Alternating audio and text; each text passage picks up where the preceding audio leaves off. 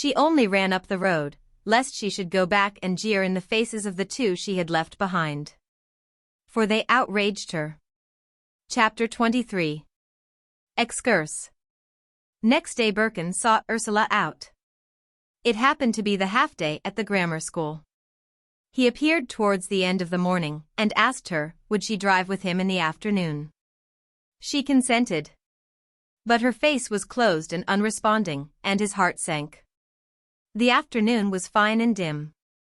He was driving the motor car, and she sat beside him. But still her face was closed against him, unresponding. When she became like this, like a wall against him, his heart contracted. His life now seemed so reduced that he hardly cared any more.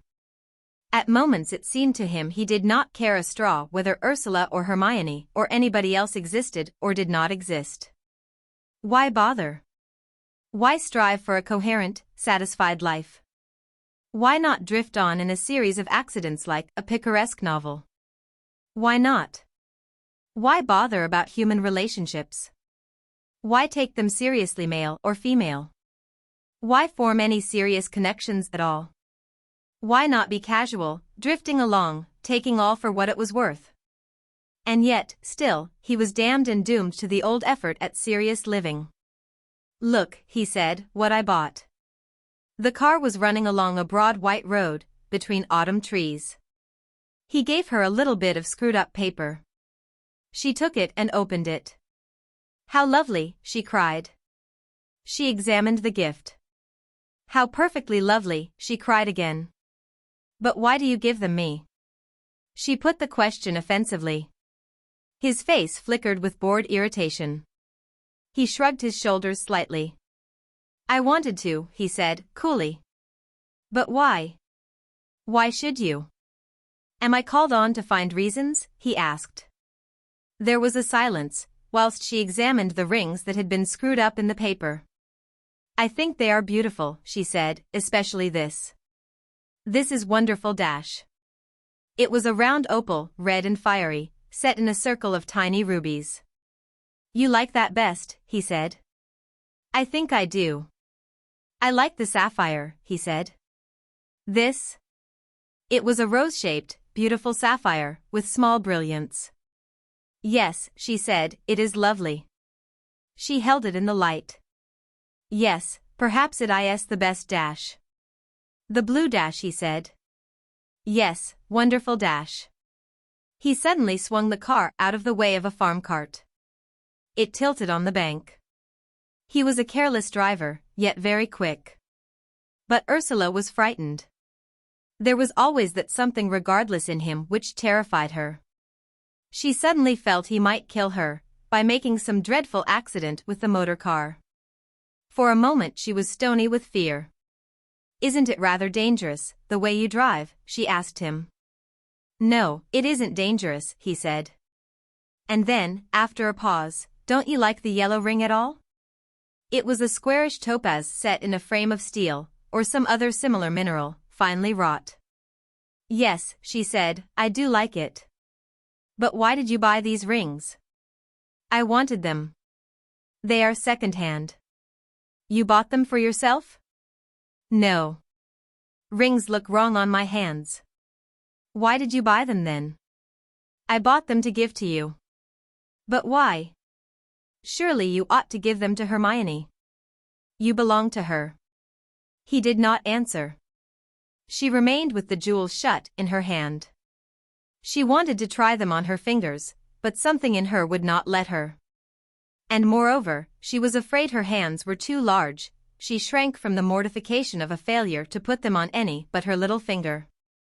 They traveled in silence through the empty lanes. Driving in a motor car excited her, she forgot his presence even. Where are we? She asked suddenly. Not far from Worksop. And where are we going? Anywhere. It was the answer she liked. She opened her hand to look at the rings. They gave her such pleasure, as they lay, the 3 circles, with their knotted jewels, entangled in her palm. She would have to try them on. She did so secretly, unwilling to let him see, so that he should not know her finger was too large for them. But he saw nevertheless. He always saw, if she wanted him not to. It was another of his hateful, watchful characteristics. Only the opal, with its thin wire loop, would go on her ring finger. And she was superstitious. No, there was ill portent enough, she would not accept this ring from him in pledge. Look, she said, putting forward her hand, that was half closed and shrinking. The others don't fit me. He looked at the red glinting, soft stone, on her oversensitive skin. Yes, he said. But opals are unlucky, aren't they? She said wistfully. No. I prefer unlucky things. Luck is vulgar. Who wants what luck would bring? I don't. But why? She laughed. And, consumed with a desire to see how the other rings would look on her hand, she put them on her little finger. They can be made a little bigger, he said. Yes, she replied, doubtfully. And she sighed. She knew that, in accepting the rings, she was accepting a pledge. Yet fate seemed more than herself. She looked again at the jewels. They were very beautiful to her eyes, not as ornament or wealth, but as tiny fragments of loveliness. I'm glad you bought them, she said, putting her hand, half unwillingly, gently on his arm. He smiled, slightly. He wanted her to come to him. But he was angry at the bottom of his soul, and indifferent. He knew she had a passion for him, really. But it was not finally interesting. There were depths of passion when one became impersonal and indifferent, unemotional. Whereas Ursula was still at the emotional personal level, always so abominably personal. He had taken her as he had never been taken himself. He had taken her at the roots of her darkness and shame like a demon, laughing over the fountain of mystic corruption which was one of the sources of her being, laughing, shrugging, accepting finally. As for her, when would she so much go beyond herself as to accept him at the quick of death? She now became quite happy. The motor car ran on, the afternoon was soft and dim. She talked with lively interest, analyzing people and their motives. Gudrun, Gerald. He answered vaguely. He was not very much interested anymore in personalities and in people. People were all different, but they were all enclosed nowadays in a definite limitation, he said. There were only about 2 great ideas, 2 great streams of activity remaining, with various forms of reaction therefrom. The reactions were all varied in various people, but they followed a few great laws, and intrinsically there was no difference. They acted and reacted involuntarily according to a few great laws, and once the laws, the great principles, were known, people were no longer mystically interesting. They were all essentially alike, the differences were only variations on a theme. None of them transcended the given terms. Ursula did not agree. People were still an adventure to her, but perhaps not as much as she tried to persuade herself. Perhaps there was something mechanical, now, in her interest. Perhaps also her interest was destructive, her analyzing was a real tearing to pieces. There was an underspace in her where she did not care for people and their idiosyncrasies, even to destroy them. She seemed to touch for a moment this under-silence in herself, she became still, and she turned for a moment purely to Birkin. Won't it be lovely to go home in the dark, she said. We might have tea rather late, shall we, and have high tea? Wouldn't that be rather nice? I promised to be at Shortlands for dinner, he said. But it doesn't matter, you can go tomorrow. Hermione is there, he said, in rather an uneasy voice. She is going away in 2 days. I suppose I ought to say goodbye to her. I shall never see her again. Ursula drew away, closed in a violent silence. He knitted his brows, and his eyes began to sparkle again in anger. You don't mind, do you? He asked irritably. No, I don't care. Why should I? Why should I mind? Her tone was jeering and offensive. That's what I ask myself, he said, why should you mind? But you seem to. His brows were tense with violent irritation. I assure you I don't mind in the least. Go where you belong, it's what I want you to do. Ah, you fool, he cried, with your go where you belong. It's finished between Hermione and me. She means much more to you, if it comes to that, than she does to me. For you can only revolt in pure reaction from her, and to be her opposite is to be her counterpart. Ah, opposite, cried Ursula. I know your dodges. I am not taken in by your word-twisting.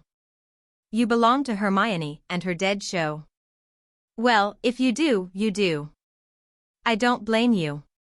But then you've nothing to do with me. In his inflamed, overwrought exasperation, he stopped the car, and they sat there, in the middle of the country lane, to have it out. It was a crisis of war between them, so they did not see the ridiculousness of their situation. If you weren't a fool, if only you weren't a fool, he cried in bitter despair, you'd see that one could be decent, even when one has been wrong. I was wrong to go on all those years with Hermione, it was a deathly process. But after all, one can have a little human decency. But no, you would tear my soul out with your jealousy at the very mention of Hermione's name. I jealous. You are mistaken if you think that. I'm not jealous in the least of Hermione, she is nothing to me, not that. And Ursula snapped her fingers. No, it's you who are a liar. It's you who must return, like a dog to his vomit. It is what Hermione stands for that I hate. I hate it. It is lies, it is false, it is death. But you want it, you can't help it, you can't help yourself. You belong to that old, deathly way of living, then go back to it. But don't come to me, for I've nothing to do with it. And in the stress of her violent emotion, she got down from the car and went to the hedgerow, picking unconsciously some flesh-pink spindleberries, some of which were burst, showing their orange seeds. Ah, you are a fool, he cried, bitterly, with some contempt. Yes, I am. I am a fool. And thank God for it. I'm too big a fool to swallow your cleverness. God be praised. You go to your women, go to them, they are your sort, you've always had a string of them trailing after you, and you always will. Go to your spiritual brides, but don't come to me as well, because I'm not having any, thank you. You're not satisfied, are you? Your spiritual brides can't give you what you want, they aren't common and fleshy enough for you, aren't they? So you come to me, and keep them in the background. You will marry me for daily use. But you'll keep yourself well provided with spiritual brides in the background. I know your dirty little game. Suddenly a flame ran over her, and she stamped her foot madly on the road, and he winced, afraid that she would strike him. And I'm not spiritual enough, I'm not as spiritual as that Hermione. Her brows knitted, her eyes blazed like a tiger's. Then go to her, that's all I say, go to her, go. Ha, she's spiritual, she. A dirty materialist as she is. SHE spiritual? What does she care for, what is her spirituality? What is it? Her fury seemed to blaze out and burn his face. He shrank a little. I tell you it's dirt, and nothing but dirt. And it's dirt you want, you crave for it. Spiritual. Is that spiritual, her bullying, her conceit, her sordid materialism? She's a fishwife, she is such a materialist. And also sordid. What does she work out to, in the end, with all her social passion, as you call it?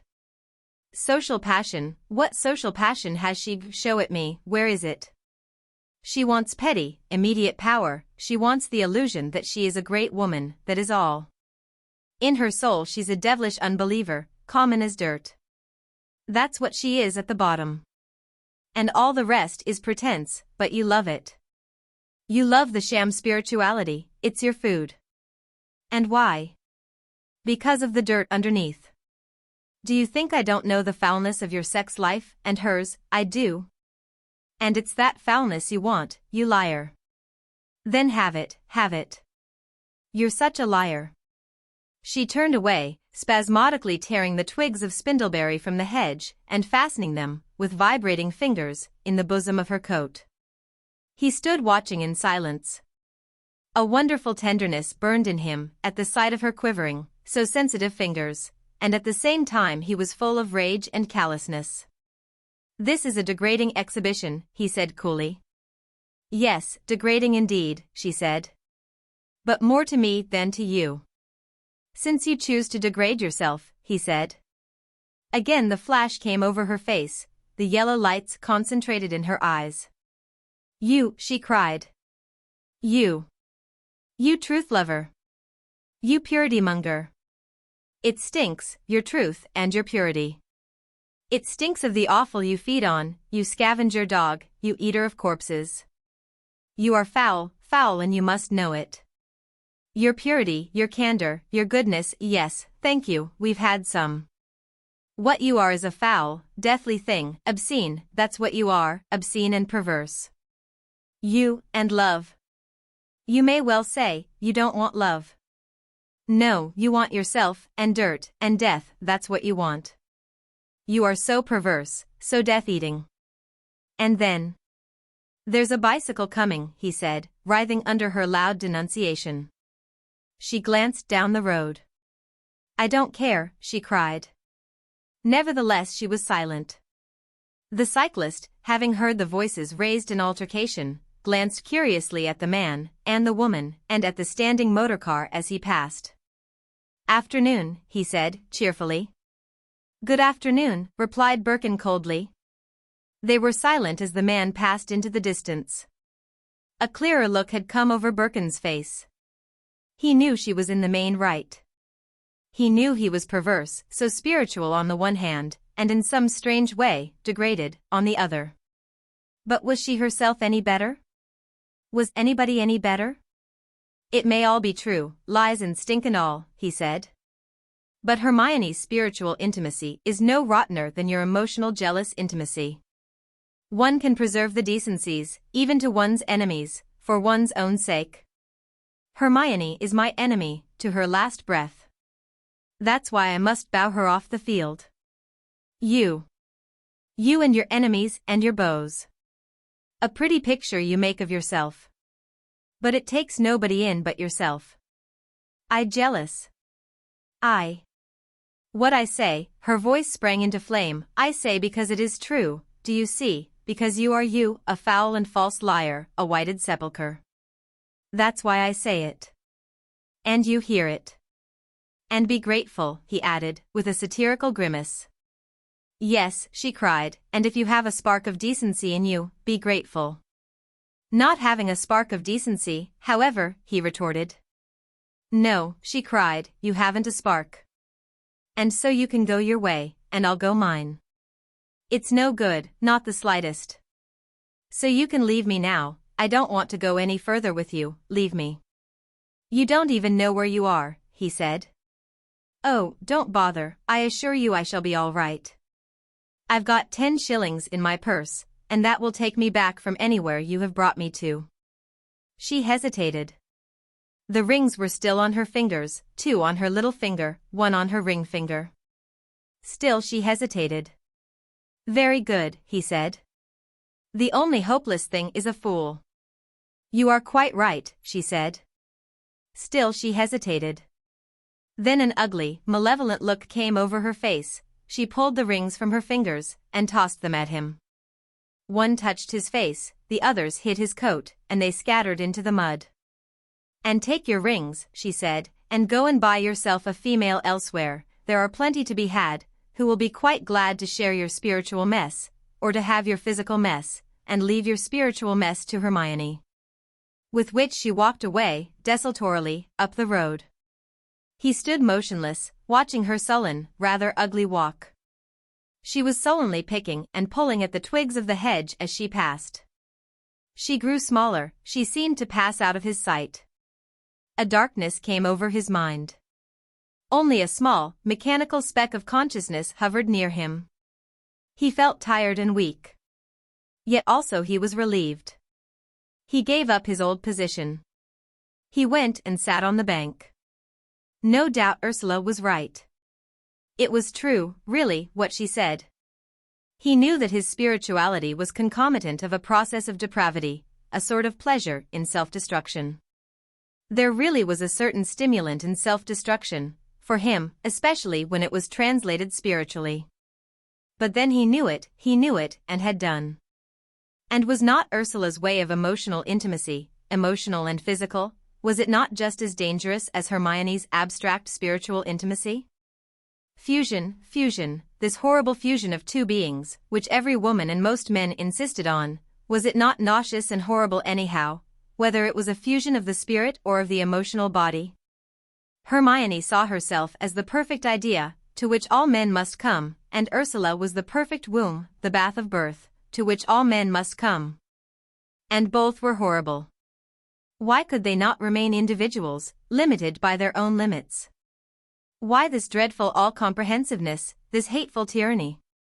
Why not leave the other being free? Why try to absorb, or melt, or merge? One might abandon oneself utterly to the moments, but not to any other being. He could not bear to see the rings lying in the pale mud of the road. He picked them up, and wiped them unconsciously on his hands. They were the little tokens of the reality of beauty, the reality of happiness in warm creation. But he had made his hands all dirty and gritty. There was a darkness over his mind.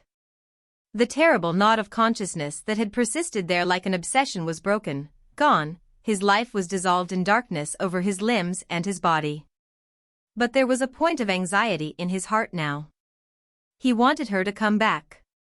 He breathed lightly and regularly like an infant that breathes innocently, beyond the touch of responsibility. She was coming back. He saw her drifting desultorily under the high hedge, advancing towards him slowly. He did not move, he did not look again. He was as if asleep, at peace, slumbering and utterly relaxed. She came up and stood before him, hanging her head. "See what a flower I found you," she said, wistfully holding a piece of purple-red bell heather under his face. He saw the clump of colored bells, and the tree-like, tiny branch, also her hands, with their over-fine, over-sensitive skin. "Pretty," he said, looking up at her with a smile, taking the flower. Everything had become simple again, quite simple, the complexity gone into nowhere. But he badly wanted to cry, except that he was weary and bored by emotion. Then a hot passion of tenderness for her filled his heart. He stood up and looked into her face. It was new and oh, so delicate in its luminous wonder and fear. He put his arms round her, and she hid her face on his shoulder. It was peace, just simple peace, as he stood folding her quietly there on the open lane. It was peace at last. The old, detestable world of tension had passed away at last, his soul was strong and at ease. She looked up at him. The wonderful yellow light in her eyes now was soft and yielded, they were at peace with each other. He kissed her, softly, many, many times. A laugh came into her eyes. "Did I abuse you?" she asked. He smiled too, and took her hand, that was so soft and given. "Never mind," she said, "it is all for the good." He kissed her again, softly, many times. "Isn't it?" she said. "Certainly," he replied. "Wait. I shall have my own back." She laughed suddenly, with a wild catch in her voice, and flung her arms around him. "You are mine, my love, aren't you?" she cried, straining him close. "Yes," he said, softly. His voice was so soft and final, she went very still, as if under a fate which had taken her. "Yes," she acquiesced, but it was accomplished without her acquiescence. He was kissing her quietly, repeatedly, with a soft, still happiness that almost made her heart stop beating. "My love," she cried, lifting her face and looking with frightened, gentle wonder of bliss. Was it all real? But his eyes were beautiful and soft and immune from stress or excitement, beautiful and smiling lightly to her, smiling with her. She hid her face on his shoulder, hiding before him, because he could see her so completely. She knew he loved her, and she was afraid, she was in a strange element, and knew heaven round about her. She wished he were passionate, because in passion she was at home. But this was so still and frail, as space is more frightening than force. Again, quickly, she lifted her head. "Do you love me?" she said, quickly, impulsively. "Yes," he replied, not heeding her motion, only her stillness. She knew it was true. She broke away. So you ought, she said, turning round to look at the road. Did you find the rings? Yes. Where are they? In my pocket. She put her hand into his pocket and took them out. She was restless. Shall we go? She said. Yes, he answered. And they mounted to the car once more, and left behind them this memorable battlefield. They drifted through the wild, late afternoon, in a beautiful motion that was smiling and transcendent. His mind was sweetly at ease, the life flowed through him as from some new fountain, he was as if born out of the cramp of a womb. Are you happy? She asked him, in her strange, delighted way. Yes, he said. So am I, she cried in sudden ecstasy, putting her arm round him and clutching him violently against her, as he steered the motor car. Don't drive much more, she said. I don't want you to be always doing something. No, he said. We'll finish this little trip, and then we'll be free. We will, my love, we will, she cried in delight, kissing him as he turned to her. He drove on in a strange new wakefulness, the tension of his consciousness broken. He seemed to be conscious all over, all his body awake with a simple, glimmering awareness, as if he had just come awake, like a thing that is born, like a bird when it comes out of an egg, into a new universe. They dropped down a long hill in the dusk, and suddenly Ursula recognized on her right hand, below in the hollow, the form of Southwell Minster. Are we here? She cried with pleasure. The rigid, somber, ugly cathedral was settling under the gloom of the coming night. As they entered the narrow town, the golden lights showed like slabs of revelation in the shop windows. Father came here with Mother, she said, when they first knew each other. He loves it, he loves the Minster. Do you? Yes. It looks like quartz crystals sticking up out of the dark hollow. We'll have our high tea at the Saracen's Head. As they descended, they heard the Minster bells playing a hymn, when the hour had struck 6. Glory to thee, my God, this night. For all the blessings of the light. So, to Ursula's ear, the tune fell out, drop by drop, from the unseen sky on to the dusky town. It was like dim, bygone centuries sounding. It was all so far off. She stood in the old yard of the inn, smelling of straw and stables and petrol. Above, she could see the first stars. What was it all? This was no actual world, it was the dream world of one's childhood, a great circumscribed reminiscence. The world had become unreal. She herself was a strange, transcendent reality. They sat together in a little parlor by the fire. Is it true? She said, wondering. What? Everything, is everything true? The best is true, he said, grimacing at her. Is it? She replied, laughing but unassured. She looked at him. He seemed still so separate. New eyes were opened in her soul. She saw a strange creature from another world, in him. It was as if she were enchanted, and everything were metamorphosed. She recalled again the old magic of the book of Genesis, where the sons of God saw the daughters of men, that they were fair. And he was one of these strange creatures from the beyond, looking down at her, and seeing she was fair. He stood on the hearth rug looking at her face that was upturned exactly like a flower, a fresh, luminous flower, glinting faintly golden with the dew of the first light. And he was smiling faintly as if there were no speech in the world, save the silent delight of flowers in each other. Smilingly they delighted in each other's presence, pure presence, not to be thought of, even known. But his eyes had a faintly ironical contraction. And she was drawn to him strangely, as in a spell. Kneeling on the hearthrug before him, she put her arms round his loins, and put her face against his thigh. Riches! Riches! She was overwhelmed with a sense of a heaven full of riches. We love each other, she said in delight. More than that, he answered, looking down at her with his glimmering, easy face. Unconsciously, with her sensitive fingertips, she was tracing the back of his thighs, following some mysterious life flow there. She had discovered something more than wonderful, more wonderful than life itself. It was the strange mystery of his life motion, there, at the back of the thighs, down the flanks.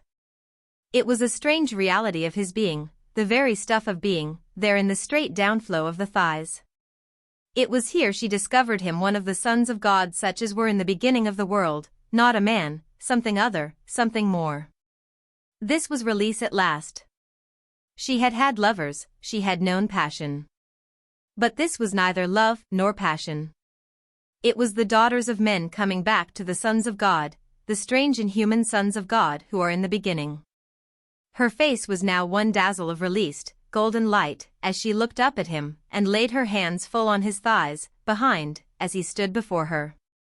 He looked down at her with a rich bright brow like a diadem above his eyes. She was beautiful as a new marvelous flower opened at his knees, a paradisal flower she was, beyond womanhood, such a flower of luminousness. Yet something was tight and unfree in him. He did not like this crouching, this radiance, not altogether. It was all achieved, for her. She had found one of the sons of God from the beginning, and he had found one of the first most luminous daughters of men. She traced with her hands the line of his loins and thighs, at the back, and a living fire ran through her, from him, darkly. It was a dark flood of electric passion she released from him, drew into herself. She had established a rich new circuit, a new current of passional electric energy, between the two of them, released from the darkest poles of the body and established in perfect circuit. It was a dark fire of electricity that rushed from him to her, and flooded them both with rich peace, satisfaction. "My love," she cried, lifting her face to him, her eyes, her mouth open in transport. "My love," he answered, bending and kissing her, always kissing her. She closed her hands over the full, rounded body of his loins. As he stooped over her, she seemed to touch the quick of the mystery of darkness that was bodily him. She seemed to faint beneath, and he seemed to faint, stooping over her. It was a perfect passing away for both of them, and at the same time the most intolerable accession into being, the marvelous fullness of immediate gratification, overwhelming, outflooding from the source of the deepest life force, the darkest, deepest, strangest life source of the human body, at the back and base of the loins. After a lapse of stillness, after the rivers of strange dark fluid richness had passed over her, flooding, carrying away her mind and flooding down her spine and down her knees, past her feet, a strange flood, sweeping away everything and leaving her an essential new being, she was left quite free, she was free in complete ease, her complete self. So she rose, stilly and blithe, smiling at him. He stood before her, glimmering, so awfully real, that her heart almost stopped beating. He stood there in his strange, whole body, that had its marvelous fountains, like the bodies of the sons of God who were in the beginning. There were strange fountains of his body, more mysterious and potent than any she had imagined or known, more satisfying, finally, mystically physically satisfying. She had thought there was no source deeper than the phallic source. And now, behold, from the smitten rock of the man's body, from the strange marvelous flanks and thighs, deeper, further in mystery than the phallic source, came the floods of ineffable darkness and ineffable riches. They were glad, and they could forget perfectly. They laughed, and went to the meal provided. There was a venison pasty, of all things, a large broad-faced cut ham, eggs and cresses and red beetroot, and medlars and apple tart, and tea. "What good things," she cried with pleasure. "How noble it looks, shall I pour out the tea?" She was usually nervous and uncertain at performing these public duties, such as giving tea. But today she forgot, she was at her ease, entirely forgetting to have misgivings. The teapot poured beautifully from a proud slender spout. Her eyes were warm with smiles as she gave him his tea. She had learned at last to be still and perfect. "Everything is ours," she said to him. "Everything," he answered. She gave a queer little crowing sound of triumph. "I'm so glad," she cried, with unspeakable relief. "So am I," he said. "But I'm thinking we'd better get out of our responsibilities as quick as we can." "What responsibilities?" she asked, wondering. "We must drop our jobs, like a shot." A new understanding dawned into her face. "Of course," she said, "there's that." "We must get out," he said. "There's nothing for it but to get out, quick." She looked at him doubtfully across the table. But where, she said. I don't know, he said. We'll just wander about for a bit. Again, she looked at him quizzically. I should be perfectly happy at the mill, she said. It's very near the old thing, he said. Let us wander a bit. His voice could be so soft and happy-go-lucky, it went through her veins like an exhilaration. Nevertheless, she dreamed of a valley, and wild gardens, and peace. She had a desire too for splendor, an aristocratic extravagant splendor. Wandering seemed to her like restlessness, dissatisfaction. Where will you wander to? She asked. I don't know. I feel as if I would just meet you and we'd set off, just towards the distance. But where can one go? She asked anxiously. After all, there is only the world, and none of it is very distant. Still, he said, I should like to go with you, nowhere. It would be rather wandering just to nowhere. That's the place to get to, nowhere. One wants to wander away from the world somewheres, into our own nowhere. Still she meditated. You see, my love, she said, I'm so afraid that while we are only people, we've got to take the world that's given, because there isn't any other. Yes there is, he said. There's somewhere where we can be free, somewhere where one needn't wear much clothes, none even, where one meets a few people who have gone through enough, and can take things for granted, where you be yourself, without bothering. There is somewhere, there are one or two people. But where? She sighed. Somewhere, anywhere. Let's wander off. That's the thing to do, let's wander off. Yes, she said, thrilled at the thought of travel. But to her it was only travel. To be free, he said. To be free, in a free place, with a few other people. Yes, she said wistfully. Those few other people depressed her. It isn't really a locality, though, he said. It's a perfected relation between you and me, and others, the perfect relation, so that we are free together. It is, my love, isn't it, she said. It's you and me. It's you and me, isn't it? She stretched out her arms to him. He went across and stooped to kiss her face. Her arms closed round him again, her hands spread upon his shoulders, moving slowly there, moving slowly on his back, down his back slowly, with a strange recurrent, rhythmic motion, yet moving slowly down, pressing mysteriously over his loins. Over his flanks. The sense of the awfulness of riches that could never be impaired flooded her mind like a swoon, a death in most marvelous possession, mystic sure. She possessed him so utterly and intolerably, that she herself lapsed out. And yet she was only sitting still in the chair, with her hands pressed upon him, and lost. Again he softly kissed her. We shall never go apart again, he murmured quietly. And she did not speak, but only pressed her hands firmer down upon the source of darkness in him. They decided, when they woke again from the pure swoon, to write their resignations from the world of work there and then. She wanted this. He rang the bell and ordered notepaper without a printed address. The waiter cleared the table. Now then, he said, yours first. Put your home address, and the date, then Director of Education, Town Hall, sir, now then. I don't know how one really stands, I suppose one could get out of it in less than month anyhow sir, I beg to resign my post as class mistress in the Wiley Green Grammar School. I should be very grateful if you would liberate me as soon as possible, without waiting for the expiration of the month's notice. That'll do. Have you got it? Let me look. Ursula Brangwen. Good. Now I'll write mine. I ought to give them 3 months, but I can plead health. I can arrange it all right. He sat and wrote out his formal resignation. Now, he said, when the envelopes were sealed and addressed, shall we post them here, both together? I know Jackie will say, here's a coincidence, when he receives them in all their identity. Shall we let him say it, or not? I don't care, she said. No, he said, pondering. It doesn't matter, does it, she said. Yes, he replied. Their imaginations shall not work on us. I'll post yours here, mine after. I cannot be implicated in their imaginings. He looked at her with his strange, non-human singleness. Yes, you are right, she said. She lifted her face to him, all shining and open. It was as if he might enter straight into the source of her radiance. His face became a little distracted. Shall we go, he said.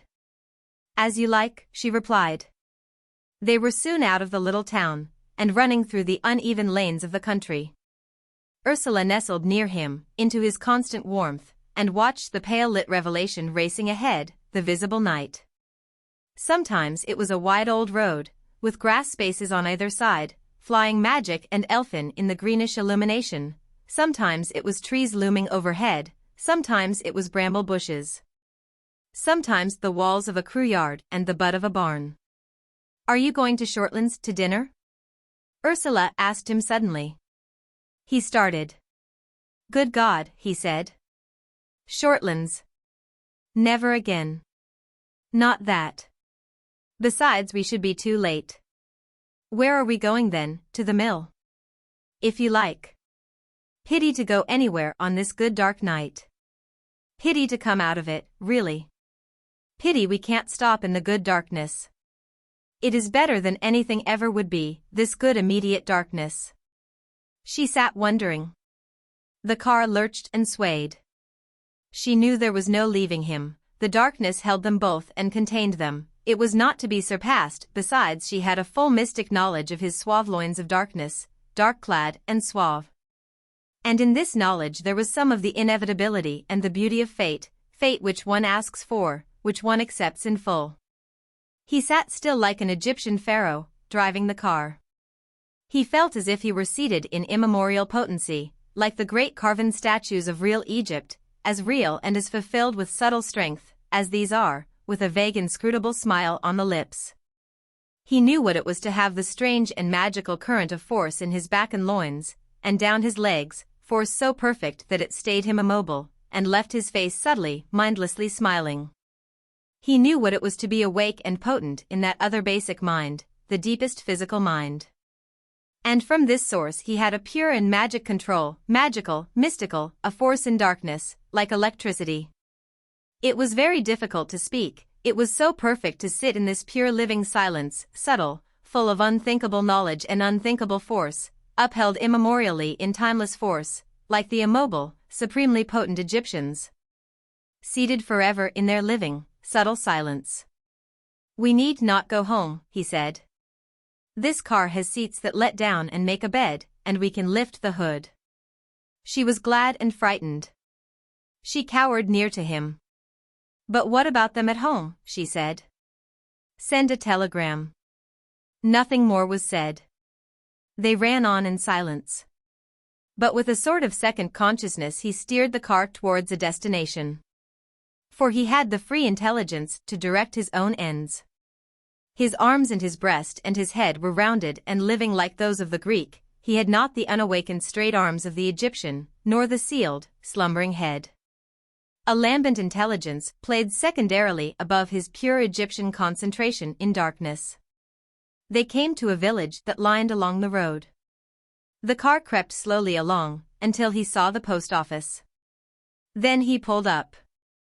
I will send a telegram to your father, he said. I will merely say spending the night in town, shall I? Yes, she answered. She did not want to be disturbed into taking thought. She watched him move into the post office. It was also a shop, she saw. Strange, he was. Even as he went into the lighted, public place he remained dark and magic, the living silence seemed the body of reality in him, subtle, potent, indiscoverable. There he was.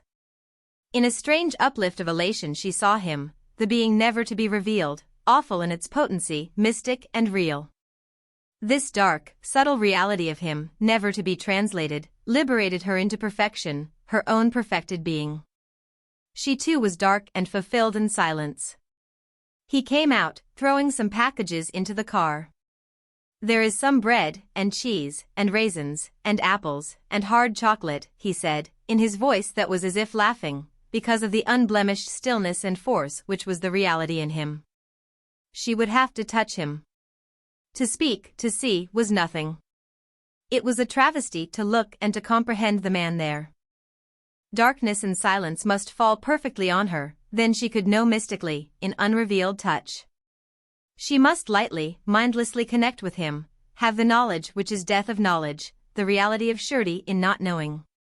Soon they had run on again into the darkness. She did not ask where they were going, she did not care.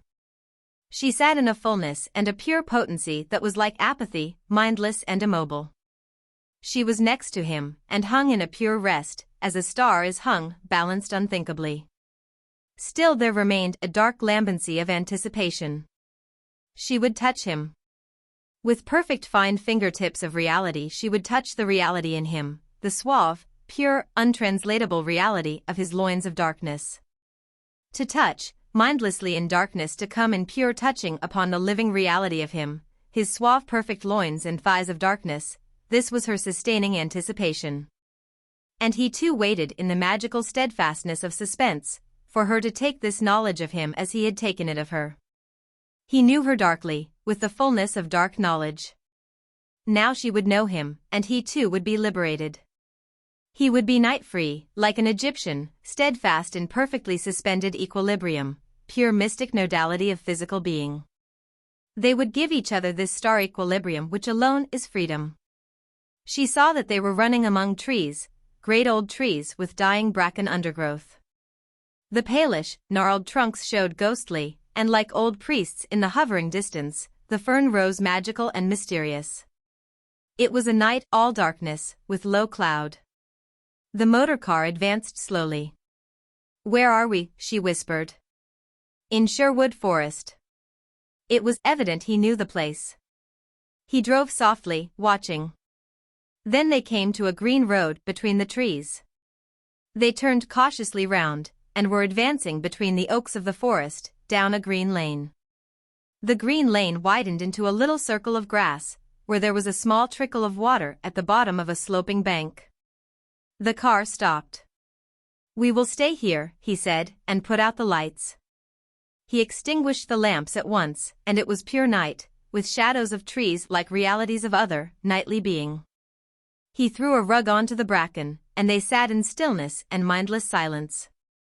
There were faint sounds from the wood, but no disturbance, no possible disturbance. The world was under a strange ban, a new mystery had supervened. They threw off their clothes, and he gathered her to him, and found the pure lambent reality of her forever invisible flesh. Quenched, inhuman, his fingers upon her unrevealed nudity were the fingers of silence upon silence, the body of mysterious night upon the body of mysterious night, the night masculine and feminine, never to be seen with the eye, or known with the mind, only known as a palpable revelation of living otherness.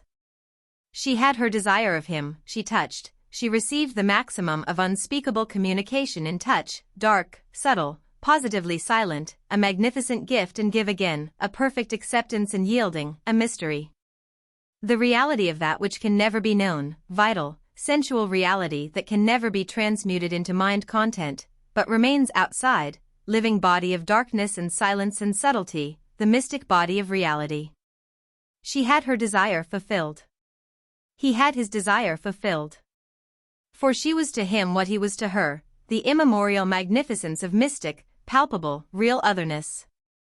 They slept the chilly night through under the hood of the car, a night of unbroken sleep. It was already high day when he awoke. They looked at each other and laughed, then looked away, filled with darkness and secrecy. Then they kissed and remembered the magnificence of the night. It was so magnificent, such an inheritance of a universe of dark reality, that they were afraid to seem to remember. They hid away the remembrance and the knowledge. Chapter 24. Death and Love. Thomas Crich died slowly, terribly slowly. It seemed impossible to everybody that the thread of life could be drawn out so thin, and yet not break. The sick man lay unutterably weak and spent, kept alive by morphia and by drinks, which he sipped slowly. He was only half conscious, a thin strand of consciousness linking the darkness of death with the light of day. Yet his will was unbroken, he was integral, complete. Only he must have perfect stillness about him. Any presence but that of the nurses was a strain and an effort to him now. Every morning Gerald went into the room, hoping to find his father passed away at last. Yet always he saw the same transparent face, the same dread dark hair on the waxen forehead, and the awful, inchoate dark eyes, which seemed to be decomposing into formless darkness, having only a tiny grain of vision within them. And always, as the dark, inchoate eyes turned to him, there passed through Gerald's bowels a burning stroke of revolt, that seemed to resound through his whole being, threatening to break his mind with its clangor, and making him mad.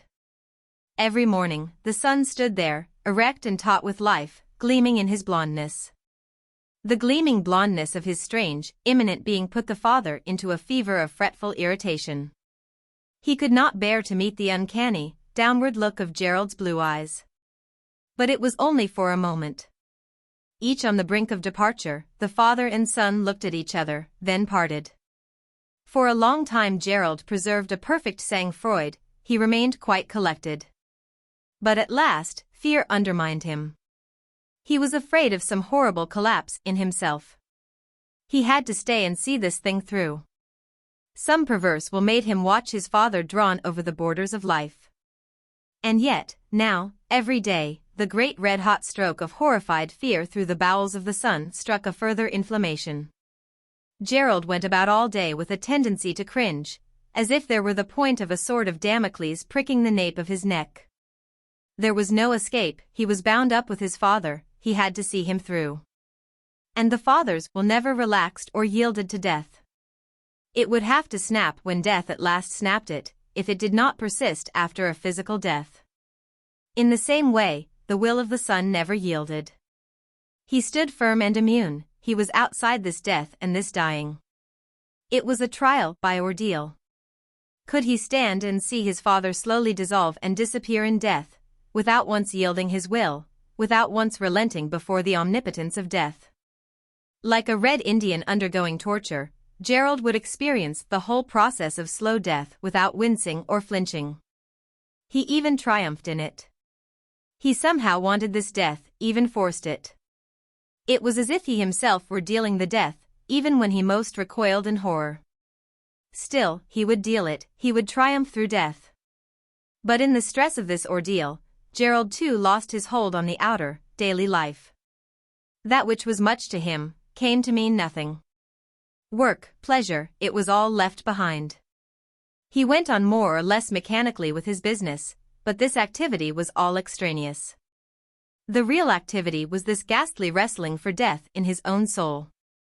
And his own will should triumph. Come what might, he would not bow down or submit or acknowledge a master. He had no master in death. But as the fight went on, and all that he had been and was continued to be destroyed, so that life was a hollow shell all round him, roaring and clattering like the sound of the sea, a noise in which he participated externally. And inside this hollow shell was all the darkness and fearful space of death. He knew he would have to find reinforcements, otherwise he would collapse inwards upon the great dark void which circled at the center of his soul. His will held his outer life, his outer mind, his outer being unbroken and unchanged. But the pressure was too great. He would have to find something to make good the equilibrium. Something must come with him into the hollow void of death in his soul, fill it up, and so equalize the pressure within to the pressure without. For day by day he felt more and more like a bubble filled with darkness, round which whirled the iridescence of his consciousness, and upon which the pressure of the outer world, the outer life, roared vastly. In this extremity his instinct led him to Gudrun. He threw away everything now, he only wanted the relation established with her. He would follow her to the studio, to be near her, to talk to her. He would stand about the room, aimlessly picking up the implements, the lumps of clay, the little figures she had cast. They were whimsical and grotesque, looking at them without perceiving them. And she felt him following her, dogging her heels like a doom. She held away from him, and yet she knew he drew always a little nearer, a little nearer. "I say," he said to her one evening, in an odd, unthinking, uncertain way, "won't you stay to dinner tonight?" "I wish you would." She started slightly. He spoke to her like a man making a request of another man. They'll be expecting me at home, she said. Oh, they won't mind, will they, he said. I should be awfully glad if you'd stay. Her long silence gave consent at last. I'll tell Thomas, shall I, he said. I must go almost immediately after dinner, she said. It was a dark, cold evening. There was no fire in the drawing room, they sat in the library. He was mostly silent, absent, and Winifred talked little. But when Gerald did rouse himself, he smiled and was pleasant and ordinary with her. Then there came over him again the long blanks, of which he was not aware. She was very much attracted by him. He looked so preoccupied, and his strange, blank silences, which she could not read, moved her and made her wonder over him, made her feel reverential towards him. But he was very kind. He gave her the best things at the table. He had a bottle of slightly sweet, delicious golden wine brought out for dinner, knowing she would prefer it to the Burgundy. She felt herself esteemed, needed almost. As they took coffee in the library, there was a soft, very soft knocking at the door. He started, and called, "Come in." The timbre of his voice, like something vibrating at high pitch, unnerved Gudrun. A nurse in white entered, half hovering in the doorway like a shadow. She was very good-looking, but strangely enough, shy and self-mistrusting. "The doctor would like to speak to you, Mr. Crich," she said, in her low, discreet voice. "The doctor?" he said, starting up. "Where is he?" "He is in the dining room." "Tell him I'm coming." He drank up his coffee, and followed the nurse, who had dissolved like a shadow. "Which nurse was that?" asked Gudrun. "Miss Inglis, I like her best," replied Winifred. After a while Gerald came back, looking absorbed by his own thoughts, and having some of that tension and abstraction which is seen in a slightly drunken man. He did not say what the doctor had wanted him for, but stood before the fire, with his hands behind his back, and his face open and as if rapt. Not that he was really thinking, he was only arrested in pure suspense inside himself, and thoughts wafted through his mind without order. "I must go now and see Mama," said Winifred, "and see Dada before he goes to sleep." She bade them both good night. Gudrun also rose to take her leave. "You needn't go yet, need you?" said Gerald, glancing quickly at the clock. "It is early yet. I'll walk down with you when you go." "Sit down, don't hurry away." Gudrun sat down, as if, absent as he was, his will had power over her. She felt almost mesmerized. He was strange to her, something unknown. What was he thinking, what was he feeling, as he stood there so rapt, saying nothing? He kept her, she could feel that. He would not let her go. She watched him in humble submissiveness. "Had the doctor anything new to tell you?" she asked, softly, at length, with that gentle, timid sympathy which touched a keen fibre in his heart. He lifted his eyebrows with a negligent, indifferent expression. "No, nothing new," he replied, as if the question were quite casual, trivial. "He says the pulse is very weak indeed, very intermittent, but that doesn't necessarily mean much, you know." He looked down at her. Her eyes were dark and soft and unfolded, with a stricken look that roused him. "No," she murmured at length. "I don't understand anything about these things." "Just as well not," he said. "I say, won't you have a cigarette, do?" He quickly fetched the box, and held her a light. Then he stood before her on the hearth again. "No," he said, "we've never had much illness in the house either, not till father." He seemed to meditate a while. Then looking down at her, with strangely communicative blue eyes, that filled her with dread, he continued, "It's something you don't reckon with, you know, till it is there. And then you realize that it was there all the time, it was always there, you understand what I mean, the possibility of this incurable illness, this slow death." He moved his feet uneasily on the marble hearth, and put his cigarette to his mouth, looking up at the ceiling. "I know," murmured Gudrun, "it is dreadful." He smoked without knowing. Then he took the cigarette from his lips, bared his teeth, and putting the tip of his tongue between his teeth spat off a grain of tobacco, turning slightly aside, like a man who is alone, or who is lost in thought. I don't know what the effect actually is on one, he said, and again he looked down at her. Her eyes were dark and stricken with knowledge, looking into his. He saw her submerged, and he turned aside his face. But I absolutely am not the same. There's nothing left, if you understand what I mean. You seem to be clutching at the void, and at the same time you are void yourself. And so you don't know what to do. No, she murmured. A heavy thrill ran down her nerves, heavy, almost pleasure, almost pain. What can be done, she added. He turned and flipped the ash from his cigarette onto the great marble hearthstones that lay bare in the room, without fender or bar. I don't know, I'm sure, he replied. But I do think you've got to find some way of resolving the situation, not because you want to, but because you've got to, otherwise you're done. The whole of everything, and yourself included, is just on the point of caving in, and you are just holding it up with your hands. Well, it's a situation that obviously can't continue. You can't stand holding the roof up with your hands, forever. You know that sooner or later you'll have to let go. Do you understand what I mean? And so something's got to be done, or there's a universal collapse, as far as you yourself are concerned. He shifted slightly on the hearth, crunching a cinder under his heel. He looked down at it. Gudrun was aware of the beautiful old marble panels of the fireplace, swelling softly carved, round him and above him. She felt as if she were caught at last by fate, imprisoned in some horrible and fatal trap. But what can be done, she murmured humbly. You must use me if I can be of any help at all, but how can I? I don't see how I can help you. He looked down at her critically. I don't want you to help, he said, slightly irritated, because there's nothing to be done. I only want sympathy, do you see? I want somebody I can talk to sympathetically. That eases the strain. And there is nobody to talk to sympathetically. That's the curious thing. There is nobody. There's Rupert Birkin. But then he isn't sympathetic, he wants to dictate.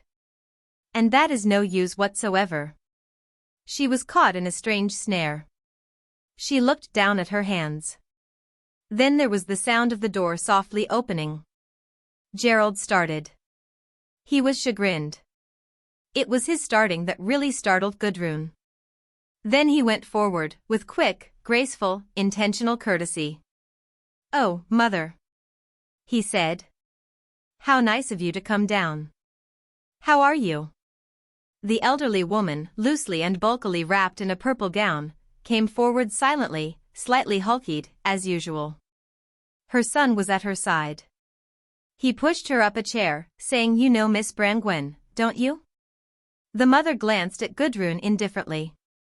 Yes, she said. Then she turned her wonderful, forget-me-not blue eyes up to her son, as she slowly sat down in the chair he had brought her. I came to ask you about your father, she said, in her rapid, scarcely audible voice. I didn't know you had company. No? Didn't Winifred tell you? Miss Brangwen stayed to dinner, to make us a little more lively.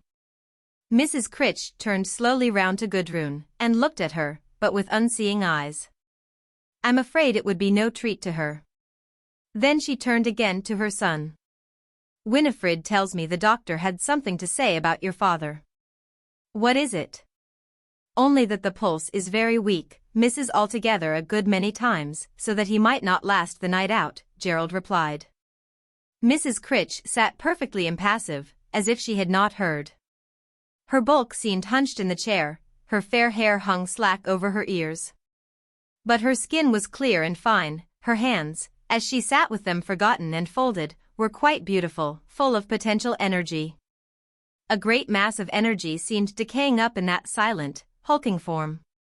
She looked up at her son, as he stood, keen and soldierly, near to her. Her eyes were most wonderfully blue, bluer than forget-me-nots. She seemed to have a certain confidence in Gerald, and to feel a certain motherly mistrust of him. How are you? She muttered, in her strangely quiet voice, as if nobody should hear but him. You're not getting into a state, are you? You're not letting it make you hysterical? The curious challenge in the last words startled Gudrun. I don't think so, Mother, he answered, rather coldly cheery. Somebody's got to see it through, you know. Have they? Have they? Answered his mother rapidly. Why should you take it on yourself? What have you got to do, seeing it through? It will see itself through. You are not needed. No, I don't suppose I can do any good, he answered. It's just how it affects us, you see. You like to be affected, don't you? It's quite nuts for you? You would have to be important. You have no need to stop at home. Why don't you go away?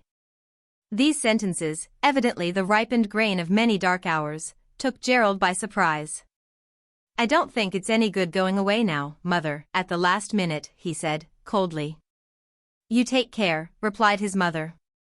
You mind yourself, that's your business. You take too much on yourself. You mind yourself, or you'll find yourself in Queer Street, that's what will happen to you.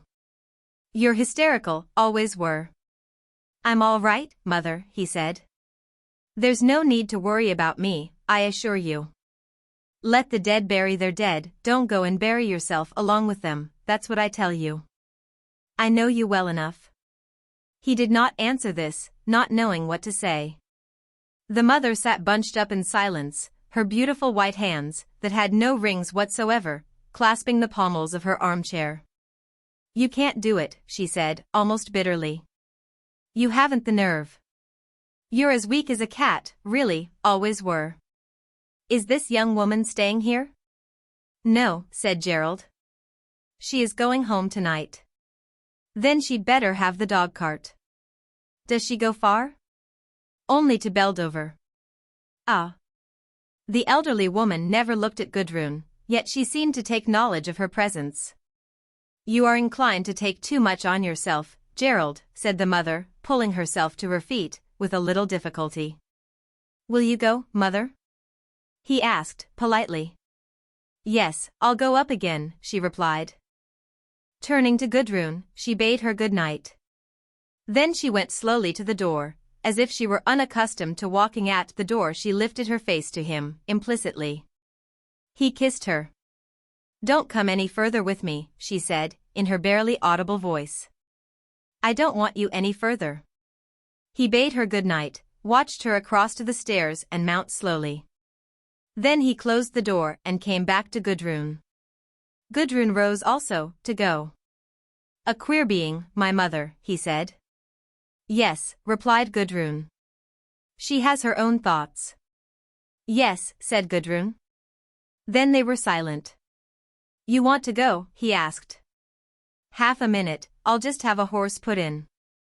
No, said Gudrun. I want to walk. He had promised to walk with her down the long, lonely mile of drive, and she wanted this. You might just as well drive, he said. I'd much rather walk, she asserted, with emphasis. You would? Then I will come along with you. You know where your things are? I'll put boots on. He put on a cap and an overcoat over his evening dress. They went out into the night. Let us light a cigarette, he said, stopping in a sheltered angle of the porch. You have one too. So, with the scent of tobacco on the night air, they set off down the dark drive that ran between close-cut hedges through sloping meadows. He wanted to put his arm round her. If he could put his arm round her, and draw her against him as they walked, he would equilibrate himself. For now he felt like a pair of scales, the half of which tips down and down into an indefinite void. He must recover some sort of balance. And here was the hope and the perfect recovery. Blind to her, thinking only of himself, he slipped his arm softly round her waist and drew her to him. Her heart fainted, feeling herself taken. But then, his arm was so strong, she quailed under its powerful close grasp. She died a little death, and was drawn against him as they walked down the stormy darkness. He seemed to balance her perfectly in opposition to himself, in their dual motion of walking. So, suddenly, he was liberated and perfect, strong, heroic. He put his hand to his mouth and threw his cigarette away, a gleaming point, into the unseen hedge. Then he was quite free to balance her.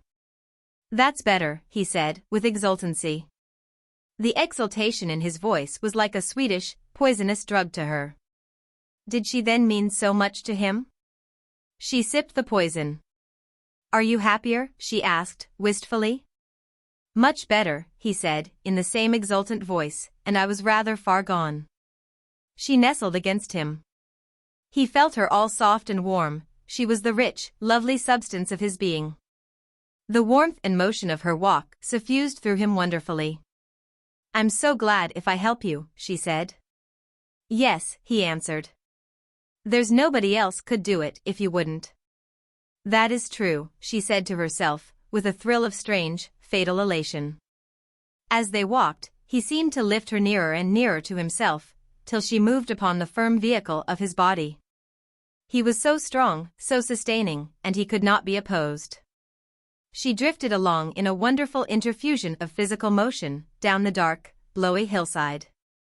Far across shone the little yellow lights of Beldover, many of them, spread in a thick patch on another dark hill. But he and she were walking in perfect, isolated darkness, outside the world. "But how much do you care for me?" came her voice, almost querulous. "You see, I don't know, I don't understand." "How much?" His voice rang with a painful elation. "I don't know either, but everything." He was startled by his own declaration. It was true. So he stripped himself of every safeguard, in making this admission to her. He cared everything for her, she was everything. "But I can't believe it," said her low voice, amazed, trembling. She was trembling with doubt and exultance. This was the thing she wanted to hear, only this. Yet now she heard it, heard the strange clapping vibration of truth in his voice as he said it. She could not believe.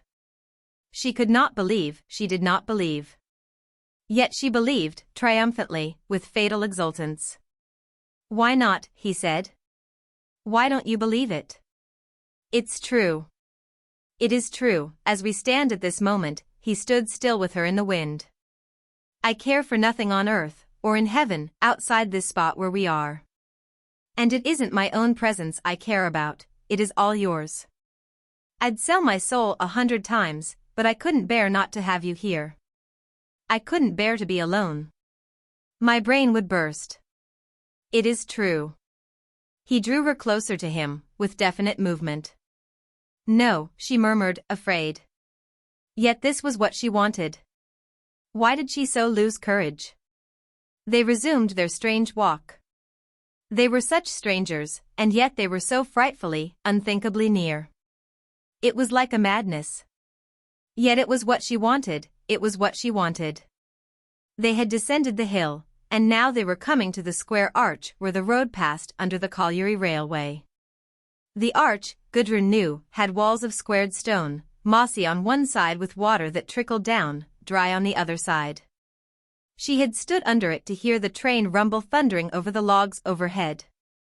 And she knew that under this dark and lonely bridge the young colliers stood in the darkness with their sweethearts, in rainy weather.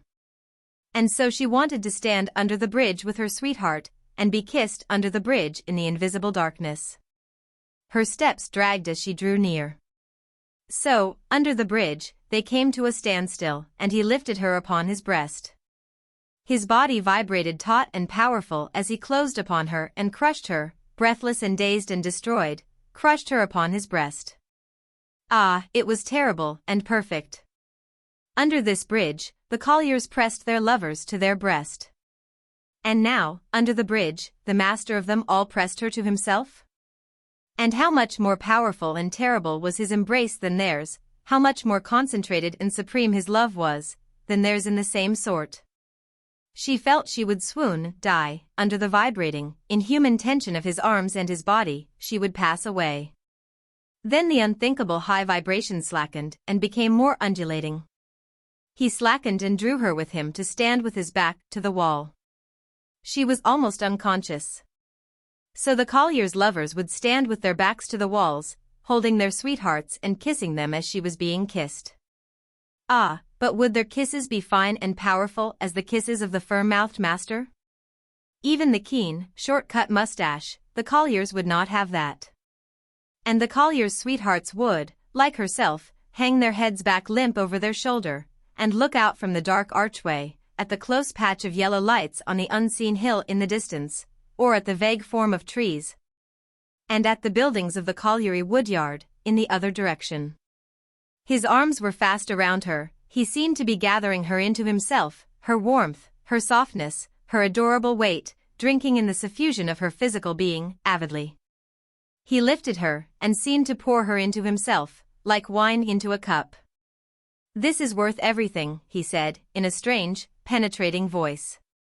So she relaxed, and seemed to melt, to flow into him, as if she were some infinitely warm and precious suffusion filling into his veins, like an intoxicant. Her arms were round his neck, he kissed her and held her perfectly suspended, she was all slack and flowing into him, and he was the firm, strong cup that receives the wine of her life. So she lay cast upon him, stranded, lifted up against him, melting and melting under his kisses, melting into his limbs and bones, as if he were soft iron becoming surcharged with her electric life. Till she seemed to swoon, gradually her mind went, and she passed away, everything in her was melted down and fluid, and she lay still, become contained by him, sleeping in him as lightning sleeps in a pure, soft stone. So she was passed away and gone in him, and he was perfected. When she opened her eyes again, and saw the patch of lights in the distance, it seemed to her strange that the world still existed, that she was standing under the bridge resting her head on Gerald's breast. Gerald, who was he? He was the exquisite adventure, the desirable unknown to her. She looked up, and in the darkness saw his face above her, his shapely, male face. There seemed a faint, white light emitted from him, a white aura, as if he were visitor from the unseen. She reached up, like Eve reaching to the apples on the tree of knowledge, and she kissed him, though her passion was a transcendent fear of the thing he was, touching his face with her infinitely delicate, encroaching wondering fingers. Her fingers went over the mold of his face, over his features. How perfect and foreign he was, how dangerous. Her soul thrilled with complete knowledge. This was the glistening, forbidden apple, this face of a man. She kissed him, putting her fingers over his face, his eyes, his nostrils, over his brows and his ears, to his neck, to know him, to gather him in by touch. He was so firm and shapely, with such satisfying, inconceivable shapeliness, strange, yet unutterably clear. He was such an unutterable enemy, yet glistening with uncanny white fire. She wanted to touch him and touch him and touch him, till she had him all in her hands, till she had strained him into her knowledge. Ah, if she could have the precious knowledge of him, she would be filled, and nothing could deprive her of this. For he was so unsure, so risky in the common world of day. "You are so beautiful," she murmured in her throat. He wondered, and was suspended. But she felt him quiver, and she came down involuntarily nearer upon him. He could not help himself. Her fingers had him under their power. The fathomless desire they could evoke in him was deeper than death, where he had no choice. But she knew now, and it was enough. For the time, her soul was destroyed with the exquisite shock of his invisible fluid lightning.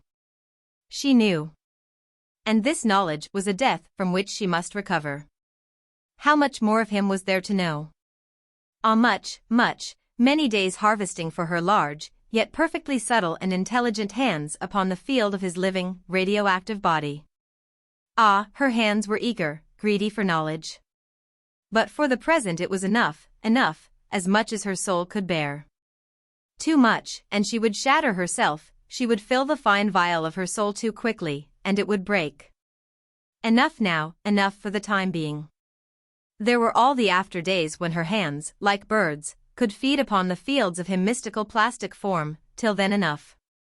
And even he was glad to be checked, rebuked, held back. For to desire is better than to possess, the finality of the end was dreaded as deeply as it was desired. They walked on towards the town, towards where the lamps threaded singly, at long intervals down the dark high road of the valley. They came at length to the gate of the drive. "Don't come any further," she said. "You'd rather I didn't?" he asked, relieved. He did not want to go up the public streets with her, his soul all naked and alight as it was. Much rather, good night. She held out her hand.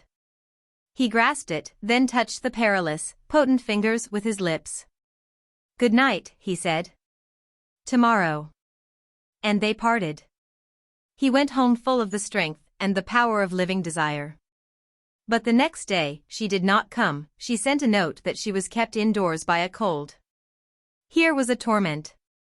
But he possessed his soul in some sort of patience, writing a brief answer, telling her how sorry he was not to see her. The day after this, he stayed at home. It seemed so futile to go down to the office. His father could not live the week out. And he wanted to be at home, suspended. Gerald sat on a chair by the window in his father's room. The landscape outside was black and winter-sodden. His father lay grey and ashen on the bed. A nurse moved silently in her white dress, neat and elegant, even beautiful. There was a scent of eau de cologne in the room. The nurse went out of the room. Gerald was alone with death, facing the winter-black landscape. Is there much more water in Denley? Came the faint voice, determined and querulous, from the bed. The dying man was asking about a leakage from Wiley water into one of the pits. Some more. We shall have to run off the lake, said Gerald. Will you? The faint voice filtered to extinction. There was dead stillness. The grey-faced, sick man lay with eyes closed, more dead than death. Gerald looked away. He felt his heart was seared. It would perish if this went on much longer. Suddenly he heard a strange noise. Turning round, he saw his father's eyes wide open, strained and rolling in a frenzy of inhuman struggling. Gerald started to his feet and stood transfixed in horror. YHH came a horrible choking rattle from his father's throat, the fearful, frenzied eye rolling awfully in its wild fruitless search for help, passed blindly over Gerald. Then up came the dark blood and mess pumping over the face of the agonized being. The tense body relaxed, the head fell aside, down the pillow. Gerald stood transfixed, his soul echoing in horror. He would move, but he could not. He could not move his limbs.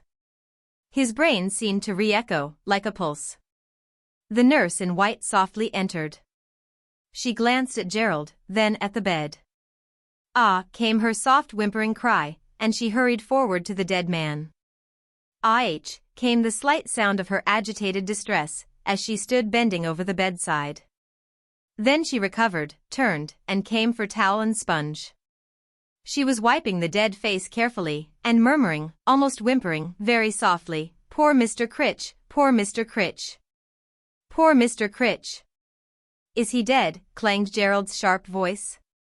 "Oh yes, he's gone," replied the soft, moaning voice of the nurse, as she looked up at Gerald's face. She was young and beautiful and quivering. A strange sort of grin went over Gerald's face, over the horror. And he walked out of the room. He was going to tell his mother. On the landing he met his brother Basil. "He's gone, Basil," he said, scarcely able to subdue his voice, not to let an unconscious, frightening exultation sound through. "What?" cried Basil, going pale. Gerald nodded. Then he went on to his mother's room.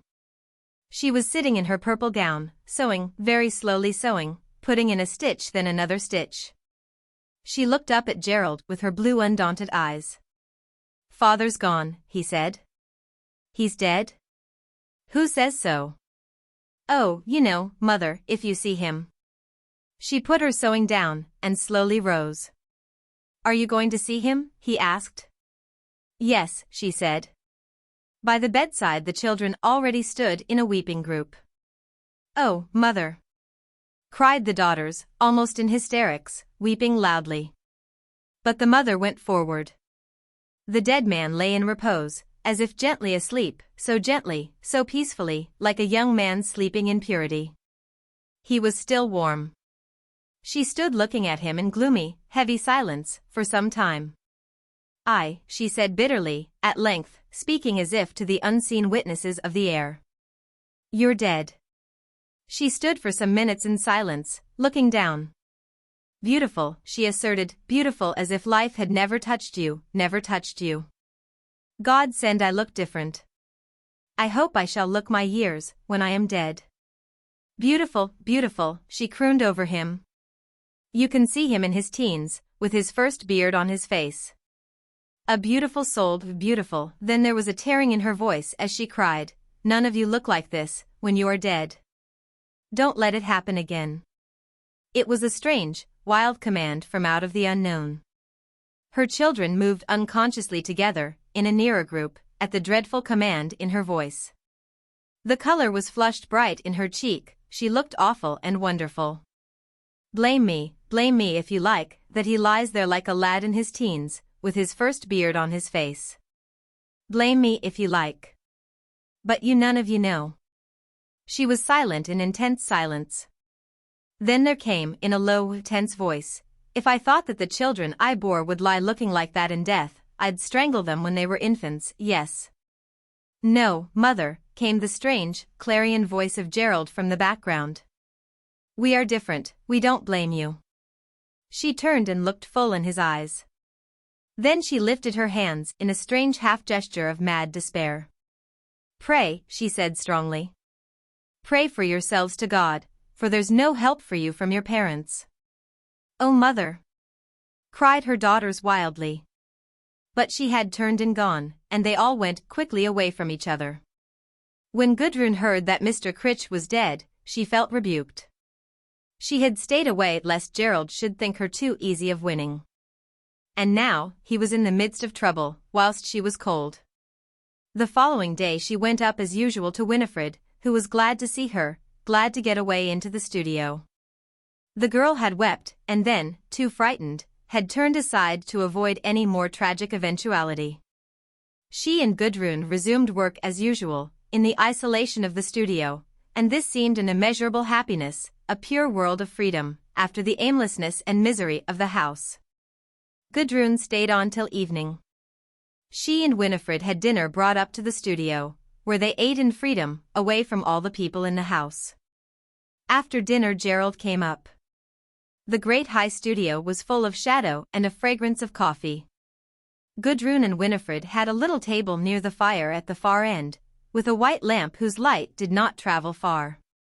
They were a tiny world to themselves, the two girls surrounded by lovely shadows, the beams and rafters shadowy overhead, the benches and implements shadowy down the studio. You are cozy enough here, said Gerald, going up to them. There was a low brick fireplace, full of fire, an old blue Turkish rug, the little oak table with the lamp and the white and blue cloth and the dessert, and Gudrun making coffee in an odd brass coffee maker. And Winifred scalding a little milk in a tiny saucepan. Have you had coffee? Said Gudrun. I have, but I'll have some more with you, he replied. Then you must have it in a glass, there are only 2 cups, said Winifred. It is the same to me, he said, taking a chair and coming into the charmed circle of the girls. How happy they were, how cozy and glamorous it was with them, in a world of lofty shadows. The outside world, in which he had been transacting funeral business all the day, was completely wiped out. In an instant he snuffed glamour and magic. They had all their things very dainty, 2 odd and lovely little cups, scarlet and solid gilt, and a little black jug with scarlet discs, and the curious coffee machine, whose spirit flame flowed steadily, almost invisibly. There was the effect of rather sinister richness, in which Gerald at once escaped himself. They all sat down, and Gudrun carefully poured out the coffee. Will you have milk? She asked calmly, yet nervously poising the little black jug with its big red dots. She was always so completely controlled, yet so bitterly nervous. No, I won't, he replied. So, with a curious humility, she placed him the little cup of coffee, and herself took the awkward tumbler. She seemed to want to serve him. Why don't you give me the glass, it is so clumsy for you, he said. He would much rather have had it, and seen her daintily served. But she was silent, pleased with the disparity, with her self-abasement. You are quite en ménage, he said. Yes. We aren't really at home to visitors, said Winifred. You're not? Then I'm an intruder? For once he felt his conventional dress was out of place, he was an outsider. Gudrun was very quiet. She did not feel drawn to talk to him. At this stage, silence was best, or mere light words. It was best to leave serious things aside.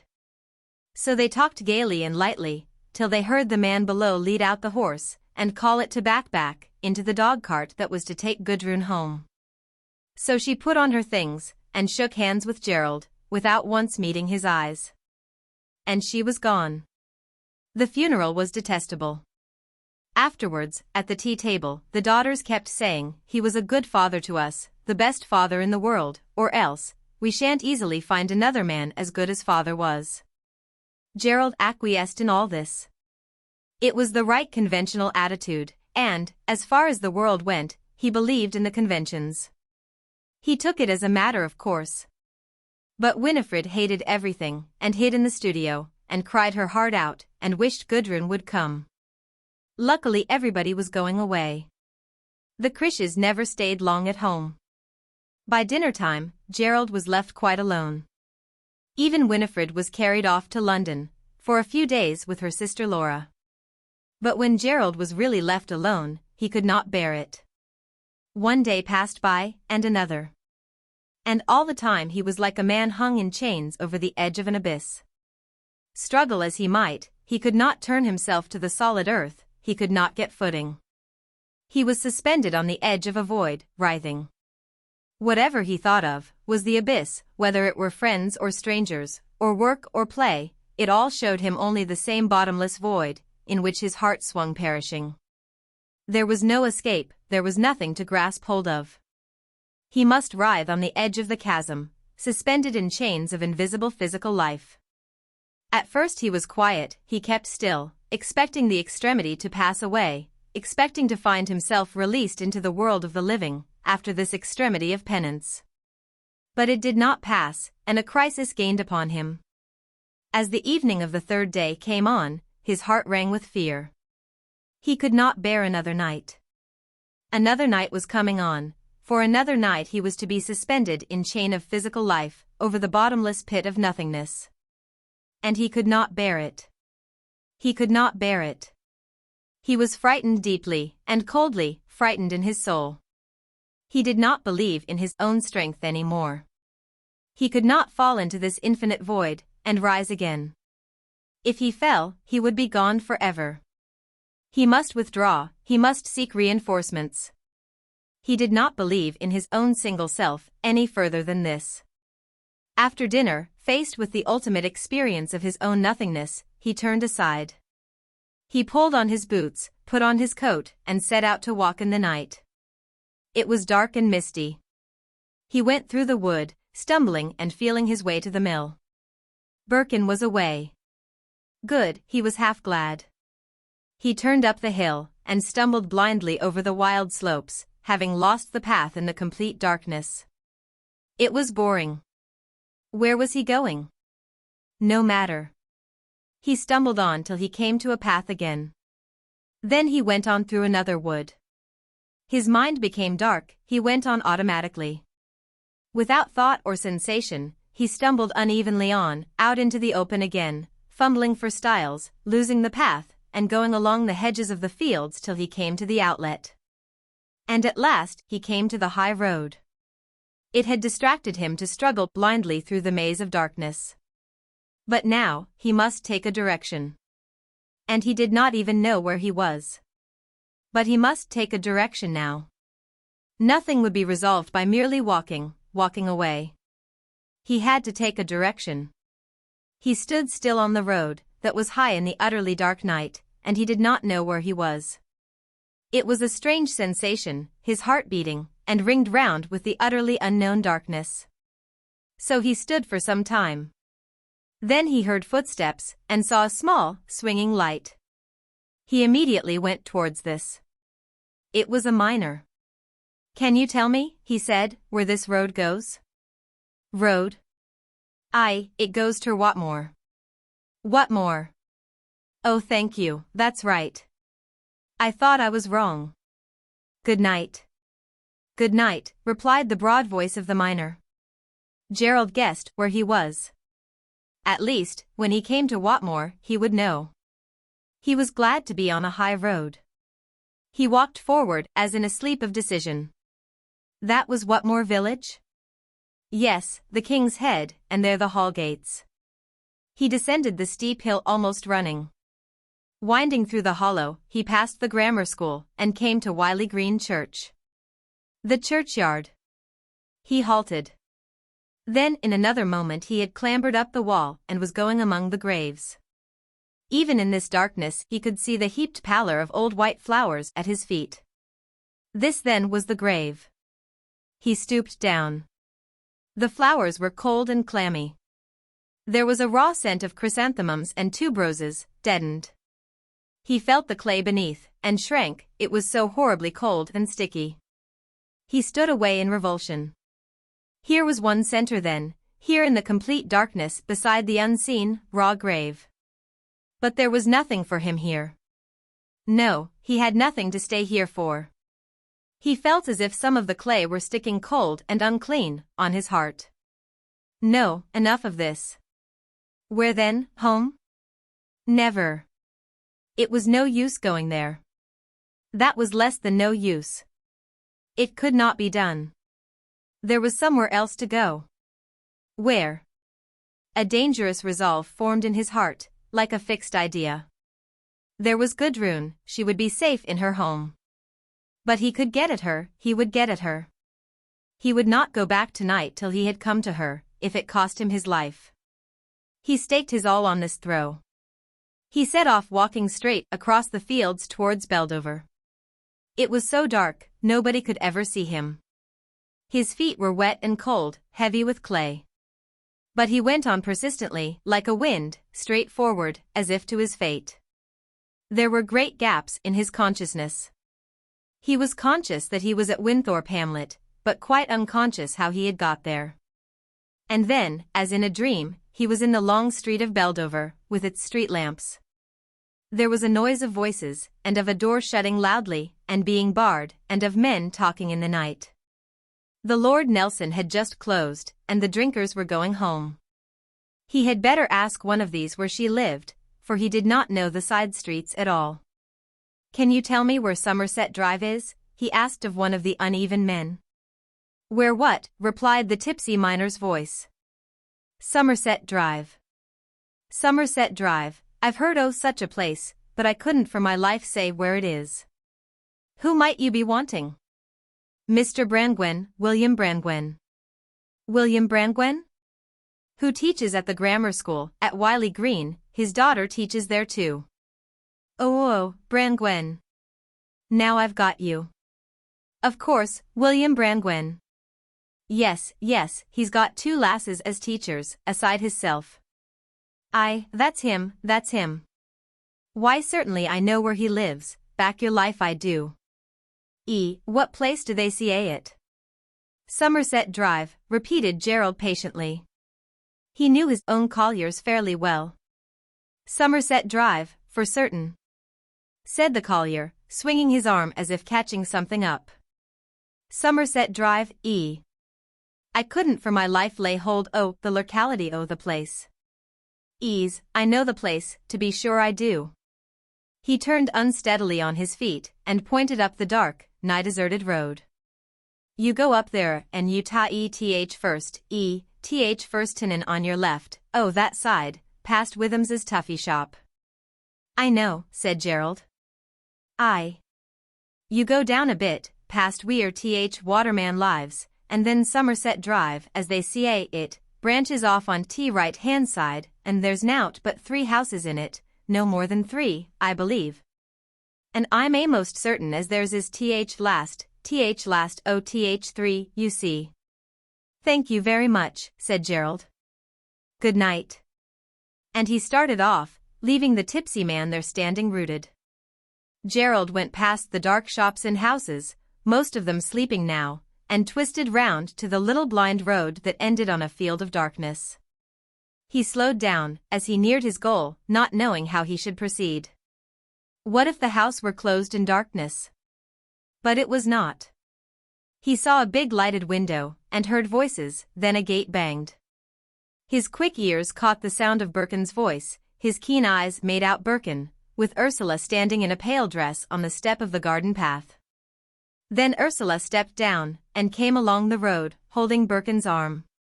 Gerald went across into the darkness and they dawdled past him, talking happily, Birkin's voice low, Ursula's high and distinct. Gerald went quickly to the house. The blinds were drawn before the big, lighted window of the dining room. Looking up the path at the side, he could see the door left open, shedding a soft, colored light from the hall lamp. He went quickly and silently up the path, and looked up into the hall. There were pictures on the walls, and the antlers of a stag, and the stairs going up on one side, and just near the foot of the stairs the half-opened door of the dining room. With heart drawn fine, Gerald stepped into the hall, whose floor was of colored tiles, went quickly and looked into the large, pleasant room. In a chair by the fire, the father sat asleep, his head tilted back against the side of the big oak chimney-piece, his ruddy face seen foreshortened, the nostrils open, the mouth fallen a little. It would take the merest sound to wake him. Gerald stood a second suspended. He glanced down the passage behind him. It was all dark. Again he was suspended. Then he went swiftly upstairs. His senses were so finely, almost supernaturally keen, that he seemed to cast his own will over the half-unconscious house. He came to the first landing. There he stood, scarcely breathing. Again, corresponding to the door below, there was a door again. That would be the mother's room. He could hear her moving about in the candlelight. She would be expecting her husband to come up. He looked along the dark landing. Then, silently, on infinitely careful feet, he went along the passage, feeling the wall with the extreme tips of his fingers. There was a door. He stood and listened. He could hear two people's breathing. It was not that. He went stealthily forward. There was another door, slightly open. The room was in darkness. Empty. Then there was the bathroom, he could smell the soap and the heat. Then at the end another bedroom, one soft breathing. This was she. With an almost occult carefulness he turned the door handle, and opened the door an inch. It creaked slightly. Then he opened it another inch, then another. His heart did not beat, he seemed to create a silence about himself, an obliviousness. He was in the room. Still the sleeper breathed softly. It was very dark. He felt his way forward inch by inch, with his feet and hands. He touched the bed, he could hear the sleeper. He drew nearer, bending close as if his eyes would disclose whatever there was. And then, very near to his face, to his fear, he saw the round, dark head of a boy. He recovered, turned round, saw the door ajar, a faint light revealed. And he retreated swiftly, drew the door to without fastening it, and passed rapidly down the passage. At the head of the stairs he hesitated. There was still time to flee. But it was unthinkable. He would maintain his will. He turned past the door of the parental bedroom like a shadow, and was climbing the second flight of stairs. They creaked under his weight, it was exasperating. Ah, what disaster, if the mother's door opened just beneath him, and she saw him. It would have to be, if it were so. He held the controls still. He was not quite up these stairs when he heard a quick running of feet below, the outer door was closed and locked, he heard Ursula's voice, then the father's sleepy exclamation. He pressed on swiftly to the upper landing. Again a door was ajar, a room was empty. Feeling his way forward, with the tips of his fingers, traveling rapidly, like a blind man, anxious lest Ursula should come upstairs, he found another door. There, with his preternaturally fine sense alert, he listened. He heard someone moving in bed. This would be she. Softly now, like one who has only one sense, the tactile sense, he turned the latch. It clicked. He held still. The bedclothes rustled. His heart did not beat. Then again he drew the latch back, and very gently pushed the door. It made a sticking noise as it gave. Ursula, said Gudrun's voice, frightened. He quickly opened the door and pushed it behind him. Is it you, Ursula? Came Gudrun's frightened voice. He heard her sitting up in bed. In another moment she would scream. "No, it's me," he said, feeling his way towards her. "It is I, Gerald." She sat motionless in her bed in sheer astonishment. She was too astonished, too much taken by surprise, even to be afraid. "Gerald," she echoed, in blank amazement. He had found his way to the bed, and his outstretched hand touched her warm breast blindly. She shrank away. "Let me make a light," she said, springing out. He stood perfectly motionless. He heard her touch the matchbox, he heard her fingers in their movement. Then he saw her in the light of a match, which she held to the candle. The light rose in the room, then sank to a small dimness, as the flame sank down on the candle, before it mounted again. She looked at him, as he stood near the other side of the bed.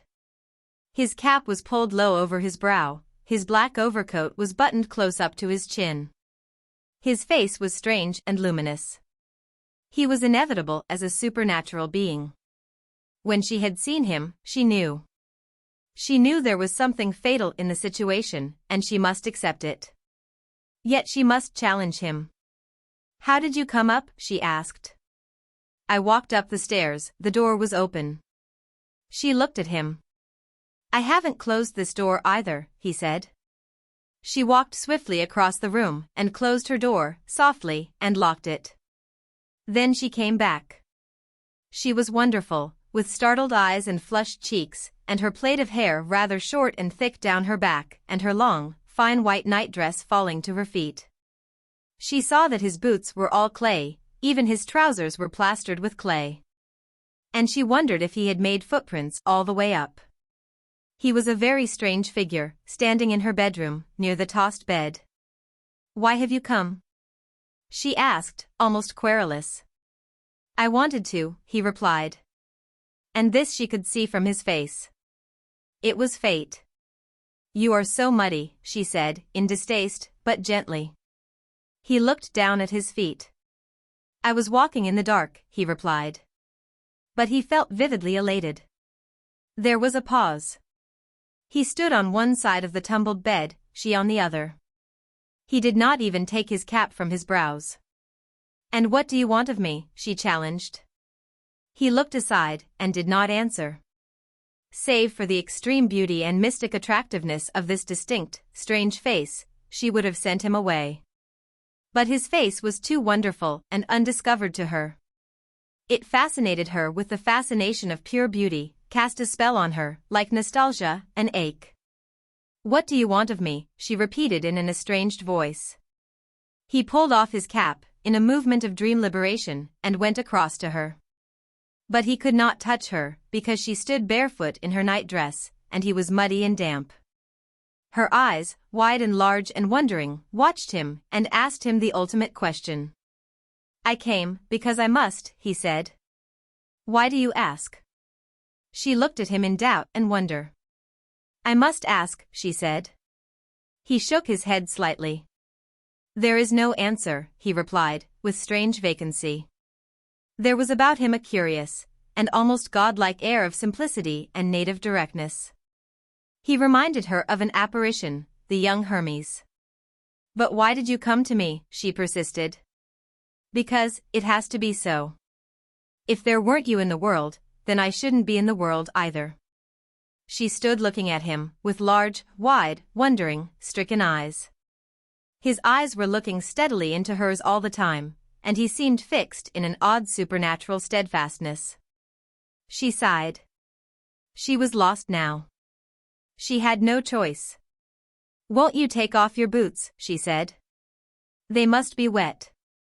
He dropped his cap on a chair, unbuttoned his overcoat, lifting up his chin to unfasten the throat buttons. His short, keen hair was ruffled. He was so beautifully blonde, like wheat. He pulled off his overcoat.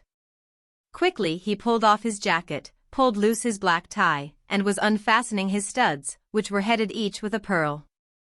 She listened, watching, hoping no one would hear the starched linen crackle. It seemed to snap like pistol shots.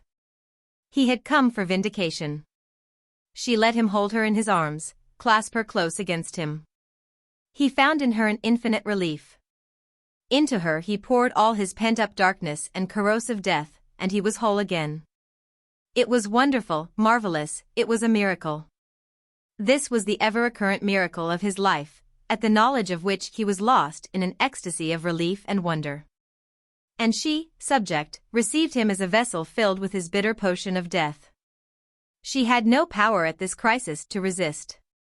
The terrible frictional violence of death filled her, and she received it in an ecstasy of subjection, in throes of acute, violent sensation. As he drew nearer to her, he plunged deeper into her enveloping soft warmth, a wonderful creative heat that penetrated his veins and gave him life again. He felt himself dissolving and sinking to rest in the bath of her living strength. It seemed as if her heart and her breast were a second unconquerable sun, into the glow and creative strength of which he plunged further and further.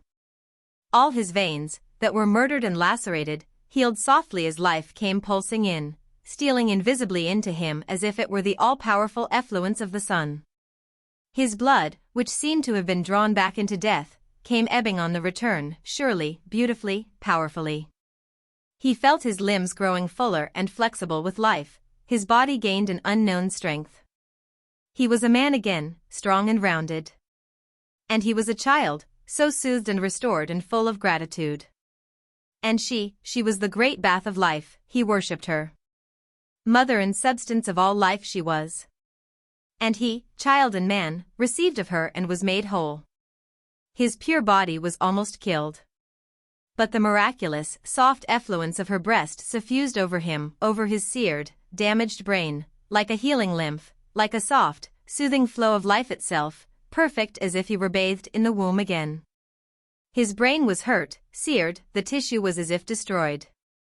He had not known how hurt he was, how his tissue, the very tissue of his brain, was damaged by the corrosive flood of death. Now, as the healing lymph of her effluence flowed through him, he knew how destroyed he was, like a plant whose tissue is burst from inwards by a frost. He buried his small, hard head between her breasts, and pressed her breasts against him with his hands.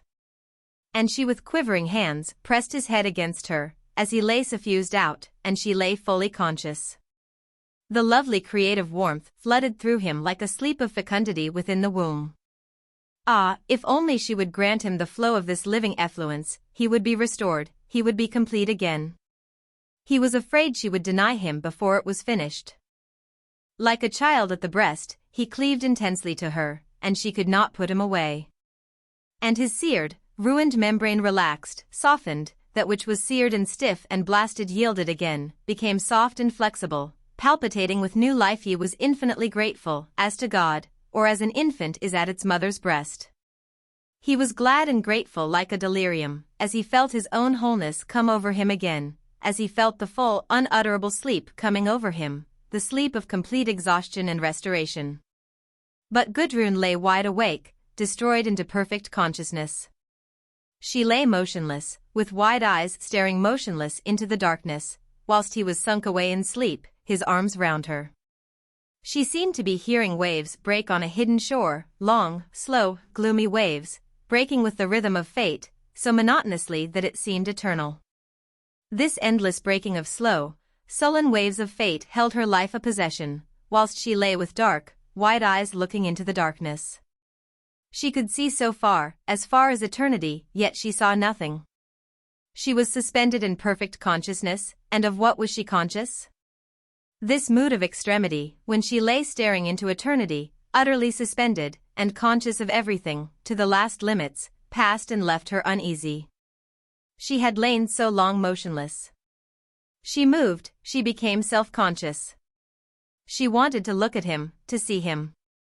But she dared not make a light, because she knew he would wake, and she did not want to break his perfect sleep that she knew he had got of her. She disengaged herself, softly, and rose up a little to look at him. There was a faint light, it seemed to her, in the room.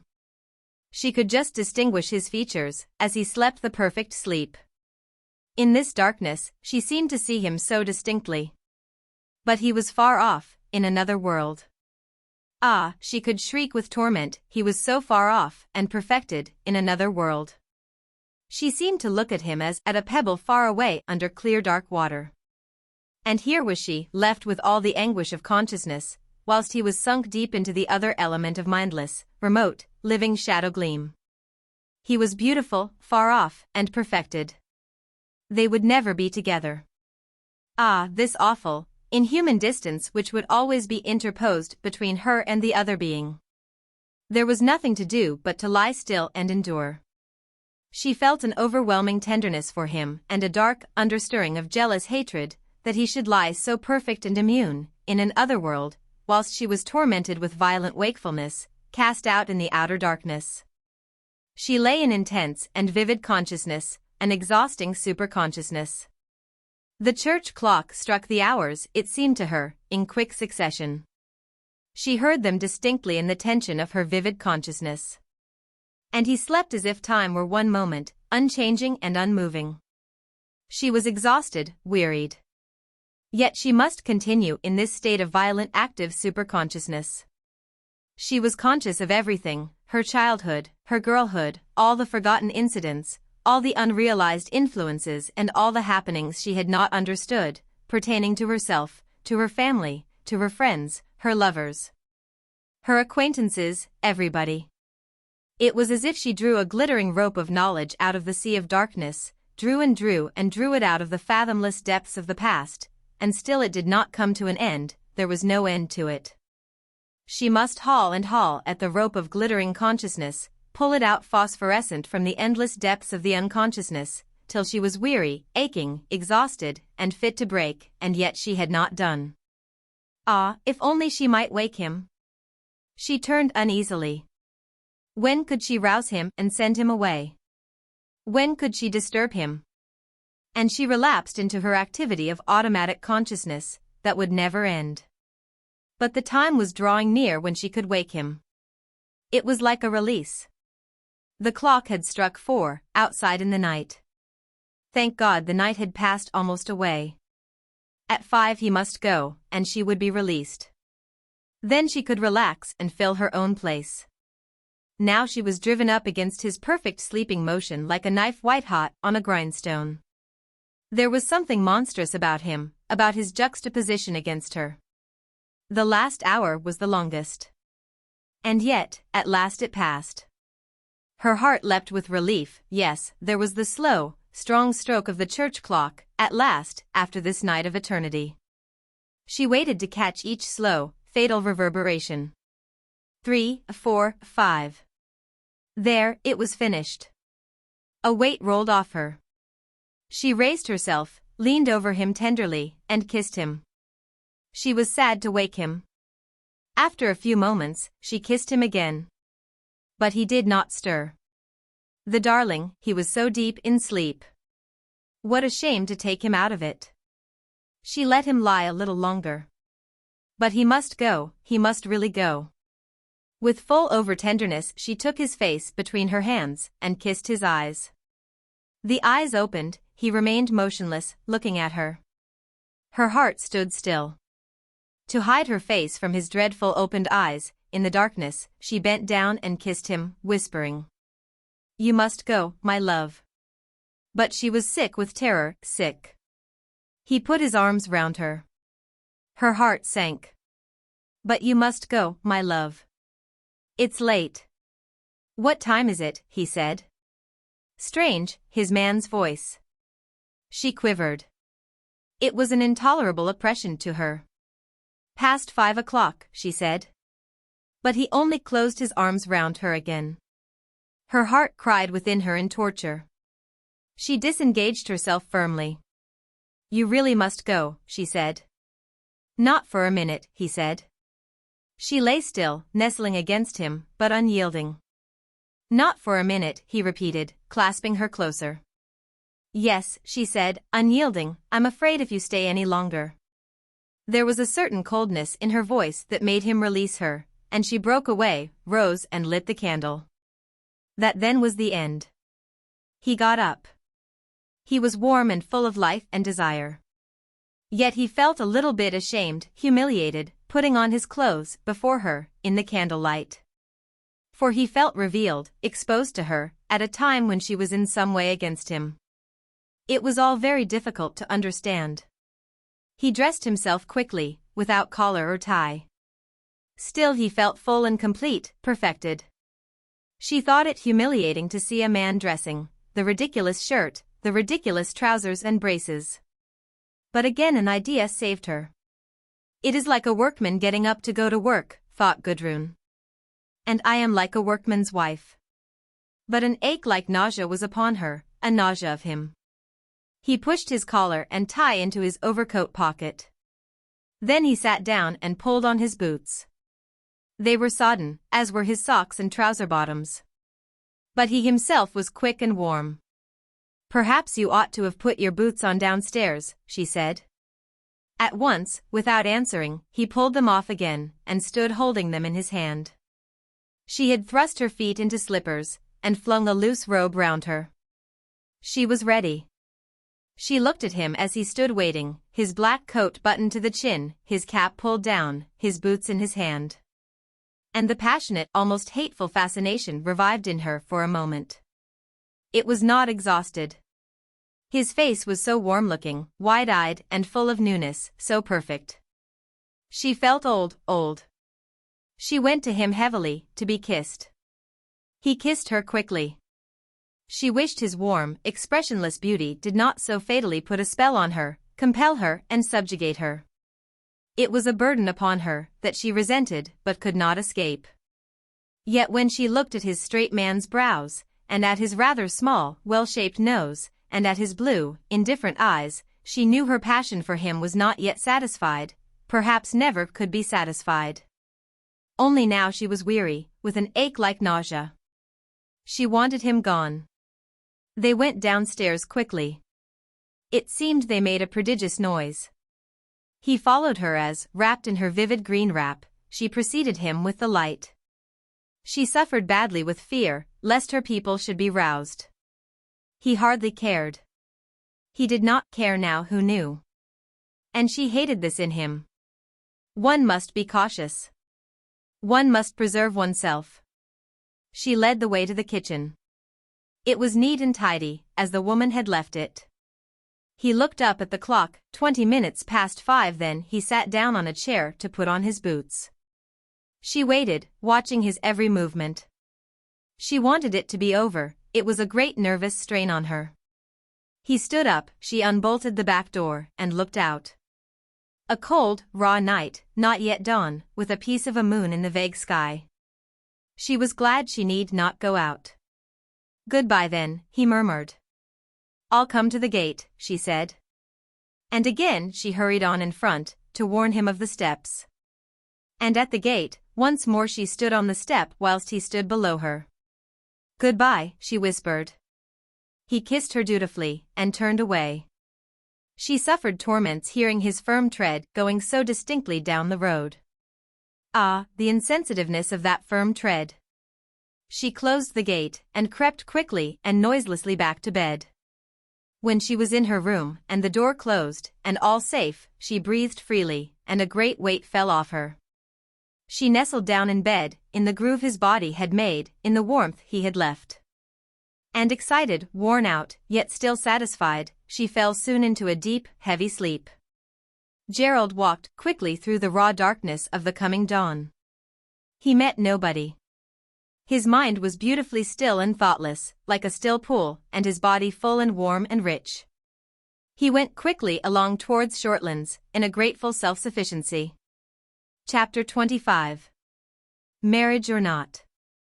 The Brangwen family was going to move from Beldover. It was necessary now for the father to be in town. Birkin had taken out a marriage license, yet Ursula deferred from day to day. She would not fix any definite time, she still wavered. Her month's notice to leave the grammar school was in its 3rd week. Christmas was not far off. Gerald waited for the Ursula Birkin marriage. It was something crucial to him. Shall we make it a double-barreled affair, he said to Birkin one day. Who for the second shot, asked Birkin. Gudrun and me, said Gerald, the venturesome twinkle in his eyes. Birkin looked at him steadily, as if somewhat taken aback. Serious or joking? He asked. Oh, serious. Shall I? Shall Gudrun and I rush in along with you? Do by all means, said Birkin. I didn't know you'd got that length. What length? Said Gerald, looking at the other man, and laughing. Oh yes, we've gone all the lengths. There remains to put it on a broad social basis, and to achieve a high moral purpose, said Birkin. Something like that, the length and breadth and height of it, replied Gerald, smiling. Oh well, said Birkin, it's a very admirable step to take, I should say. Gerald looked at him closely. Why aren't you enthusiastic? He asked. I thought you were such dead nuts on marriage. Birkin lifted his shoulders. One might as well be dead nuts on noses. There are all sorts of noses, snub and otherwise dash. Gerald laughed. And all sorts of marriage, also snub and otherwise, he said. That's it. And you think if I marry, it will be snub? Asked Gerald quizzically, his head a little on one side. Birkin laughed quickly. How do I know what it will be? He said.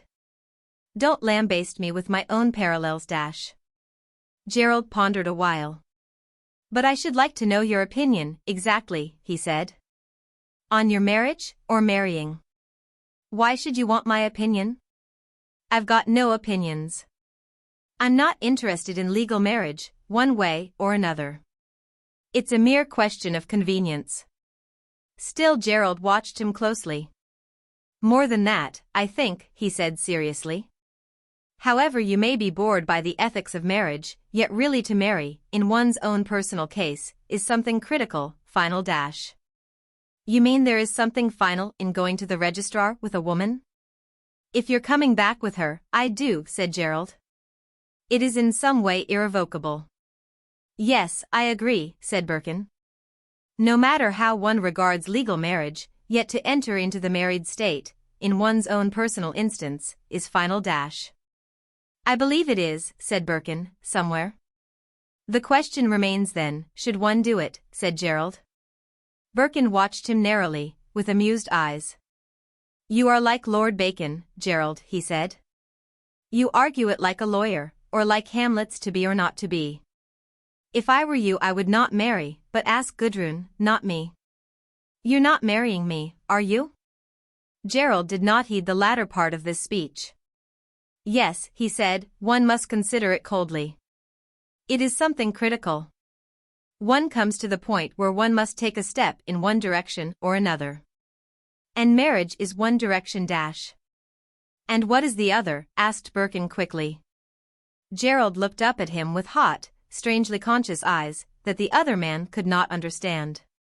I can't say, he replied. If I knew that, he moved uneasily on his feet and did not finish. You mean if you knew the alternative? Asked Birkin. And since you don't know it, marriage is a peace-aller.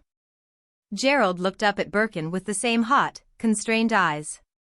One does have the feeling that marriage is a peace-aller, he admitted. Then don't do it, said Birkin. I tell you, he went on, the same as I've said before, marriage in the old sense seems to me repulsive. Egoism ado is nothing to it. It's a sort of tacit hunting in couples, the world all in couples, each couple in its own little house, watching its own little interests, and stewing in its own little privacy. It's the most repulsive thing on earth. I quite agree, said Gerald. There's something inferior about it. But as I say, what's the alternative? One should avoid this home instinct. It's not an instinct, it's a habit of cowardliness. One should never have a home. I agree really, said Gerald. But there's no alternative. We've got to find one. I do believe in a permanent union between a man and a woman. Chopping about is merely an exhaustive process. But a permanent relation between a man and a woman isn't the last word, it certainly isn't. Quite, said Gerald. In fact, said Birkin, because the relation between man and woman is made the supreme and exclusive relationship, that's where all the tightness and meanness and insufficiency comes in. Yes, I believe you, said Gerald. You've got to take down the love and marriage ideal from its pedestal. We want something broader. I believe in the additional perfect relationship between man and man, additional to marriage. I can never see how they can be the same, said Gerald. Not the same, but equally important, equally creative, equally sacred, if you like. I know, said Gerald, you believe something like that. Only I can't feel it, you see. He put his hand on Birkin's arm, with a sort of deprecating affection. And he smiled as if triumphantly. He was ready to be doomed. Marriage was like a doom to him. He was willing to condemn himself in marriage, to become like a convict condemned to the mines of the underworld, living no life in the sun, but having a dreadful subterranean activity. He was willing to accept this. And marriage was the seal of his condemnation. He was willing to be sealed thus in the underworld, like a soul damned but living forever in damnation. But he would not make any pure relationship with any other soul. He could not. Marriage was not the committing of himself into a relationship with Gudrun. It was a committing of himself in acceptance of the established world. He would accept the established order, in which he did not livingly believe, and then he would retreat to the underworld for his life. This he would do. The other way was to accept Rupert's offer of alliance, to enter into the bond of pure trust and love with the other man, and then subsequently with the woman. If he pledged himself with the man, he would later be able to pledge himself with the woman, not merely in legal marriage, but in absolute, mystic marriage. Yet he could not accept the offer. There was a numbness upon him, a numbness either of unborn, absent volition, or of atrophy. Perhaps it was the absence of volition. For he was strangely elated at Rupert's offer. Yet he was still more glad to reject it, not to be committed. Chapter 26. A chair. There was a jumble market every Monday afternoon in the old marketplace in town. Ursula and Birkin strayed down there one afternoon. They had been talking of furniture, and they wanted to see if there was any fragment they would like to buy, amid the heaps of rubbish collected on the cobblestones. The old market square was not very large, a mere bare patch of granite sets, usually with a few fruit stalls under a wall. It was in a poor quarter of the town. Meager houses stood down one side, there was a hosiery factory, a great blank with myriad oblong windows, at the end, a street of little shops with flagstone pavement down the other side, and, for a crowning monument, the public baths, of new red brick, with a clock tower. The people who moved about seemed stumpy and sordid, the air seemed to smell rather dirty, there was a sense of many mean streets ramifying off into warrens of meanness. Now and again a great chocolate and yellow tramcar ground round a difficult bend under the hosiery factory. Ursula was superficially thrilled when she found herself out among the common people, in the jumbled place piled with old bedding, heaps of old iron, shabby crockery in pale lots, muffled lots of unthinkable clothing. She and Birkin went unwillingly down the narrow aisle between the rusty wares. He was looking at the goods, she at the people. She excitedly watched a young woman, who was going to have a baby, and who was turning over a mattress and making a young man, down at heel and dejected, feel it also. So secretive and active and anxious the young woman seemed, so reluctant, slinking, the young man. He was going to marry her because she was having a child. When they had felt the mattress, the young woman asked the old man seated on a stool among his wares, how much it was. He told her, and she turned to the young man. The latter was ashamed and self-conscious. He turned his face away, though he left his body standing there, and muttered aside. And again the woman anxiously and actively fingered the mattress and added up in her mind and bargained with the old, unclean man. All the while, the young man stood by, shamefaced and down at heel, submitting. "Look," said Birkin, "there is a pretty chair." "Charming," cried Ursula. "Oh, charming." It was an armchair of simple wood, probably birch, but of such fine delicacy of grace, standing there on the sordid stones, it almost brought tears to the eyes. It was square in shape, of the purest, slender lines, and 4 short lines of wood in the back, that reminded Ursula of harp-strings. "It was once," said Birkin, "gilded, and it had a cane seat. Somebody has nailed this wooden seat in. Look, here is a trifle of the red that underlay the gilt. The rest is all black, except where the wood is worn pure and glossy. It is the fine unity of the lines that is so attractive. Look, how they run and meet and counteract. But of course the wooden seat is wrong, it destroys the perfect lightness and unity in tension the cane gave. I like it though. Ah yes, said Ursula, so do I. How much is it? Birkin asked the man. 10 shillings. And you will send it? It was bought. So beautiful, so pure. Birkin said. It almost breaks my heart. They walked along between the heaps of rubbish. My beloved country, it had something to express even when it made that chair. And hasn't it now? Asked Ursula. She was always angry when he took this tone. No, it hasn't he when I see that clear, beautiful chair, and I think of England, even Jane Austen's England, it had living thoughts to unfold even then, and pure happiness in unfolding them. And now, we can only fish among the rubbish heaps for the remnants of their old expression. There is no production in us now, only sordid and foul mechanicalness. It isn't true, cried Ursula. Why must you always praise the past, at the expense of the present? Really, I don't think so much of Jane Austen's England. It was materialistic enough, if you like. It could afford to be materialistic, said Birkin, because it had the power to be something other, which we haven't. We are materialistic because we haven't the power to be anything else, try as we may, we can't bring off anything but materialism, mechanism, the very soul of materialism. Ursula was subdued into angry silence. She did not heed what he said. She was rebelling against something else. And I hate your past. I'm sick of it, she cried. I believe I even hate that old chair, though it is beautiful. It isn't my sort of beauty. I wish it had been smashed up when its day was over, not left to preach the beloved past to us. I'm sick of the beloved past. Not so sick as I am of the accursed present, he said. Yes, just the same. I hate the present, but I don't want the past to take its place, I don't want that old chair. He was rather angry for a moment. Then he looked at the sky shining beyond the tower of the public baths, and he seemed to get over it all. He laughed. All right, he said, then let us not have it.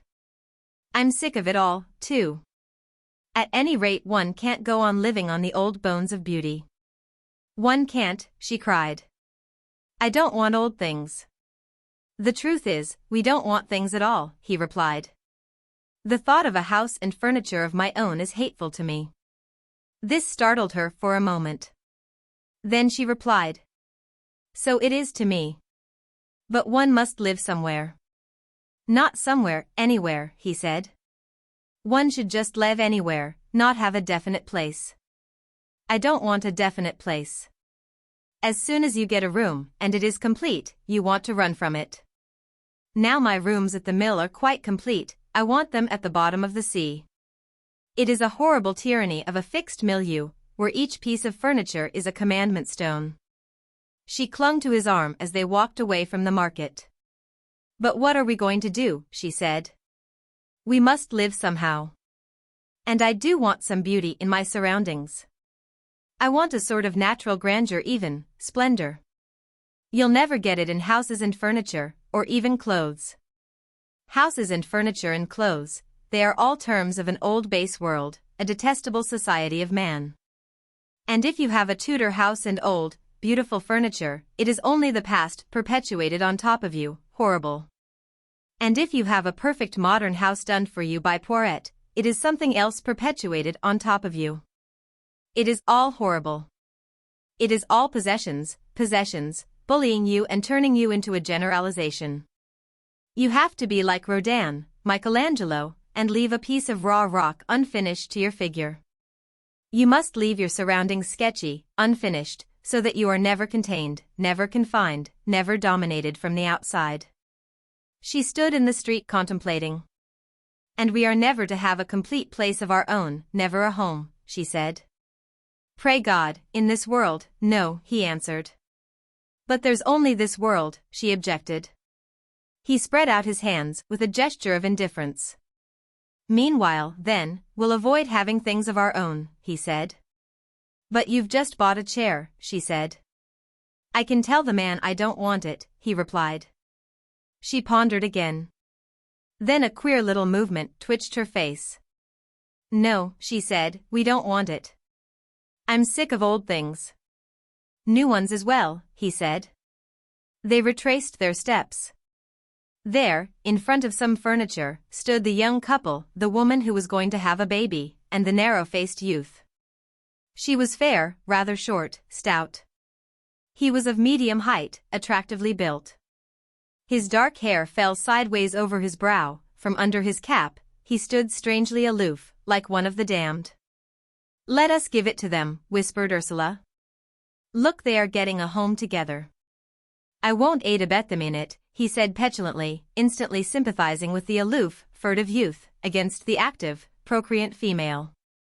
Oh yes, cried Ursula. It's right for them, there's nothing else for them. Very well, said Birkin, you offer it to them? I'll watch. Ursula went rather nervously to the young couple, who were discussing an iron washstand, or rather, the man was glancing furtively and wonderingly, like a prisoner, at the abominable article, whilst the woman was arguing.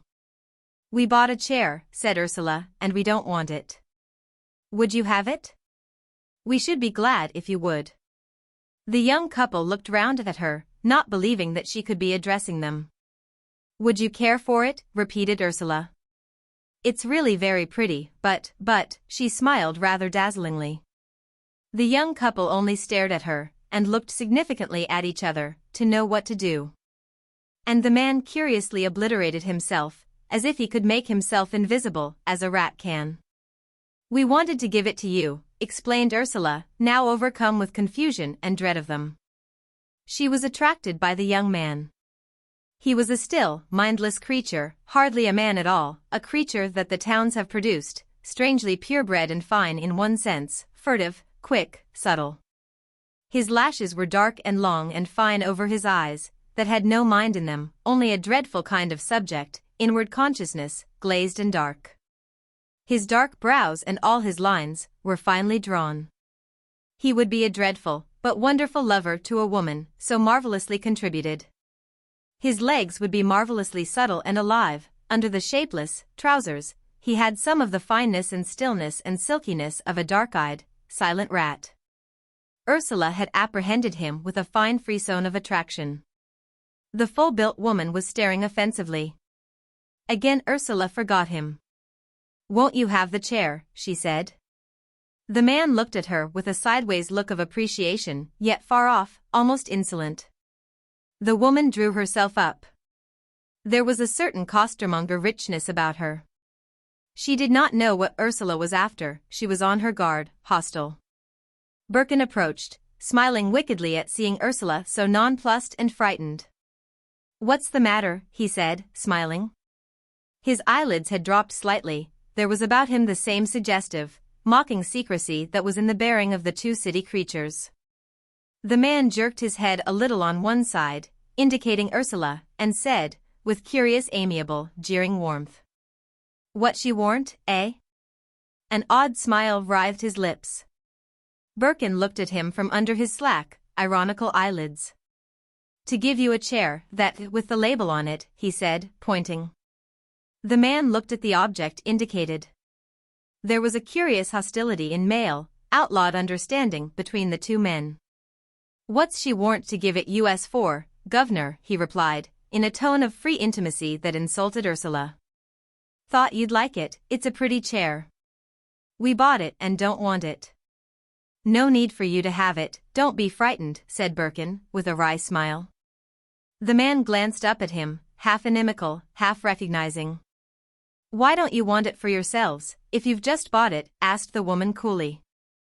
Tain't good enough for you, now you've had a look at it. Frightened it's got something in it, eh? She was looking at Ursula, admiringly, but with some resentment. I'd never thought of that, said Birkin. But no, the wood's too thin everywhere. You see, said Ursula, her face luminous and pleased. We are just going to get married, and we thought we'd buy things. Then we decided, just now, that we wouldn't have furniture, we'd go abroad. The full-built, slightly blowsy city girl looked at the fine face of the other woman, with appreciation. They appreciated each other. The youth stood aside, his face expressionless and timeless, the thin line of the black mustache drawn strangely suggestive over his rather wide, closed mouth. He was impassive, abstract, like some dark suggestive presence, a gutter presence. "It's all right to be some folks," said the city girl, turning to her own young man. He did not look at her, but he smiled with the lower part of his face, putting his head aside in an odd gesture of assent. His eyes were unchanging, glazed with darkness. "Costs something to change your mind," he said, in an incredibly low accent. "Only 10 shillings this time," said Birkin. The man looked up at him with a grimace of a smile, furtive, unsure. "Cheap at 'arf a quid, governor," he said. "Not like getting divorced." "We're not married yet," said Birkin. "No, no more aren't we," said the young woman loudly. "But we shall be, a Saturday." Again she looked at the young man with a determined, protective look, at once overbearing and very gentle. He grinned sicklily, turning away his head. She had got his manhood, but Lord, what did he care? He had a strange furtive pride and slinking singleness. "Good luck to you," said Birkin. "Same to you," said the young woman. Then, rather tentatively, "When's yours coming off, then?" Birkin looked round at Ursula. "It's for the lady to say," he replied. "We go to the registrar the moment she's ready." Ursula laughed, covered with confusion and bewilderment. "No, Yuri," said the young man, grinning suggestive. "Oh, don't break your neck to get there," said the young woman.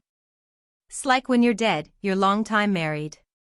The young man turned aside as if this hit him. "The longer the better, let us hope," said Birkin. "That's it, governor," said the young man admiringly. "Enjoy it while it lasts, niver whip a dead donkey." "Only when he's shamming dead," said the young woman, looking at her young man with caressive tenderness of authority. "Ah, there's a difference," he said satirically.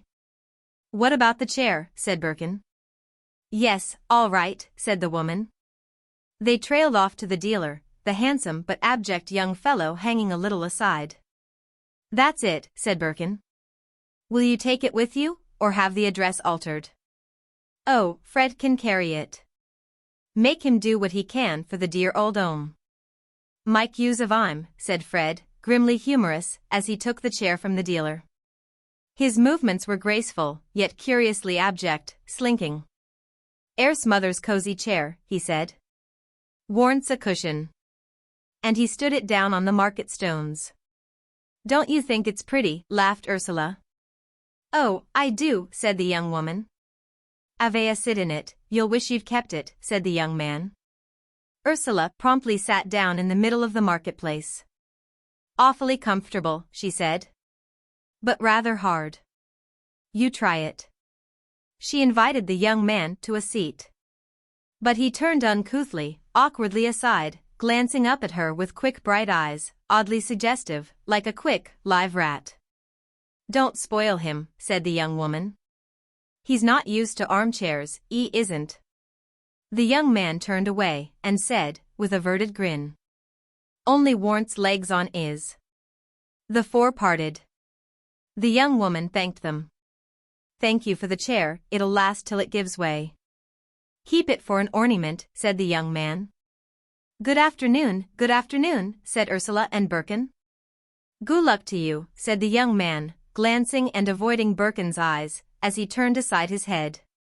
The two couples went asunder, Ursula clinging to Birkin's arm. When they had gone some distance, she glanced back and saw the young man going beside the full, easy young woman. His trousers sank over his heels, he moved with a sort of slinking evasion, more crushed with odd self-consciousness now he had the slim old armchair to carry, his arm over the back, the four fine, square tapering legs swaying perilously near the granite sets of the pavement.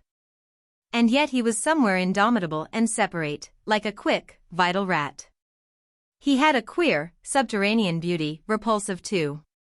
"How strange they are," said Ursula. "Children of men," he said. They remind me of Jesus, the meek shall inherit the earth. But they aren't the meek, said Ursula. Yes, I don't know why, but they are, he replied. They waited for the tramcar. Ursula sat on top and looked out on the town. The dusk was just dimming the hollows of crowded houses. And are they going to inherit the earth, she said. Yes, they. Then what are we going to do, she asked. We're not like them, are we? We're not the meek? No. We've got to live in the chinks they leave us. How horrible, cried Ursula. I don't want to live in chinks. Don't worry, he said. They are the children of men, they like marketplaces and street corners best. That leaves plenty of chinks. All the world, she said. Ah no, but some room. The tramcar mounted slowly up the hill, where the ugly winter-gray masses of houses looked like a vision of hell that is cold and angular. They sat and looked. Away in the distance was an angry redness of sunset. It was all cold, somehow small, crowded, and like the end of the world. I don't mind it even then, said Ursula, looking at the repulsiveness of it all. It doesn't concern me. No more it does, he replied, holding her hand. One needn't see. One goes one's way. In my world it is sunny and spacious. It is, my love, isn't it? She cried, hugging near to him on the top of the tramcar, so that the other passengers stared at them. And we will wander about on the face of the earth, he said, and will look at the world beyond just this bit. There was a long silence. Her face was radiant like gold, as she sat thinking. I don't want to inherit the earth, she said. I don't want to inherit anything. He closed his hand over hers. Neither do I. I want to be disinherited. She clasped his fingers closely. We won't care about anything, she said. He sat still and laughed. And we'll be married and have done with them, she added. Again he laughed. It's one way of getting rid of everything, she said, to get married. And one way of accepting the whole world, he added. A whole other world, yes, she said happily. Perhaps there's Gerald and Gudrun, he said. If there is, you see, she said. It's no good our worrying. We can't really alter them, can we? No, he said. One has no right to try, not with the best intentions in the world. Do you try to force them? She asked. Perhaps, he said. Why should I want him to be free, if it isn't his business? She paused for a time. We can't make him happy, anyhow, she said. He'd have to be it of himself. I know, he said. But we want other people with us, don't we? Why should we? She asked. I don't know, he said uneasily. One has a hankering after a sort of further fellowship. But why? She insisted. Why should you hanker after other people? Why should you need them? This hit him right on the quick. His brows knitted. Does it end with just our two selves? He asked, tense. Yes, what more do you want? If anybody likes to come along, let them. But why must you run after them? His face was tense and unsatisfied. You see, he said, I always imagine our being really happy with some few other people, a little freedom with people. She pondered for a moment. Yes, one does want that. But it must happen. You can't do anything for it with your will. You always seem to think you can force the flowers to come out. People must love us because they love us, you can't make them. I know, he said. But must one take no steps at all? Must one just go as if one were alone in the world, the only creature in the world? You've got me, she said. Why should you need others? Why must you force people to agree with you? Why can't you be single by yourself, as you are always saying? You try to bully Gerald, as you tried to bully Hermione. You must learn to be alone. And it's so horrid of you. You've got me. And yet you want to force other people to love you as well. You do try to bully them to love you. And even then, you don't want their love. His face was full of real perplexity. "Don't I?" he said. "It's the problem I can't solve. I know I want a perfect and complete relationship with you, and we've nearly got it, we really have. But beyond that, do I want a real, ultimate relationship with Gerald? Do I want a final, almost extra-human relationship with him, a relationship in the ultimate of me and him, or don't I?" She looked at him for a long time, with strange bright eyes, but she did not answer. Chapter 27. Flitting. That evening Ursula returned home very bright-eyed and wondrous, which irritated her people. Her father came home at supper-time, tired after the evening class and the long journey home. Gudrun was reading. The mother sat in silence. Suddenly Ursula said to the company at large, in a bright voice, "Rupert and I are going to be married tomorrow." Her father turned round, stiffly. "You what?" he said. "Tomorrow," echoed Gudrun. "Indeed," said the mother. But Ursula only smiled wonderfully, and did not reply. "Married tomorrow," cried her father harshly. "What are you talking about?" "Yes," said Ursula. "Why not?" Those two words, from her, always drove him mad. "Everything is all right, we shall go to the registrar's office dash." There was a second's hush in the room, after Ursula's blithe vagueness. "Really, Ursula," said Gudrun.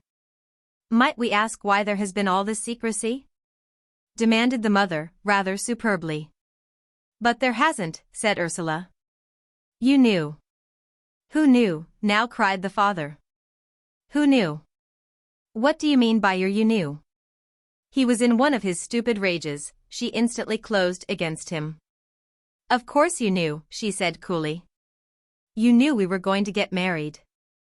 There was a dangerous pause. "We knew you were going to get married, did we?" "Knew. Why, does anybody know anything about you, you shifty bitch?" "Father!"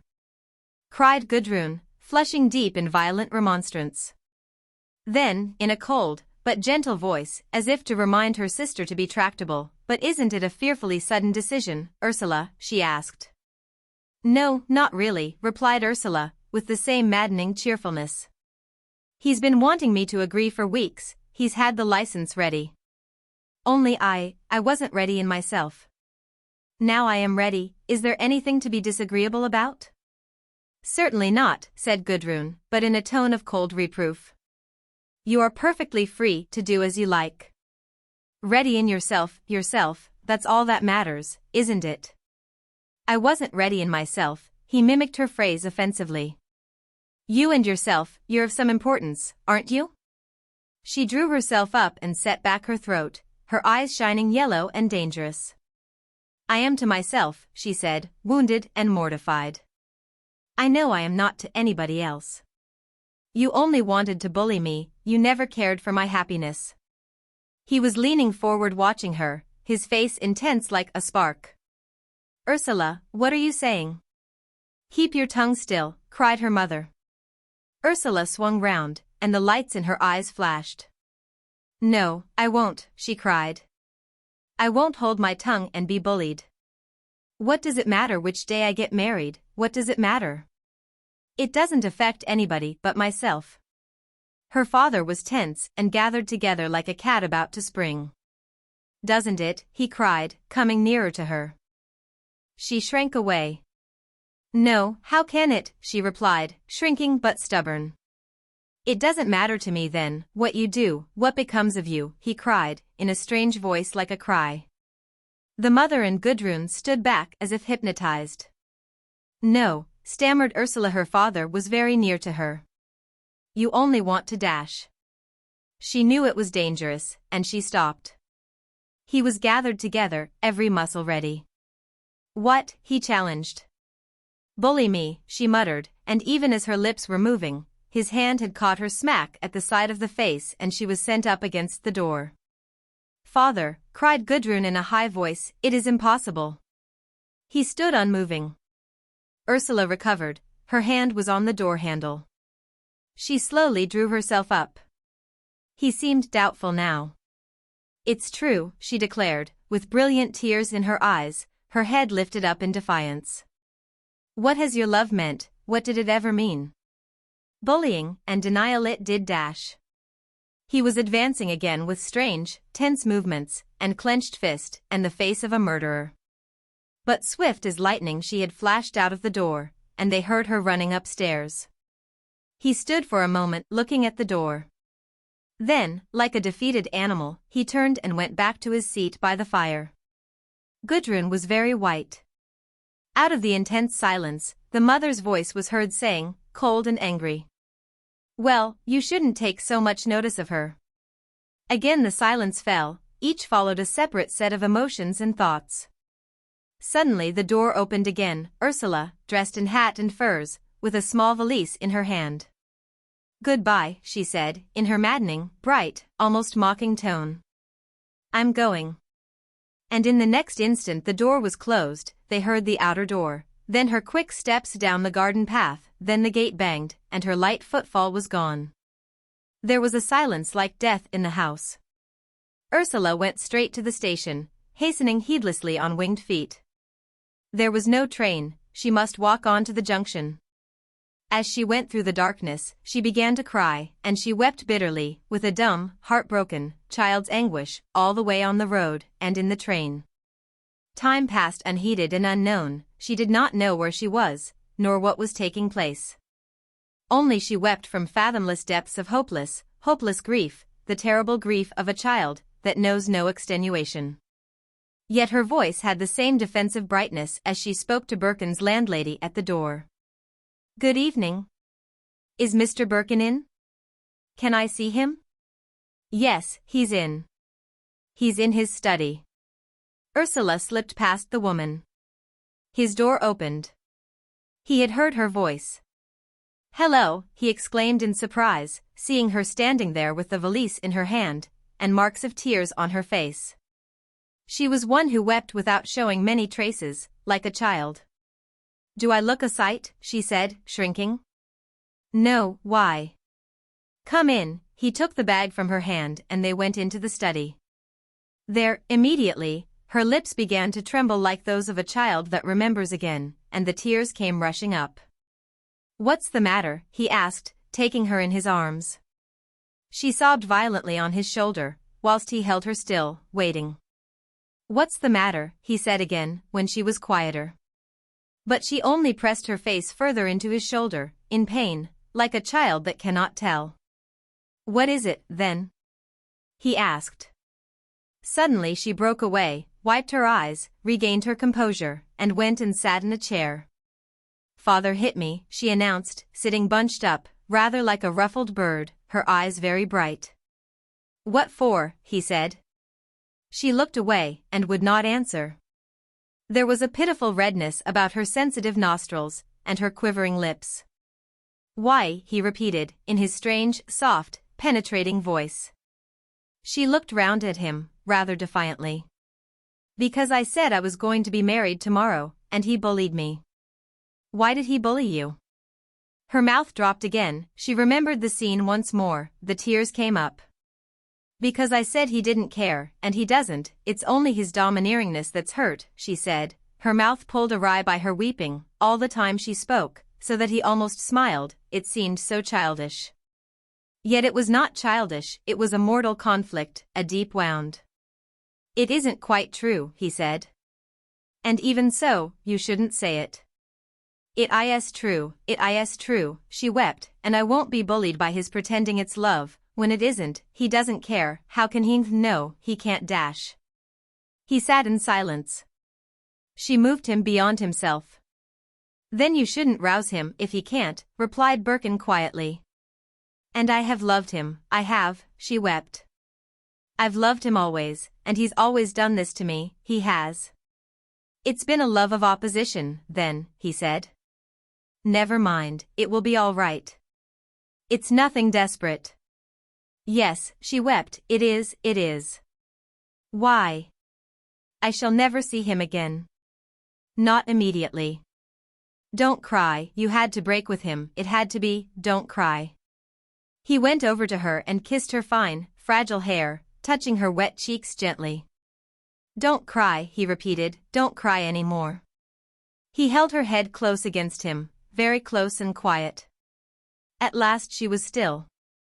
Then she looked up, her eyes wide and frightened. Don't you want me? She asked. Want you? His darkened, steady eyes puzzled her and did not give her play. Do you wish I hadn't come? She asked, anxious now again for fear she might be out of place. No, he said. I wish there hadn't been the violence, so much ugliness, but perhaps it was inevitable. She watched him in silence. He seemed deadened. But where shall I stay? She asked, feeling humiliated. He thought for a moment. Here, with me, he said. We're married as much today as we shall be tomorrow.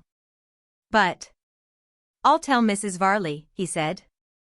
Never mind now. He sat looking at her. She could feel his darkened steady eyes looking at her all the time. It made her a little bit frightened. She pushed her hair off her forehead nervously. Do I look ugly? She said. And she blew her nose again. A small smile came round his eyes. No, he said, fortunately. And he went across to her, and gathered her like a belonging in his arms. She was so tenderly beautiful, he could not bear to see her, he could only bear to hide her against himself. Now, washed all clean by her tears, she was new and frail like a flower just unfolded, a flower so new, so tender, so made perfect by inner light, that he could not bear to look at her, he must hide her against himself, cover his eyes against her. She had the perfect candor of creation, something translucent and simple, like a radiant, shining flower that moment unfolded in primal blessedness. She was so new, so wonder-clear, so undimmed. And he was so old, so steeped in heavy memories. Her soul was new, undefined, and glimmering with the unseen. And his soul was dark and gloomy, it had only one grain of living hope, like a grain of mustard seed. But this one living grain in him matched the perfect youth in her. I love you, he whispered as he kissed her, and trembled with pure hope, like a man who is born again to a wonderful, lively hope far exceeding the bounds of death. She could not know how much it meant to him, how much he meant by the few words. Almost childish, she wanted proof and statement, even overstatement, for everything seemed still uncertain, unfixed to her. But the passion of gratitude with which he received her into his soul, the extreme, unthinkable gladness of knowing himself living and fit to unite with her, he, who was so nearly dead, who was so near to being gone with the rest of his race down the slope of mechanical death, could never be understood by her. He worshipped her as age worships youth, he gloried in her, because, in his one grain of faith, he was young as she, he was her proper mate. This marriage with her was his resurrection and his life. All this she could not know. She wanted to be made much of, to be adored.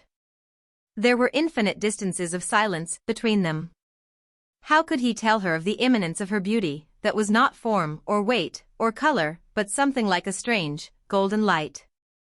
How could he know himself what her beauty lay in, for him? He said your nose is beautiful, your chin is adorable. But it sounded like lies, and she was disappointed, hurt. Even when he said, whispering with truth, I love you, it was not the real truth. It was something beyond love, such a gladness of having surpassed oneself, of having transcended the old existence. How could he say I when he was something new and unknown, not himself at all? This I, this old formula of the age, was a dead letter. In the new, superfine bliss, a peace superseding knowledge, there was no I and you, there was only the third, unrealized wonder, the wonder of existing not as oneself, but in a consummation of my being and of her being in a new one, a new paradisal unit regained from the duality. Nor can I say I love you, when I have ceased to be, and you have ceased to be, we are both caught up and transcended into a new oneness where everything is silent, because there is nothing to answer, all is perfect and at one. Speech travels between the separate parts. But in the perfect one there is perfect silence of bliss. They were married by law on the next day, and she did as he bade her, she wrote to her father and mother. Her mother replied, not her father. She did not go back to school. She stayed with Birkin in his rooms, or at the mill, moving with him as he moved. But she did not see anybody, save Gudrun and Gerald. She was all strange and wondering as yet, but relieved as by dawn. Gerald sat talking to her one afternoon in the warm study down at the mill. Rupert had not yet come home. "You are happy?" Gerald asked her, with a smile. "Very happy," she cried, shrinking a little in her brightness. "Yes, one can see it." "Can one?" cried Ursula in surprise. He looked up at her with a communicative smile. "Oh yes, plainly." She was pleased. She meditated a moment. "And can you see that Rupert is happy as well?" He lowered his eyelids and looked aside. "Oh yes," he said. "Really?" "Oh yes." He was very quiet, as if it were something not to be talked about by him. He seemed sad. She was very sensitive to suggestion. She asked the question he wanted her to ask. "Why don't you be happy as well?" She said. "You could be just the same." He paused a moment. "With Gudrun?" he asked. "Yes," she cried, her eyes glowing. But there was a strange tension, an emphasis, as if they were asserting their wishes against the truth. "You think Gudrun would have me, and we should be happy," he said. "Yes, I'm sure," she cried. Her eyes were round with delight. Yet underneath she was constrained, she knew her own insistence. "Oh, I'm so glad," she added. He smiled. "What makes you glad?" he said. "For her sake," she replied. "I'm sure you're the right man for her." "You are," he said. "And do you think she would agree with you?" "Oh yes," she exclaimed hastily. Then, upon reconsideration, very uneasy, "Though Gudrun isn't so very simple, is she?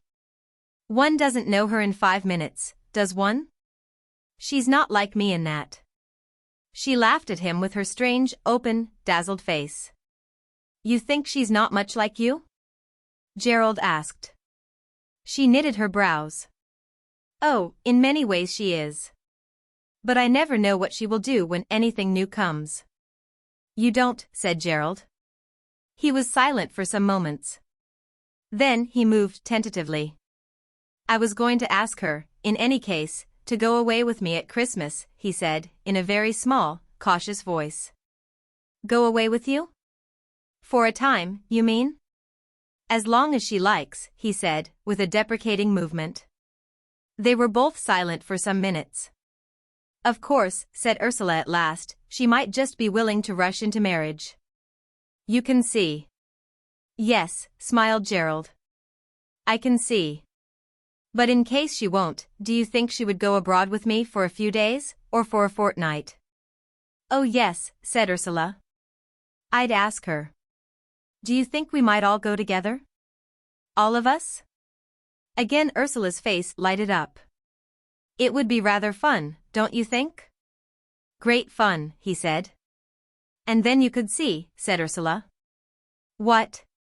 "How things went. I think it is best to take the honeymoon before the wedding, don't you?" She was pleased with this mot. He laughed. "In certain cases," he said. "I'd rather it were so in my own case." "Would you?" exclaimed Ursula. Then doubtingly, "Yes, perhaps you're right. One should please oneself." Birkin came in a little later, and Ursula told him what had been said. "Gudrun," exclaimed Birkin. "She's a born mistress, just as Gerald is a born lover, amant en titre. If, as somebody says, all women are either wives or mistresses, then Gudrun is a mistress." "And all men either lovers or husbands," cried Ursula. "But why not both?" "The one excludes the other," he laughed. "Then I want a lover," cried Ursula. "No you don't," he said. "But I do," she wailed. He kissed her and laughed. It was 2 days after this that Ursula was to go to fetch her things from the house in Beldover. The removal had taken place, the family had gone. Gudrun had rooms in Wiley Green. Ursula had not seen her parents since her marriage. She wept over the rupture, yet what was the good of making it up? Good or not good, she could not go to them. So her things had been left behind and she and Gudrun were to walk over for them, in the afternoon. It was a wintry afternoon, with red in the sky, when they arrived at the house. The windows were dark and blank, already the place was frightening. A stark, void entrance hall struck a chill to the hearts of the girls. "I don't believe I dare have come in alone," said Ursula. "It frightens me." "Ursula," cried Gudrun. "Isn't it amazing? Can you believe you lived in this place and never felt it?" "How I lived here a day without dying of terror, I cannot conceive." They looked in the big dining room. It was a good-sized room, but now a cell would have been lovelier. The large bay windows were naked, the floor was stripped, and a border of dark polish went round the tract of pale boarding. In the faded wallpaper were dark patches where furniture had stood, where pictures had hung. The sense of walls, dry, thin, flimsy-seeming walls, and a flimsy flooring, pale with its artificial black edges, was neutralizing to the mind. Everything was null to the senses. There was enclosure without substance, for the walls were dry and papery. Where were they standing, on earth, or suspended in some cardboard box? In the hearth was burnt paper, and scraps of half-burnt paper. "Imagine that we passed our days here," said Ursula. "I know," cried Gudrun. "It is too appalling. What must we be like, if we are the contents of this?" "Vile," said Ursula. "It really is." And she recognized half-burnt covers of Vogue, half-burnt representations of women in gowns, lying under the grate. They went to the drawing room. Another piece of shut-in air. Without weight or substance, only a sense of intolerable papery imprisonment in nothingness. The kitchen did look more substantial, because of the red-tiled floor and the stove, but it was cold and horrid. The two girls tramped hollowly up the bare stairs. Every sound re-echoed under their hearts. They tramped down the bare corridor. Against the wall of Ursula's bedroom were her things, a trunk, a work-basket, some books, loose coats, a hat-box, standing desolate in the universal emptiness of the dusk. "A cheerful sight, aren't they?" said Ursula, looking down at her forsaken possessions. "Very cheerful," said Gudrun. The two girls set to, carrying everything down to the front door. Again and again they made the hollow, re-echoing transit. The whole place seemed to resound about them with a noise of hollow, empty futility. In the distance the empty, invisible rooms sent forth a vibration almost of obscenity. They almost fled with the last articles, into the out-of-door. But it was cold. They were waiting for Birkin, who was coming with the car. They went indoors again, and upstairs to their parents' front bedroom, whose windows looked down on the road and across the country at the black-barred sunset, black and red-barred, without light. They sat down in the window seat to wait. Both girls were looking over the room. It was void, with a meaninglessness that was almost dreadful. "Really," said Ursula, "this room couldn't be sacred, could it?" Gudrun looked over it with slow eyes. "Impossible," she replied. "When I think of their lives, fathers and mothers, their love, and their marriage, and all of us children, and our bringing up, would you have such a life, Prune?" "I wouldn't, Ursula. It all seems so nothing, their two lives, there's no meaning in it. Really, if they had not met, and not married, and not lived together, it wouldn't have mattered, would it?" "Of course, you can't tell," said Gudrun. "No. But if I thought my life was going to be like it, Prune," she caught Gudrun's arm, "I should run." Gudrun was silent for a few moments. "As a matter of fact, one cannot contemplate the ordinary life, one cannot contemplate it," replied Gudrun. "With you, Ursula, it is quite different. You will be out of it all, with Birkin. He's a special case. But with the ordinary man, who has his life fixed in one place, marriage is just impossible. There may be, and there are, thousands of women who want it, and could conceive of nothing else. But the very thought of it sends me mad. One must be free, above all, one must be free. One may forfeit everything else, but one must be free, one must not become 7, Pinchbeck Street, or Somerset Drive, or Shortlands. No man will be sufficient to make that good, no man. To marry, one must have a free lance, or nothing, a comrade in arms, a gulkstritter. A man with a position in the social world, well, it is just impossible, impossible. What a lovely word, a gulkstritter, said Ursula. So much nicer than a soldier of fortune. Yes, isn't it, said Gudrun. I'd tilt the world with a gulkstritter. But a home, an establishment. Ursula, what would it mean, think? I know, said Ursula. We've had one home, that's enough for me. Quite enough, said Gudrun. The little grey home in the West, quoted Ursula ironically. Doesn't it sound grey, too, said Gudrun grimly. They were interrupted by the sound of the car. There was Birkin. Ursula was surprised that she felt so lit up, that she became suddenly so free from the problems of grey homes in the West. They heard his heels click on the hall pavement below. Hello, he called, his voice echoing alive through the house. Ursula smiled to herself. He was frightened of the place too. Hello. Here we are, she called downstairs. And they heard him quickly running up.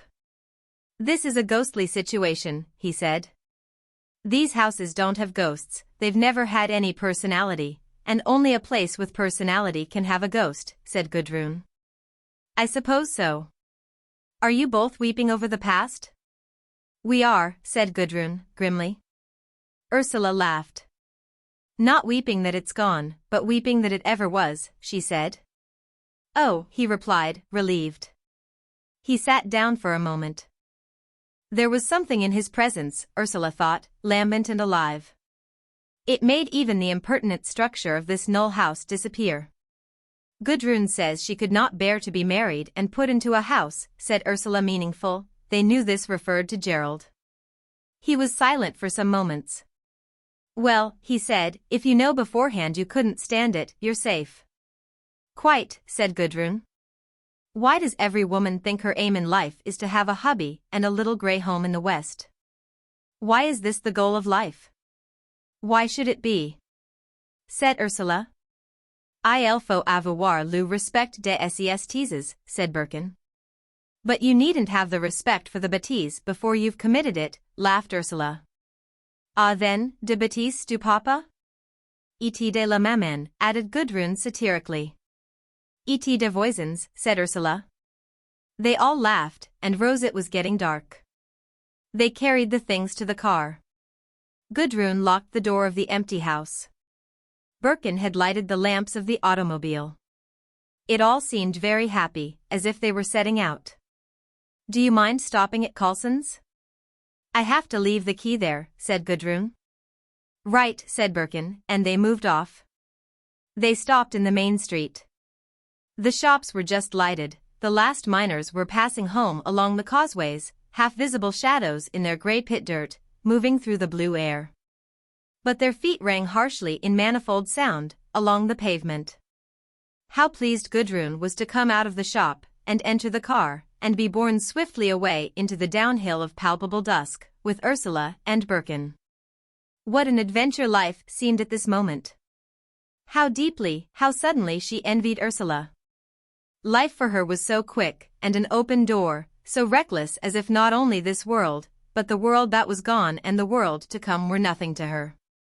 Ah, if she could be just like that, it would be perfect. For always, except in her moments of excitement, she felt a want within herself. She was unsure. She had felt that now, at last, in Gerald's strong and violent love, she was living fully and finally. But when she compared herself with Ursula, already her soul was jealous, unsatisfied. She was not satisfied, she was never to be satisfied.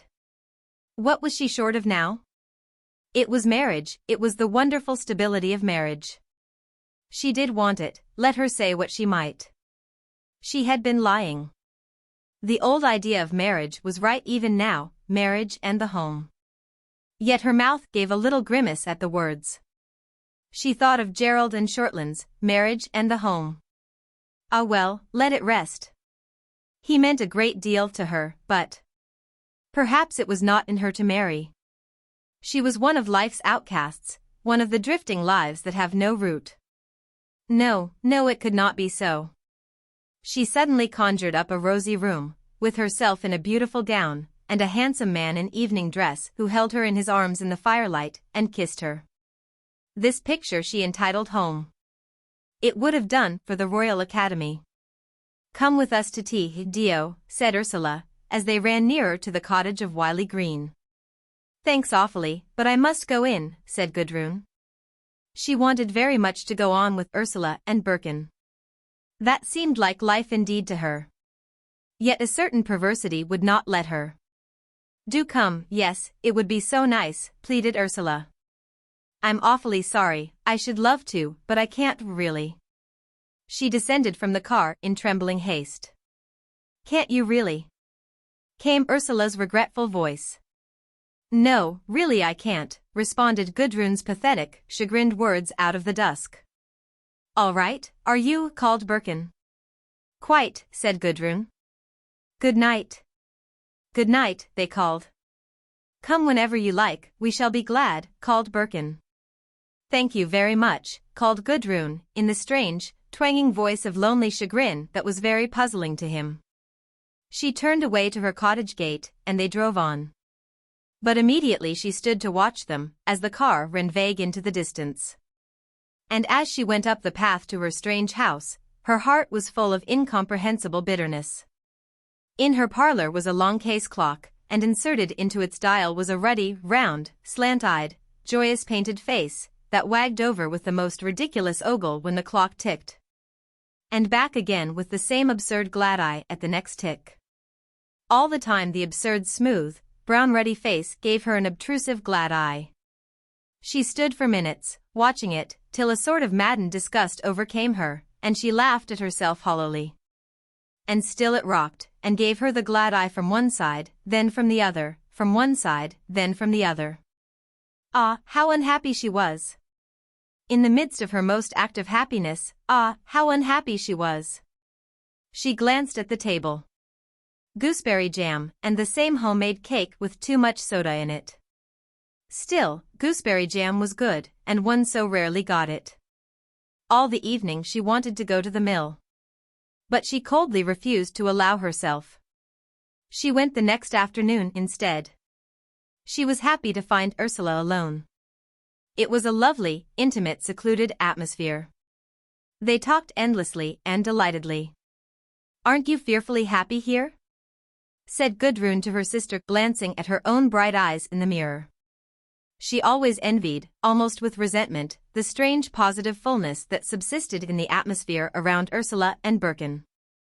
"How really beautifully this room is done," she said aloud. "This hard-plated matting, what a lovely color it is, the color of cool light." And it seemed to her perfect. "Ursula," she said at length, in a voice of question and detachment, "did you know that Gerald Crich had suggested our going away all together at Christmas?" "Yes, he's spoken to Rupert." A deep flush dyed Gudrun's cheek. She was silent a moment, as if taken aback and not knowing what to say. "But don't you think," she said at last, "it is amazingly cool?" Ursula laughed. "I like him for it," she said. Gudrun was silent.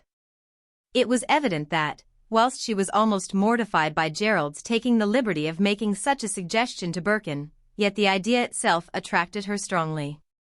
"There's rather lovely simplicity about Gerald, I think," said Ursula, so defiant, somehow.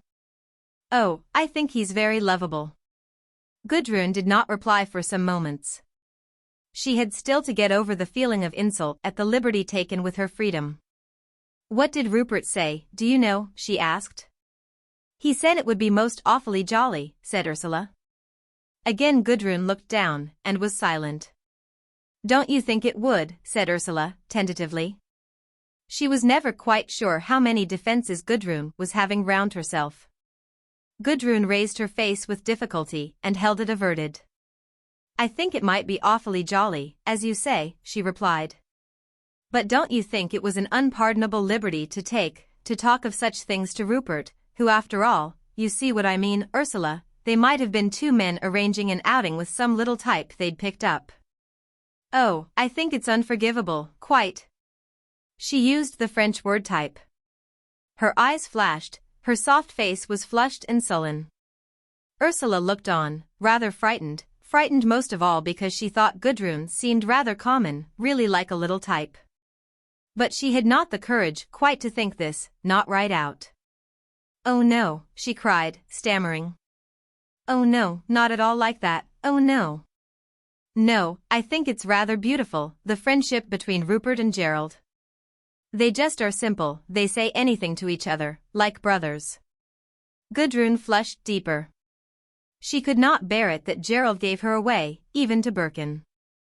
"But do you think even brothers have any right to exchange confidences of that sort?" she asked, with deep anger. "Oh yes," said Ursula. "There's never anything said that isn't perfectly straightforward. No, the thing that's amazed me most in Gerald, how perfectly simple and direct he can be. And you know, it takes rather a big man. Most of them must be indirect, they are such cowards." But Gudrun was still silent with anger. She wanted the absolute secrecy kept, with regard to her movements. "Won't you go?" said Ursula. "Do, we might all be so happy. There is something I love about Gerald, he's much more lovable than I thought him. He's free, Gudrun, he really is." Gudrun's mouth was still closed, sullen and ugly. She opened it at length. "Do you know where he proposes to go?" she asked. "Yes, to the Tyrol, where he used to go when he was in Germany, a lovely place where students go, small and rough and lovely, for winter sport." Through Gudrun's mind went the angry thought, they know everything. "Yes," she said aloud, "about 40 kilometers from Innsbruck, isn't it? I don't know exactly where, but it would be lovely, don't you think, high in the perfect snow?" "Very lovely," said Gudrun, sarcastically. Ursula was put out. "Of course," she said, "I think Gerald spoke to Rupert so that it shouldn't seem like an outing with a type." "I know, of course," said Gudrun, "that he quite commonly does take up with that sort." "Does he?" said Ursula. "Why, how do you know?" "I know of a model in Chelsea," said Gudrun coldly. Now Ursula was silent. "Well," she said at last, with a doubtful laugh, "I hope he has a good time with her." At which Gudrun looked more glum. Chapter 28. Gudrun in the Pompadour. Christmas drew near, all four prepared for flight.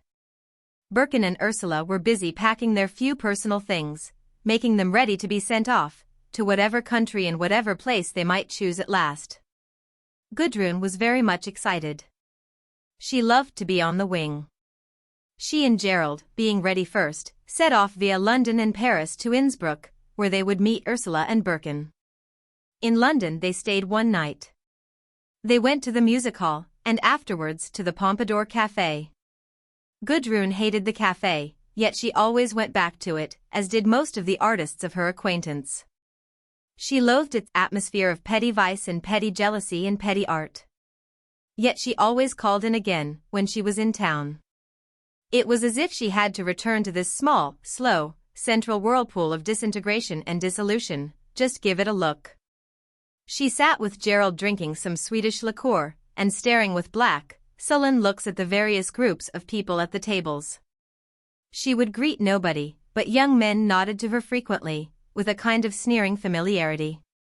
She cut them all. And it gave her pleasure to sit there, cheeks flushed, eyes black and sullen, seeing them all objectively, as put away from her, like creatures in some menagerie of apish degraded souls. God, what a foul crew they were! Her blood beat black and thick in her veins with rage and loathing. Yet she must sit and watch. One or two people came to speak to her. From every side of the café, eyes turned half furtively, half jeeringly at her, men looking over their shoulders, women under their hats. The old crowd was there, Carlian in his corner with his pupils and his girl, Halliday and Lebednikov and the Pusum, they were all there. Gudrun watched Gerald. She watched his eyes linger a moment on Halliday, on Halliday's party. These last were on the lookout, they nodded to him, he nodded again. They giggled and whispered among themselves. Gerald watched them with the steady twinkle in his eyes. They were urging the Pusum to something. She at last rose. She was wearing a curious dress of dark silk splashed and spattered with different colors, a curious motley effect. She was thinner, her eyes were perhaps hotter, more disintegrated. Otherwise she was just the same. Gerald watched her with the same steady twinkle in his eyes as she came across. She held out her thin brown hand to him. "How are you?" she said. He shook hands with her, but remained seated and let her stand near him, against the table. She nodded blackly to Gudrun, whom she did not know to speak to, but well enough by sight and reputation. "I am very well," said Gerald. "And you?" "Oh, I'm all white." "What about Rupert?" "Rupert? He's very well, too." "Yes, I don't mean that." "What about him being married?" "Oh, yes, he is married." The Possum's eyes had a hot flash. "Oh, he's really bought it off then, has he? When was he married?" "A week or two ago." "Really? He's never written?" "No. No. Don't you think it's too bad?" This last was in a tone of challenge. The Possum let it be known by her tone that she was aware of Gudrun's listening. "I suppose he didn't feel like it," replied Gerald. "But why didn't he?" pursued the Possum. This was received in silence. There was an ugly, mocking persistence in the small, beautiful figure of the short-haired girl, as she stood near Gerald. "Are you staying in town long?" she asked. "Tonight only." "Oh, only tonight. Are you coming over to speak to Julius?" "Not tonight." "Oh, very well. I'll tell him then." Then came her touch of diablerie. "You're looking awfully fit." "Yes, I feel it." Gerald was quite calm and easy, a spark of satiric amusement in his eye. "Are you having a good time?" This was a direct blow for Gudrun, spoken in a level, toneless voice of callous ease. "Yes," he replied, quite colorlessly. "I'm awfully sorry you aren't coming round to the flat. You aren't very faithful to your fweens." "Not very," he said. She nodded them both good night and went back slowly to her own set. Gudrun watched her curious walk, stiff and jerking at the loins. They heard her level, toneless voice distinctly. "He won't come over, he is otherwise engaged," it said. There was more laughter and lowered voices and mockery at the table. "Is she a friend of yours?" said Gudrun, looking calmly at Gerald. "I've stayed at Halliday's flat with Birkin," he said, meeting her slow, calm eyes.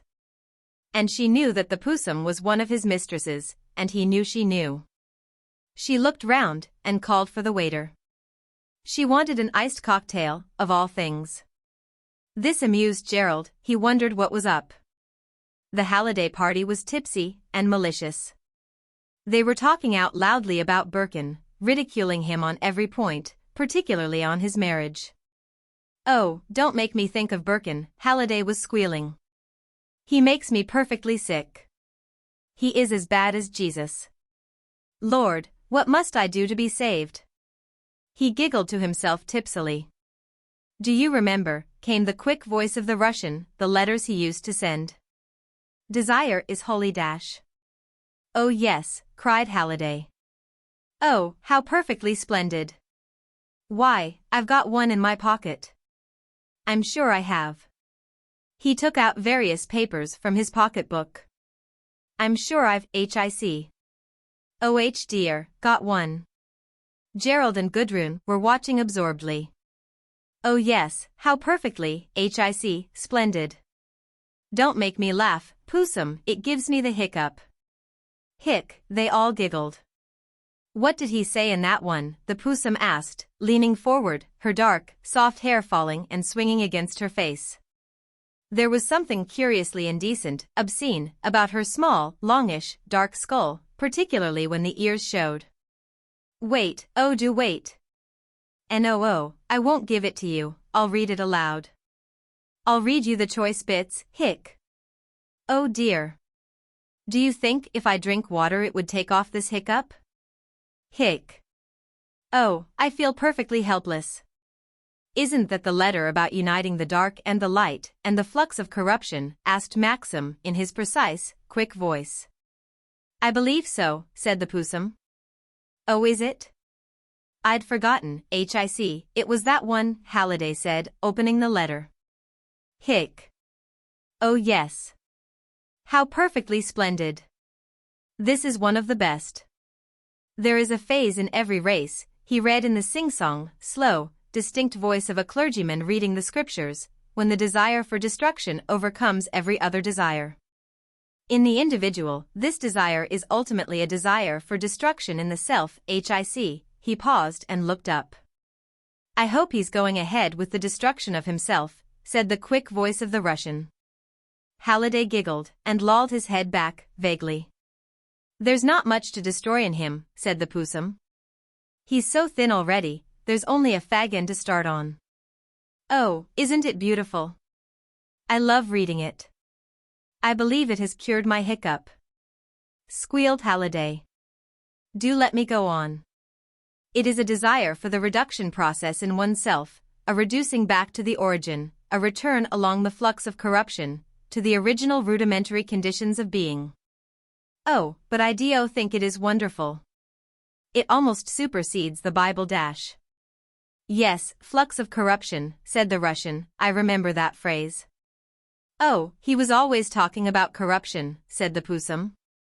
He must be corrupt himself, to have it so much on his mind. Exactly. Said the Russian. Do let me go on. Oh, this is a perfectly wonderful piece. But do listen to this.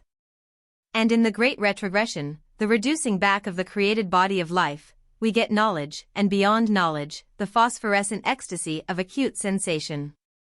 Oh, I do think these phrases are too absurdly wonderful. Oh, but don't you think they are? They're nearly as good as Jesus. And if, Julius, you want this ecstasy of reduction with the Pusum, you must go on till it is fulfilled.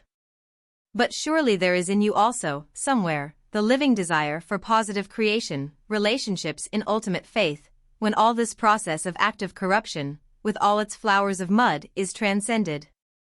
And more or less finished, I do wonder what the flowers of mud are. Pusum, you are a flower of mud. Thank you, and what are you? Oh, I'm another, surely, according to this letter. We're all flowers of mud, fleurs, Hic. Du mal. It's perfectly wonderful, Birkin harrowing hell, harrowing the pompadour, Hic. Go on, said Maxim. What comes next? It's really very interesting. I think it's awful cheek to write like that, said the Pusum. Yes, so do I, said the Russian. He is a megalomaniac, of course, it is a form of religious mania. He thinks he is the savior of man, go on reading. Surely, Halliday intoned, surely goodness and mercy hath followed me all the days of my life, he broke off and giggled. Then he began again, intoning like a clergyman. Surely there will come an end in us to this desire, for the constant going apart, this passion for putting asunder everything for ourselves, reducing ourselves part from part, reacting in intimacy only for destruction. Using sex as a great reducing agent, reducing the two great elements of male and female from their highly complex unity, reducing the old ideas, going back to the savages for our sensations. Always seeking to lose ourselves in some ultimate black sensation, mindless and infinite, burning only with destructive fires, raging on with the hope of being burnt out utterly. I want to go, said Gudrun to Gerald, as she signaled the waiter. Her eyes were flashing, her cheeks were flushed. The strange effect of Birkin's letter read aloud in a perfect clerical sing-song, clear and resonant, phrase by phrase, made the blood mount into her head as if she were mad. She rose, whilst Gerald was paying the bill, and walked over to Halliday's table. They all glanced up at her. Excuse me, she said. Is that a genuine letter you are reading? Oh yes, said Halliday. Quite genuine. May I see? Smiling foolishly, he handed it to her, as if hypnotized. Thank you, she said. And she turned and walked out of the cafe with the letter, all down the brilliant room, between the tables, in her measured fashion. It was some moments before anybody realized what was happening. From Halliday's table came half-articulate cries, then somebody booed, then all the far end of the place began booing after Gudrun's retreating form. She was fashionably dressed in blackish green and silver, her hat was brilliant green, like the sheen on an insect, but the brim was soft dark green, a falling edge with fine silver, her coat was dark green, lustrous, with a high collar of grey fur and great fur cuffs. The edge of her dress showed silver and black velvet, her stockings and shoes were silver grey. She moved with slow, fashionable indifference to the door the porter opened obsequiously for her, and, at her nod, hurried to the edge of the pavement and whistled for a taxi. The two lights of a vehicle almost immediately curved round towards her, like two eyes. Gerald had followed in wonder, amid all the booing, not having caught her misdeed. He heard the Possum's voice saying, "Go and get it back from her. I never heard of such a thing. Go and get it back from her. Tell Gerald Crich, there he goes, go and make him give it up." Gudrun stood at the door of the taxi, which the man held open for her. "To the hotel?" she asked, as Gerald came out, hurriedly. "Where you like," he answered. "Right," she said. Then to the driver, "Wagstaff's, Barton Street." The driver bowed his head, and put down the flag. Gudrun entered the taxi, with the deliberate cold movement of a woman who is well-dressed and contemptuous in her soul. Yet she was frozen with overwrought feelings. Gerald followed her. "You've forgotten the man," she said coolly, with a slight nod of her hat. Gerald gave the porter a shilling. The man saluted. They were in motion. "What was all the row about?" asked Gerald, in wondering excitement. "I walked away with Birkin's letter," she said, and he saw the crushed paper in her hand. His eyes glittered with satisfaction. "Ah," he said. "Splendid. A set of jackasses. I could have killed them," she cried in passion. "Dogs, they are dogs. Why is Rupert such a fool as to write such letters to them? Why does he give himself away to such canaille? It's a thing that cannot be borne." Gerald wondered over her strange passion. And she could not rest any longer in London. They must go by the morning train from Charing Cross. As they drew over the bridge, in the train, having glimpses of the river between the great iron girders, she cried, "I feel I could never see this foul town again, I couldn't bear to come back to it." Chapter 29. Continental. Ursula went on in an unreal suspense, the last weeks before going away. She was not herself, she was not anything. She was something that is going to be, soon, very soon. But as yet, she was only imminent. She went to see her parents. It was a rather stiff, sad meeting, more like a verification of separateness than a reunion. But they were all vague and indefinite with one another, stiffened in the fate that moved them apart. She did not really come to until she was on the ship crossing from Dover to Ostend. Dimly she had come down to London with Birkin. London had been a vagueness, so had the train journey to Dover. It was all like a sleep. And now, at last, as she stood in the stern of the ship, in a pitch-dark, rather blowy night, feeling the motion of the sea, and watching the small, rather desolate little lights that twinkled on the shores of England, as on the shores of nowhere. Watched them sinking smaller and smaller on the profound and living darkness, she felt her soul stirring to awake from its anesthetic sleep. "Let us go forward, shall we?" said Birkin. He wanted to be at the tip of their projection. So they left off looking at the faint sparks that glimmered out of nowhere, in the far distance, called England, and turned their faces to the unfathomed night in front. They went right to the bows of the softly plunging vessel. In the complete obscurity, Birkin found a comparatively sheltered nook, where a great rope was coiled up. It was quite near the very point of the ship, near the black, unpierced space ahead. There they sat down, folded together, folded round with the same rug, creeping in nearer and ever nearer to one another, till it seemed they had crept right into each other, and become one substance. It was very cold, and the darkness was palpable.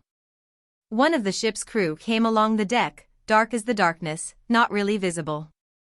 They then made out the faintest pallor of his face. He felt their presence and stopped, unsure, then bent forward. When his face was near them, he saw the faint pallor of their faces. Then he withdrew like a phantom. And they watched him without making any sound. They seemed to fall away into the profound darkness. There was no sky, no earth, only one unbroken darkness, into which, with a soft, sleeping motion, they seemed to fall like one closed seed of life falling through dark, fathomless space. They had forgotten where they were, forgotten all that was and all that had been, conscious only in their heart, and they're conscious only of this pure trajectory through the surpassing darkness. The ship's prow cleaved on, with a faint noise of cleavage, into the complete night, without knowing, without seeing, only surging on. In Ursula the sense of the unrealized world ahead triumphed over everything. In the midst of this profound darkness, there seemed to glow on her heart the effulgence of a paradise unknown and unrealized.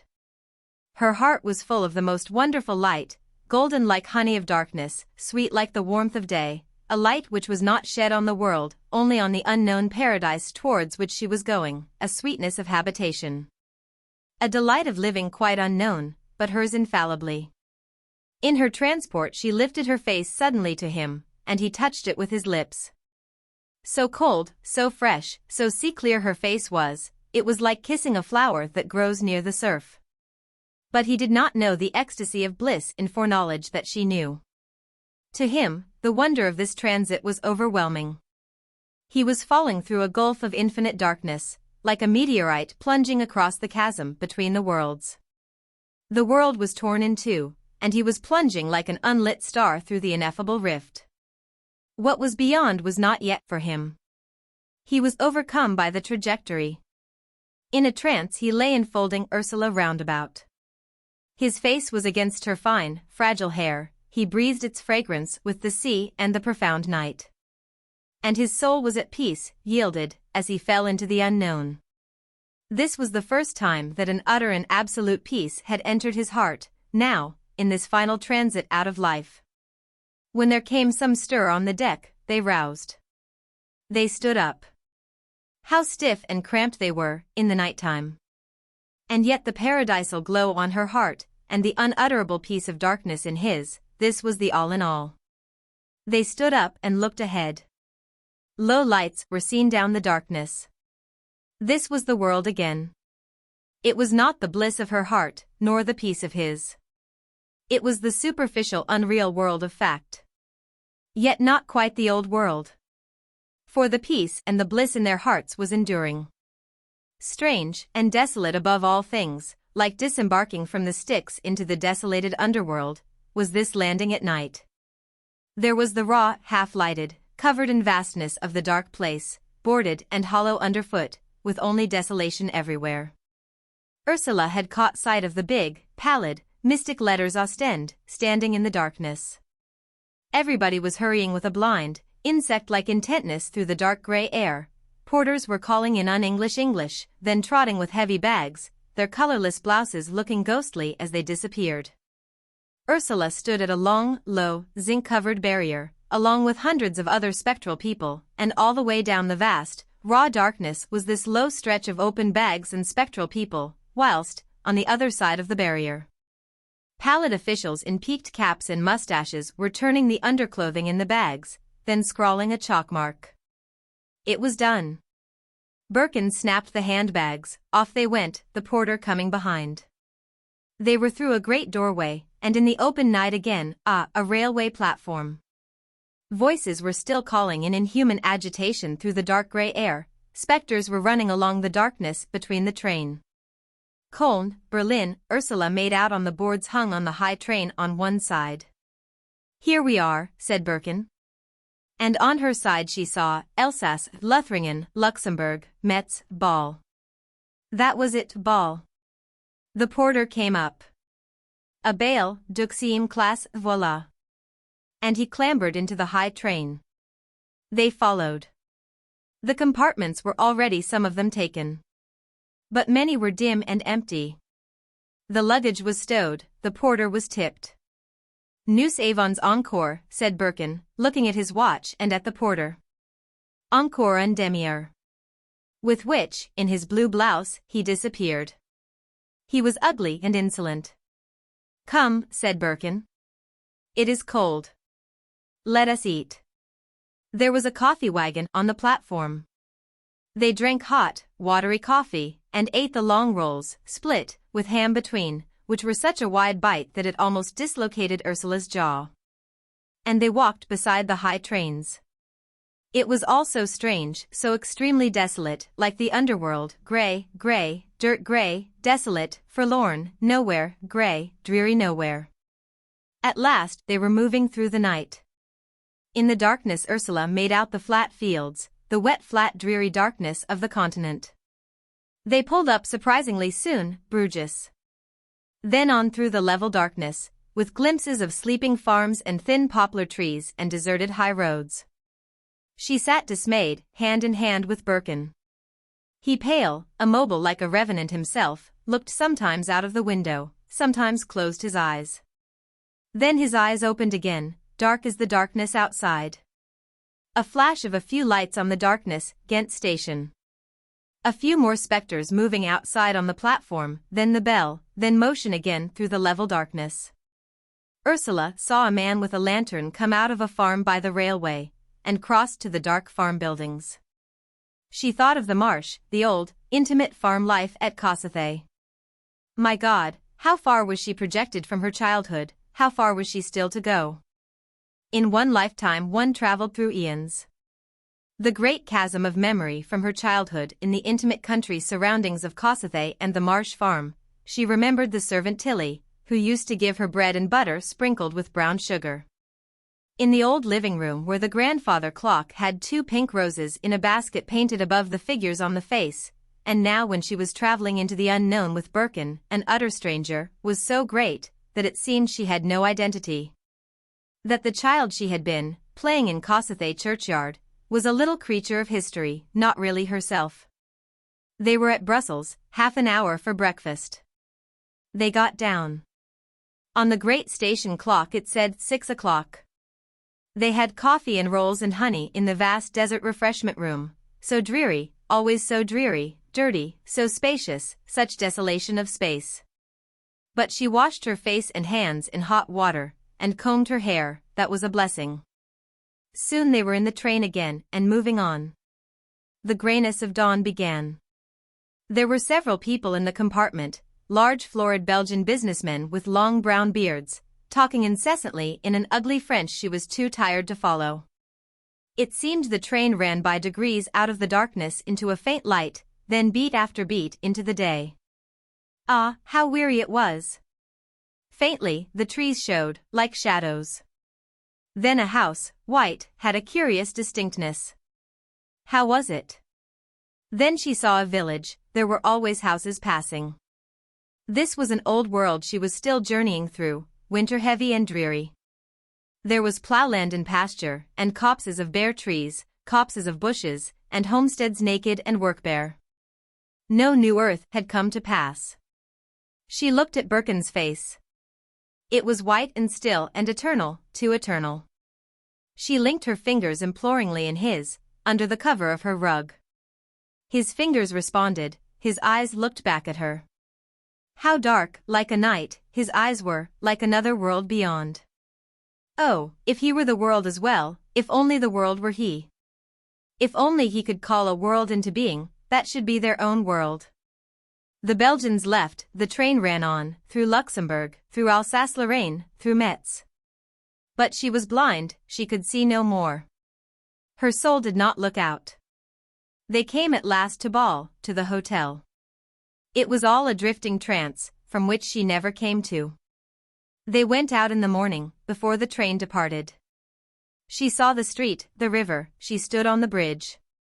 But it all meant nothing. She remembered some shops, one full of pictures, one with orange velvet and ermine.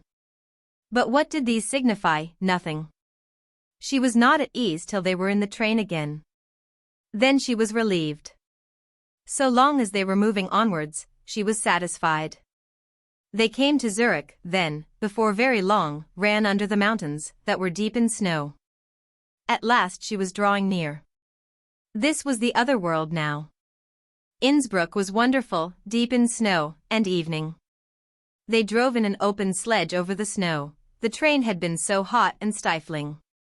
And the hotel, with the golden light glowing under the porch, seemed like a home. They laughed with pleasure when they were in the hall. The place seemed full and busy. "Do you know if Mr. and Mrs. Crich, English, from Paris, have arrived?" Birkin asked in German. The porter reflected a moment, and was just going to answer, when Ursula caught sight of Gudrun sauntering down the stairs, wearing her dark glossy coat, with grey fur. "Gudrun! Gudrun," she called, waving up the well of the staircase. "Shoo-hoo!" Gudrun looked over the rail, and immediately lost her sauntering, diffident air. Her eyes flashed. "Really, Ursula," she cried. And she began to move downstairs as Ursula ran up. They met at a turn and kissed with laughter and exclamations inarticulate and stirring. "But," cried Gudrun, mortified. "We thought it was tomorrow you were coming. I wanted to come to the station." "No, we've come today," cried Ursula. "Isn't it lovely here?" "Adorable," said Gudrun. "Gerald's just gone out to get something." "Ursula, aren't you fearfully tired?" "No, not so very. But I look a filthy sight, don't I?" "No, you don't.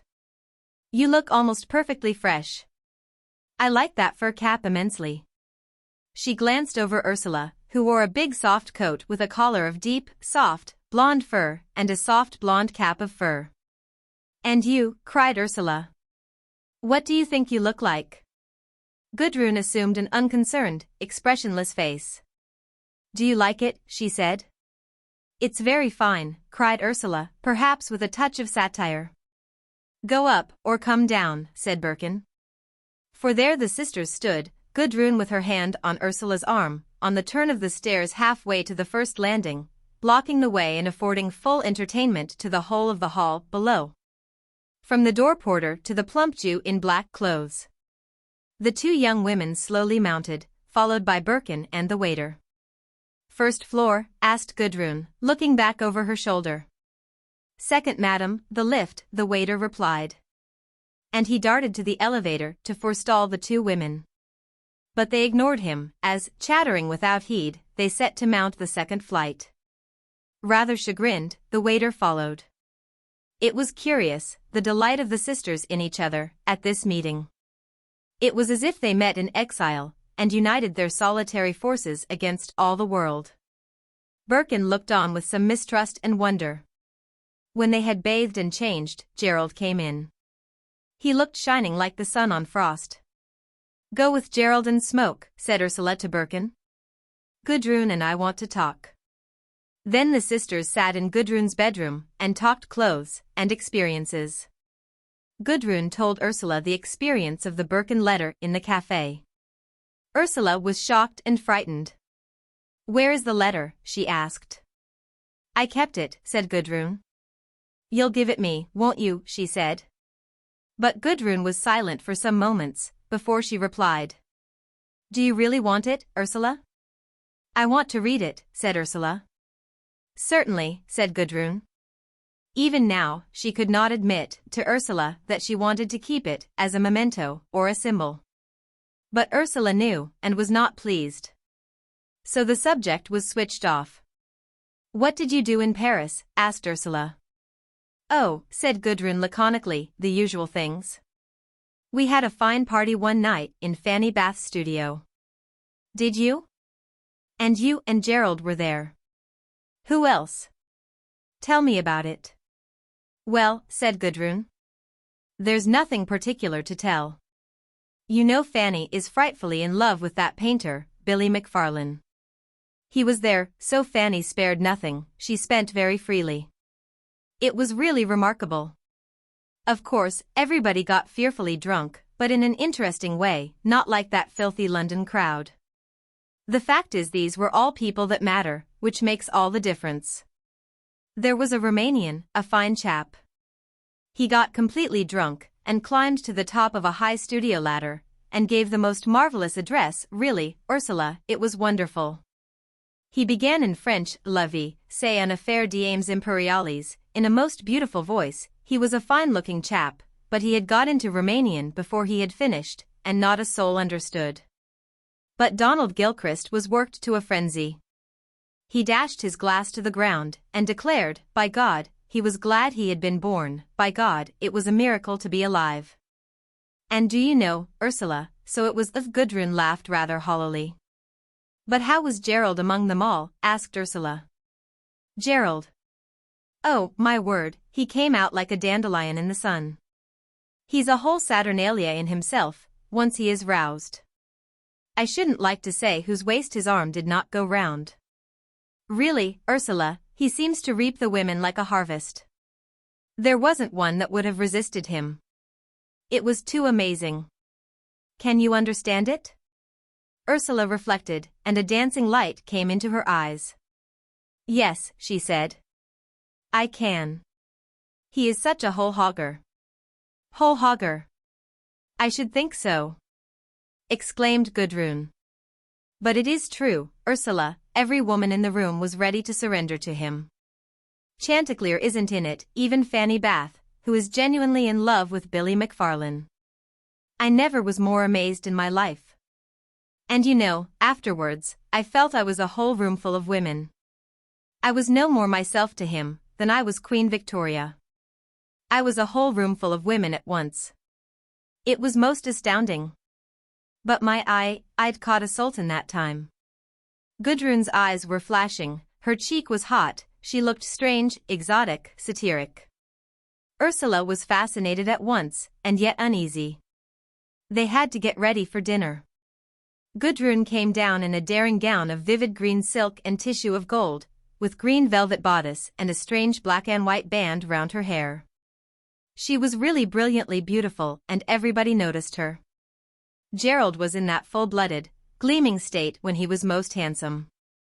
Birkin watched them with quick, laughing, half-sinister eyes. Ursula quite lost her head. There seemed a spell, almost a blinding spell, cast round their table, as if they were lighted up more strongly than the rest of the dining room. Don't you love to be in this place? Cried Gudrun. I assent, the snow wonderful. Do you notice how it exalts everything? It is simply marvelous. One really does feel libermenschlich, more than human. One does, cried Ursula. But isn't that partly the being out of England? Oh, of course, cried Gudrun. One could never feel like this in England, for the simple reason that the damper is never lifted off one, there. It is quite impossible really to let go, in England, of that, I am assured. And she turned again to the food she was eating. She was fluttering with vivid intensity. It's quite true, said Gerald, it never is quite the same in England. But perhaps we don't want it to be, perhaps it's like bringing the light a little too near the powder magazine, to let go altogether, in England. One is afraid what might happen, if everybody else let go. My God, cried Gudrun. But wouldn't it be wonderful, if all England did suddenly go off like a display of fireworks? It couldn't, said Ursula. They are all too damp, the powder is damp in them. I'm not so sure of that, said Gerald. Nor I, said Birkin. When the English really begin to go off, en masse, it'll be time to shut your ears and run. They never will, said Ursula. We'll see, he replied. Isn't it marvelous, said Gudrun, how thankful one can be, to be out of one's country? I cannot believe myself, I am so transported, the moment I set foot on a foreign shore. I say to myself, here steps a new creature into life. Don't be too hard on poor old England, said Gerald. Though we curse it, we love it really. To Ursula, there seemed a fund of cynicism in these words. We may, said Birkin.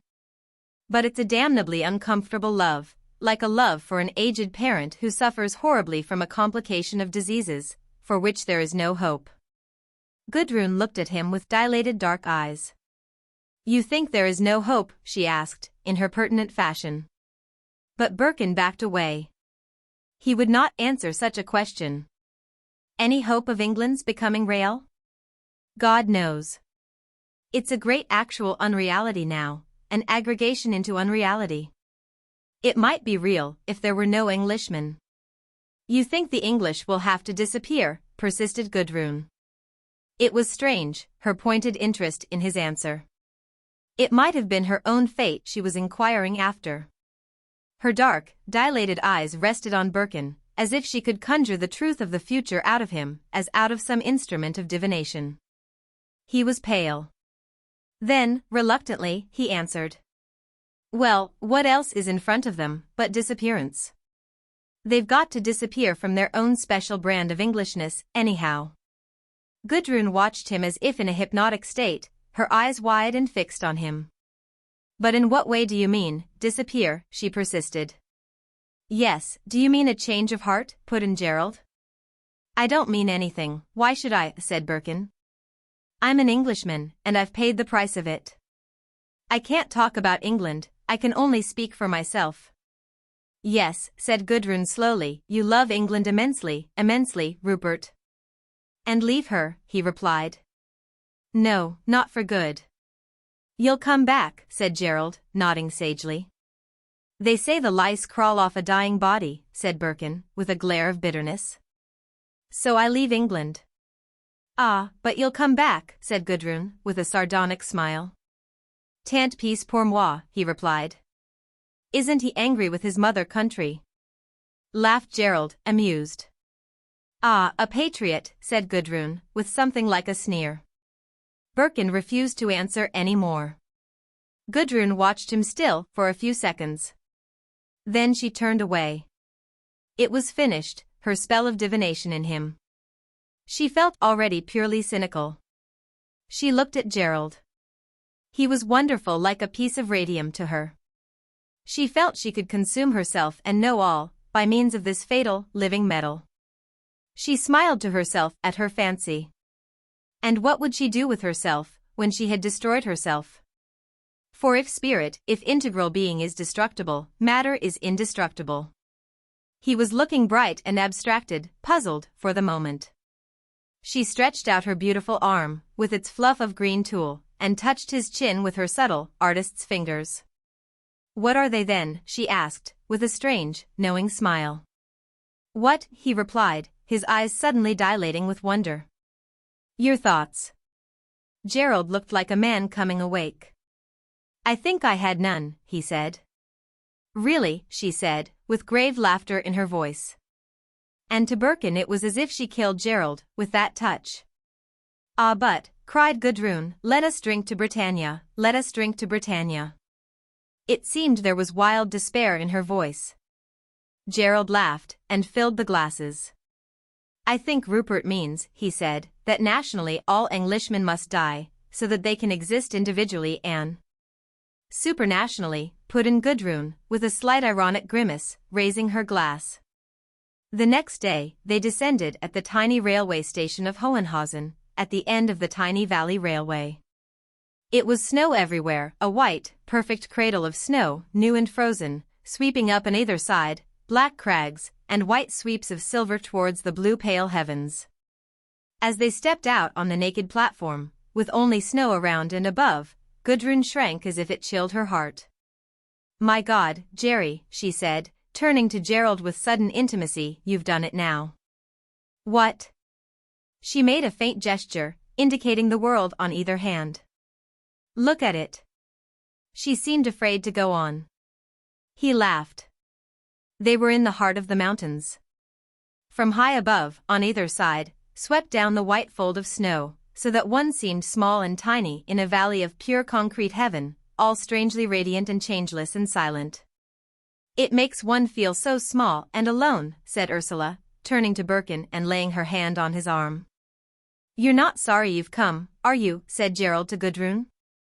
She looked doubtful. They went out of the station between banks of snow. Ah, said Gerald, sniffing the air in elation, this is perfect. There's our sledge. We'll walk a bit, we'll run up the road.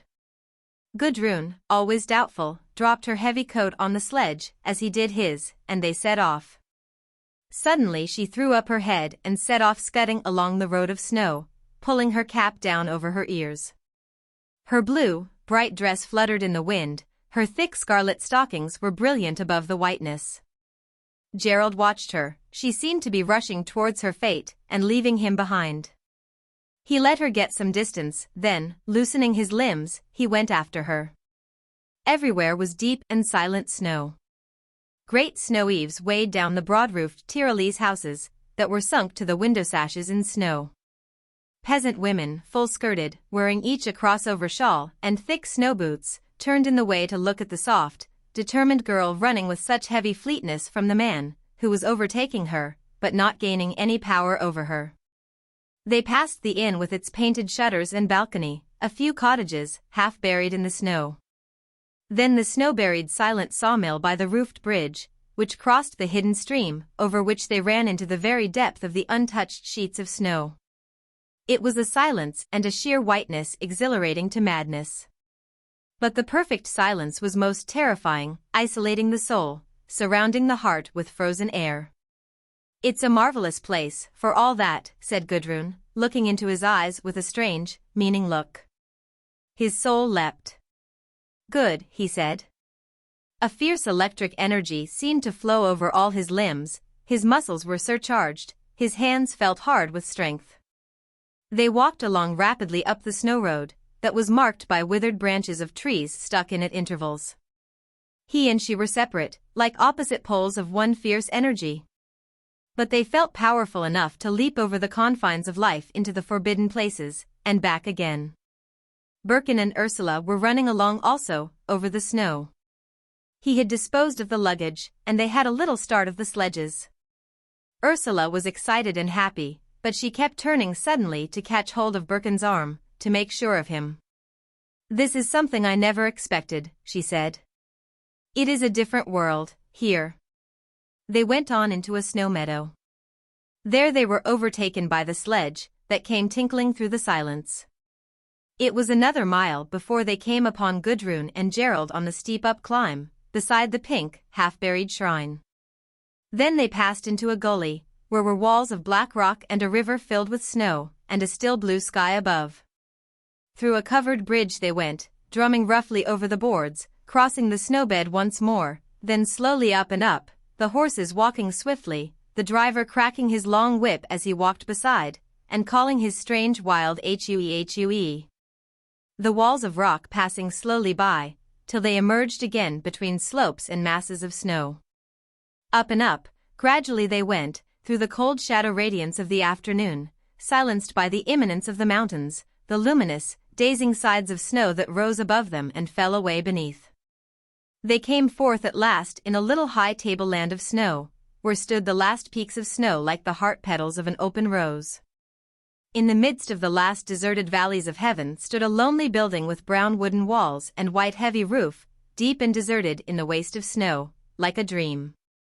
It stood like a rock that had rolled down from the last steep slopes, a rock that had taken the form of a house, and was now half buried. It was unbelievable that one could live there uncrushed by all this terrible waste of whiteness and silence and clear, upper, ringing cold.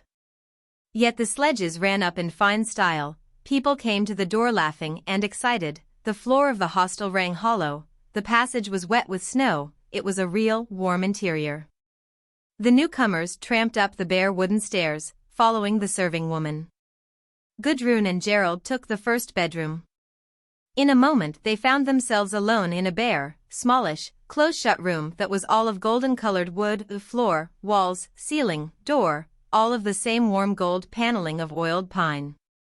There was a window opposite the door, but low down, because the roof sloped. Under the slope of the ceiling were the table with wash-hand bowl and jug, and across, another table with mirror. On either side the door were two beds piled high with an enormous blue-checked over bolster, enormous. This was all, no cupboard, none of the amenities of life. Here they were shut up together in this cell of golden-colored wood, with two blue-checked beds. They looked at each other and laughed, frightened by this naked nearness of isolation. A man knocked and came in with the luggage. He was a sturdy fellow with flattish cheekbones, rather pale, and with coarse fair mustache. Gudrun watched him put down the bags, in silence, then tramp heavily out. "It isn't too rough, is it?" Gerald asked. The bedroom was not very warm, and she shivered slightly. It is wonderful, she equivocated. Look at the color of this paneling, it's wonderful, like being inside a nut. He was standing watching her, feeling his short-cut mustache, leaning back slightly and watching her with his keen, undaunted eyes, dominated by the constant passion that was like a doom upon him. She went and crouched down in front of the window, curious. Oh, but this, she cried involuntarily, almost in pain. In front was a valley shut in under the sky, the last huge slopes of snow and black rock, and at the end, like the navel of the earth, a white folded wall, and two peaks glimmering in the late light. Straight in front ran the cradle of silent snow, between the great slopes that were fringed with a little roughness of pine trees, like hair, round the base.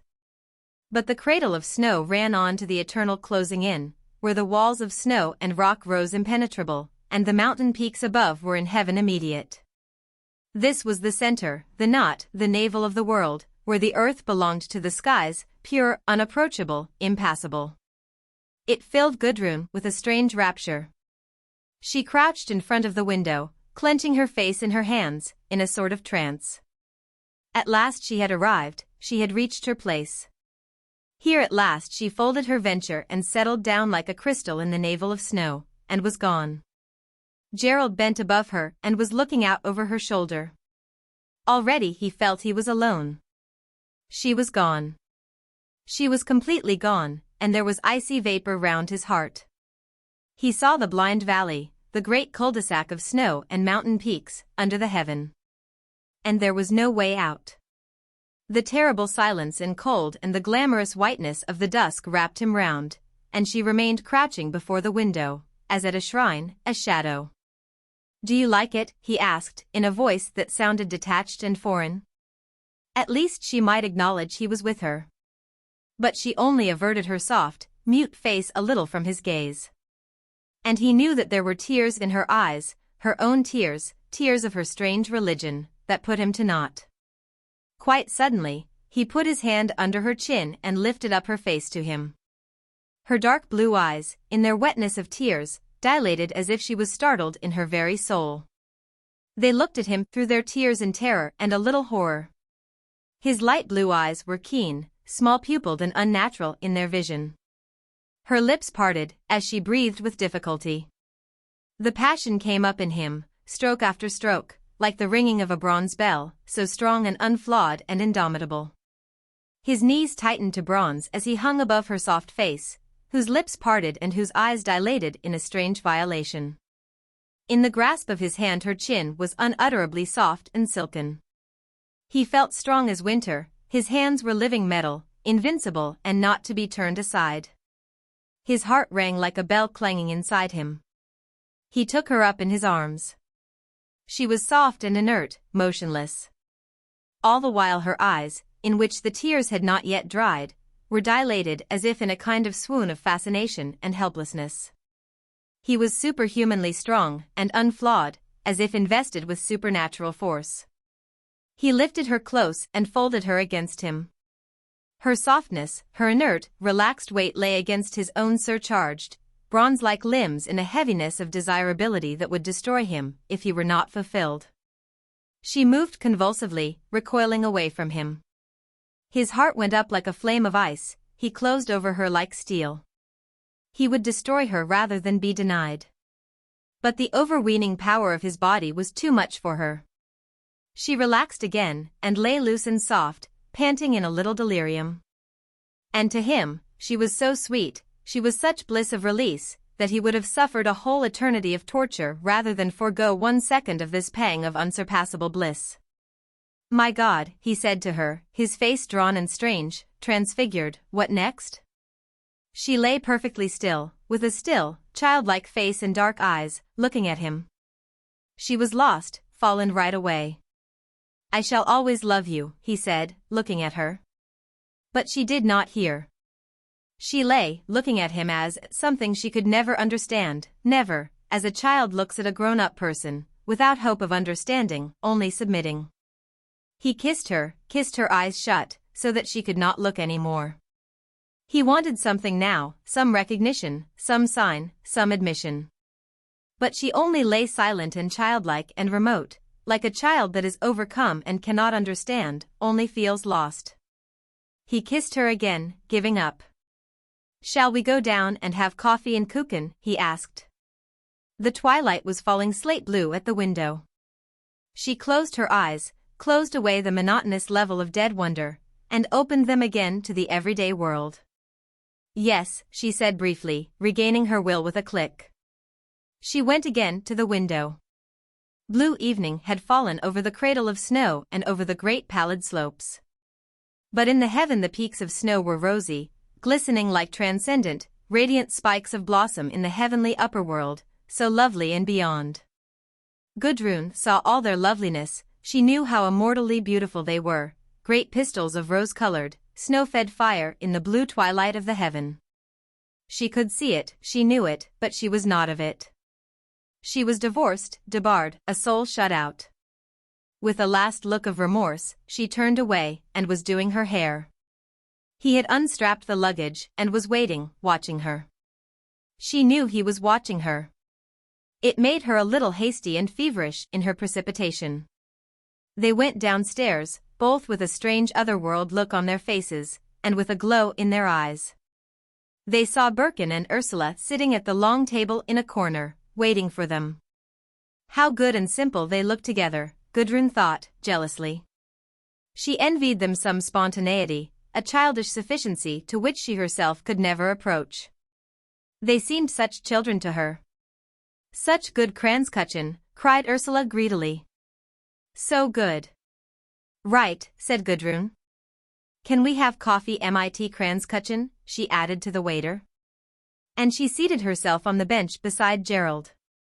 Birkin, looking at them, felt a pain of tenderness for them. "I think the place is really wonderful, Gerald," he said. "Prachtvoll and wunderbar and wunderschön and unbeschreiblich and all the other German adjectives." Gerald broke into a slight smile. "I like it," he said. The tables, of white scrubbed wood, were placed round three sides of the room, as in a Gasthaus. Birkin and Ursula sat with their backs to the wall, which was of oiled wood, and Gerald and Gudrun sat in the corner next them, near to the stove. It was a fairly large place, with a tiny bar, just like a country inn, but quite simple and bare, and all of oiled wood, ceilings and walls and floor, the only furniture being the tables and benches going round three sides, the great green stove, and the bar and the doors on the fourth side. The windows were double, and quite uncurtained. It was early evening. The coffee came, hot and good, and a whole ring of cake. "A whole kuchen," cried Ursula. "They give you more than us. I want some of yours." There were other people in the place, 10 altogether, so Birkin had found out, 2 artists, 3 students, a man and wife, and a professor and 2 daughters, all Germans. The 4 English people, being newcomers, sat in their coign of vantage to watch. The Germans peeped in at the door, called a word to the waiter, and went away again. It was not mealtime, so they did not come into this dining room, but betook themselves, when their booths were changed, to the reunion sale. The English visitors could hear the occasional twanging of a zither, the strumming of a piano, snatches of laughter and shouting and singing, a faint vibration of voices. The whole building being of wood, it seemed to carry every sound, like a drum, but instead of increasing each particular noise, it decreased it, so that the sound of the zither seemed tiny, as if a diminutive zither were playing somewhere. And it seemed the piano must be a small one, like a little spinet. The host came when the coffee was finished. He was a Tyrolese, broad, rather flat-cheeked, with a pale, pock-marked skin and flourishing mustaches. "Would you like to go to the reunion sale to be introduced to the other ladies and gentlemen?" he asked, bending forward and smiling, showing his large, strong teeth. His blue eyes went quickly from one to the other. He was not quite sure of his ground with these English people. He was unhappy too, because he spoke no English and he was not sure whether to try his French. "Shall we go to the reunion sale and be introduced to the other people?" repeated Gerald, laughing. There was a moment's hesitation. "I suppose we'd better break the ice," said Birkin. The women rose, rather flushed. And the Wirt's black, beetle-like, broad-shouldered figure went on ignominiously in front, towards the noise. He opened the door and ushered the 4 strangers into the playroom. Instantly a silence fell, a slight embarrassment came over the company. The newcomers had a sense of many blonde faces looking their way. Then, the host was bowing to a short, energetic-looking man with large mustaches, and saying in a low voice, "Herr Professor, darf ich vorstellen dash?" The Herr Professor was prompt and energetic. He bowed low to the English people, smiling, and began to be a comrade at once. "Nehmen die Herrschaften teil an unserer Unterhaltung," he said, with a vigorous suavity, his voice curling up in the question. The 4 English people smiled, lounging with an attentive uneasiness in the middle of the room. Gerald, who was spokesman, said that they would willingly take part in the entertainment. Gudrun and Ursula, laughing, excited, felt the eyes of all the men upon them, and they lifted their heads and looked nowhere, and felt royal. The professor announced the names of those present, sans ceremony. There was a bowing to the wrong people and to the right people. Everybody was there, except the man and wife. The 2 tall, clear-skinned, athletic daughters of the professor, with their plain-cut, dark blue blouses and loden skirts, their rather long, strong necks, their clear blue eyes and carefully banded hair, and their blushes, bowed and stood back. The 3 students bowed very low, in the humble hope of making an impression of extreme good breeding. Then there was a thin, dark-skinned man with full eyes, an odd creature, like a child, and like a troll, quick, detached, he bowed slightly. His companion, a large fair young man, stylishly dressed, blushed to the eyes and bowed very low. It was over. "Herr Lurk was giving us a recitation in the Cologne dialect," said the professor. "He must forgive us for interrupting him," said Gerald, "we should like very much to hear it." There was instantly a bowing and an offering of seats. Gudrun and Ursula, Gerald and Birkin sat in the deep sofas against the wall. The room was of naked oiled paneling, like the rest of the house. It had a piano, sofas and chairs, and a couple of tables with books and magazines. In its complete absence of decoration, save for the big, blue stove, it was cozy and pleasant.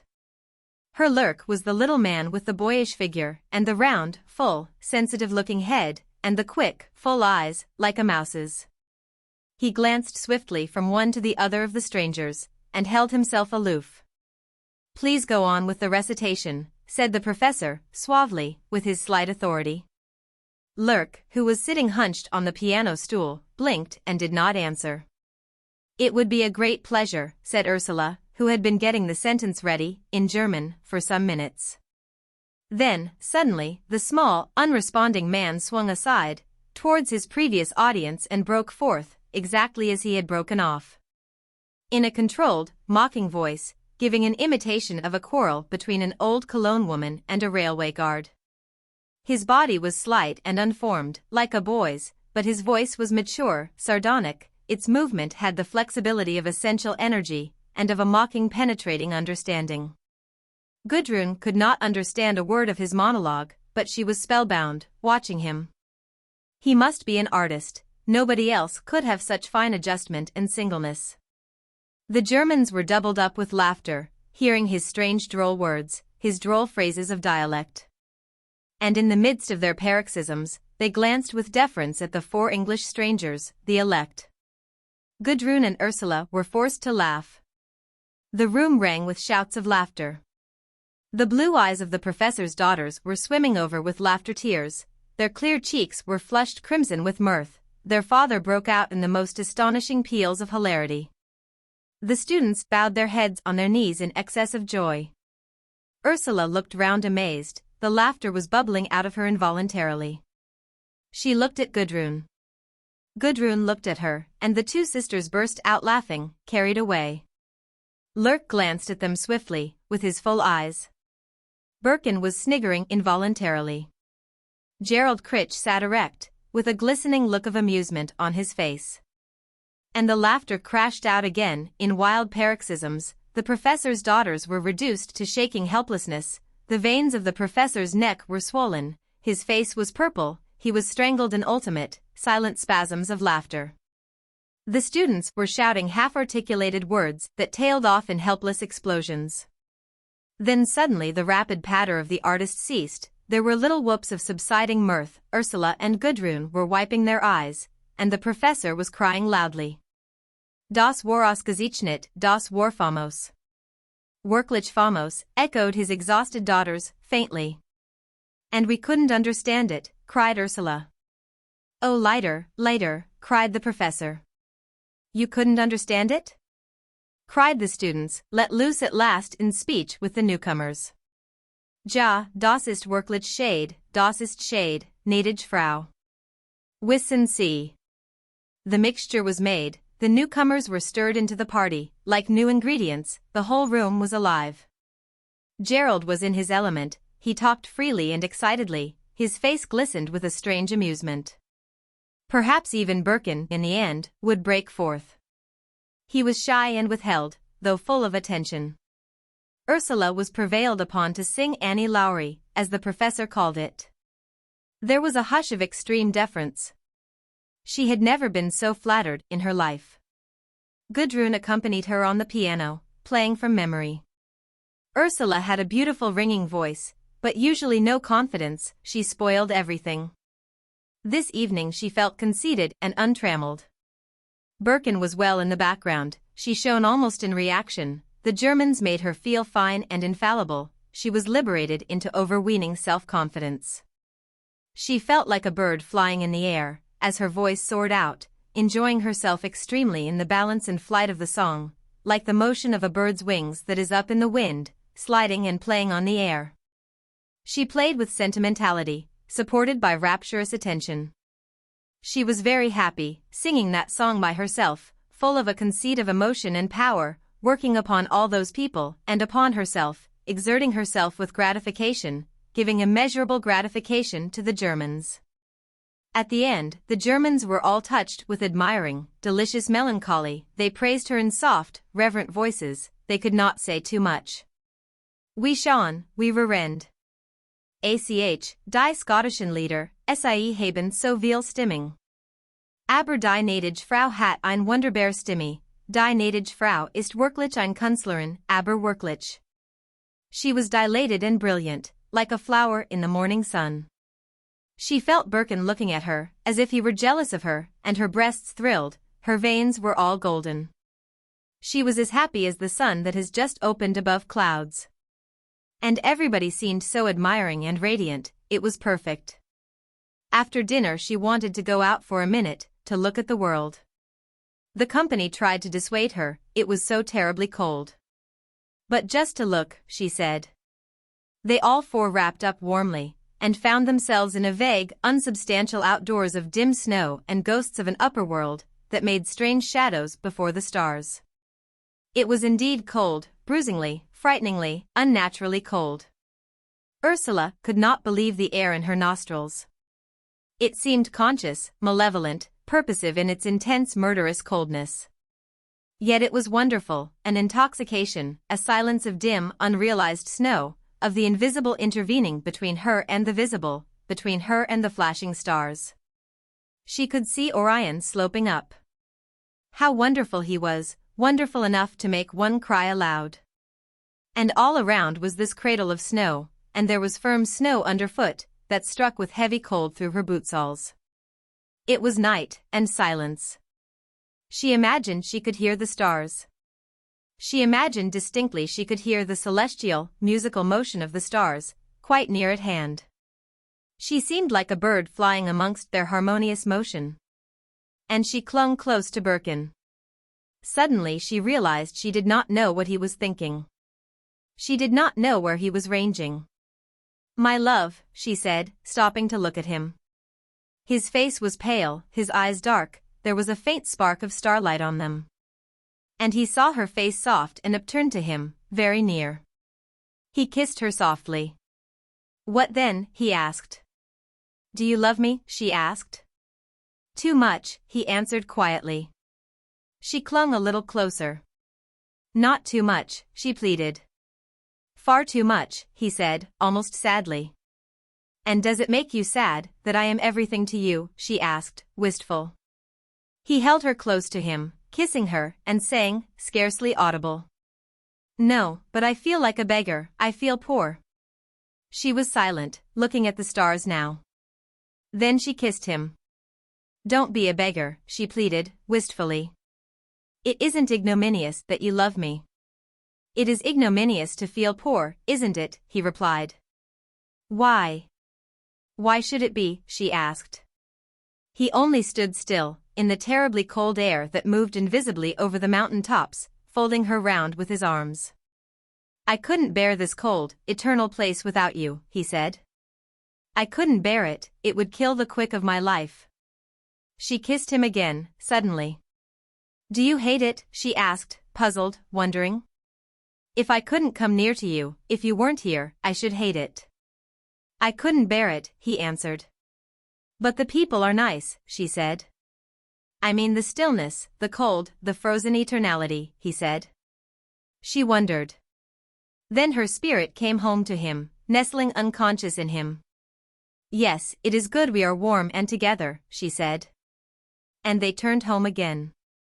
They saw the golden lights of the hotel glowing out in the night of snow silence, small in the hollow, like a cluster of yellow berries.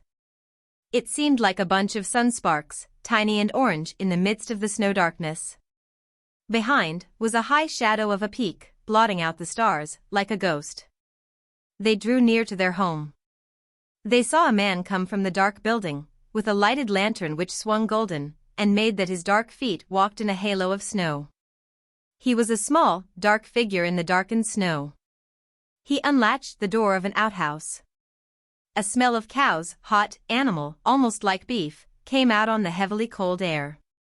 There was a glimpse of 2 cattle in their dark stalls, then the door was shut again, and not a chink of light showed.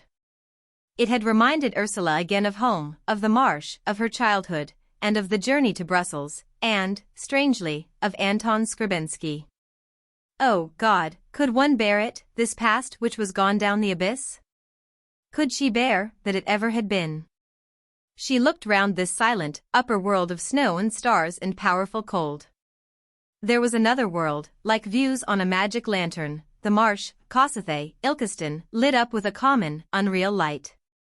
There was a shadowy unreal Ursula, a whole shadow play of an unreal life. It was as unreal and circumscribed as a magic lantern show. She wished the slides could all be broken. She wished it could be gone forever, like a lantern slide which was broken. She wanted to have no past. She wanted to have come down from the slopes of heaven to this place, with Birkin, not to have toiled out of the murk of her childhood and her upbringing, slowly, all soiled. She felt that memory was a dirty trick played upon her. What was this decree, that she should remember? Why not a bath of pure oblivion, and new birth, without any recollections or blemish of a past life? She was with Birkin, she had just come into life, here in the high snow, against the stars. What had she to do with parents and antecedents? She knew herself new and unbegotten, she had no father, no mother, no anterior connections, she was herself, pure and silvery, she belonged only to the oneness with Birkin, a oneness that struck deeper notes, sounding into the heart of the universe. The heart of reality, where she had never existed before. Even Gudrun was a separate unit, separate, having nothing to do with this self, this Ursula, in her new world of reality. That old shadow world, the actuality of the past, let it go. She rose free on the wings of her new condition. Gudrun and Gerald had not come in. They had walked up the valley straight in front of the house, not like Ursula and Birkin, on to the little hill at the right. Gudrun was driven by a strange desire. She wanted to plunge on, till she came to the end of the valley of snow. Then she wanted to climb the wall of white finality, climb over, into the peaks that sprang up like sharp petals in the heart of the frozen, mysterious navel of the world. She felt that there, over the strange blind, terrible wall of rocky snow, there in the navel of the mystic world, among the final cluster of peaks, there, in the enfolded navel of it all, was her consummation. If she could but come there, alone, and pass into the enfolded navel of eternal snow and of uprising, immortal peaks of snow and rock, she would be a oneness with all, she would be herself the eternal, infinite silence, the sleeping, timeless, frozen center of the all. They went back to the house, to the reunion sale. She was curious to see what was going on. The men there made her alert, roused her curiosity. It was a new taste of life for her. They were so prostrate before her, yet so full of life. The party was boisterous. They were dancing all together, dancing the Schupplatteln, the Tyrolese dance of the clapping hands and tossing the partner in the air at the crisis. The Germans were all proficient, they were from Munich chiefly. Gerald also was quite passable. There were three zither twanging away in a corner. It was a scene of great animation and confusion. The professor was initiating Ursula into the dance, stamping, clapping, and swinging her high, with amazing force and zest. When the crisis came, even Birkin was behaving manfully with one of the professor's fresh, strong daughters, who was exceedingly happy. Everybody was dancing, there was the most boisterous turmoil. Gudrun looked on with delight. The solid wooden floor resounded to the knocking heels of the men, the air quivered with the clapping hands and the zither music. There was a golden dust about the hanging lamps. Suddenly the dance finished, Lurk and the students rushed out to bring in drinks. There was an excited clamor of voices, a clinking of mug lids, a great crying of Prosit, Prosit. Lurk was everywhere at once, like a gnome, suggesting drinks for the women, making an obscure, slightly risky joke with the men, confusing and mystifying the waiter. He wanted very much to dance with Gudrun. From the first moment he had seen her, he wanted to make a connection with her. Instinctively she felt this, and she waited for him to come up. But a kind of sulkiness kept him away from her, so she thought he disliked her. "Will you Schupplatteln, gnädige Frau?" said the large, fair youth, Lurk's companion. He was too soft, too humble for Gudrun's taste. But she wanted to dance, and the fair youth, who was called Leitner, was handsome enough in his uneasy, slightly abject fashion, a humility that covered a certain fear. She accepted him as a partner. The zither sounded out again, the dance began. Gerald led them, laughing, with one of the professor's daughters.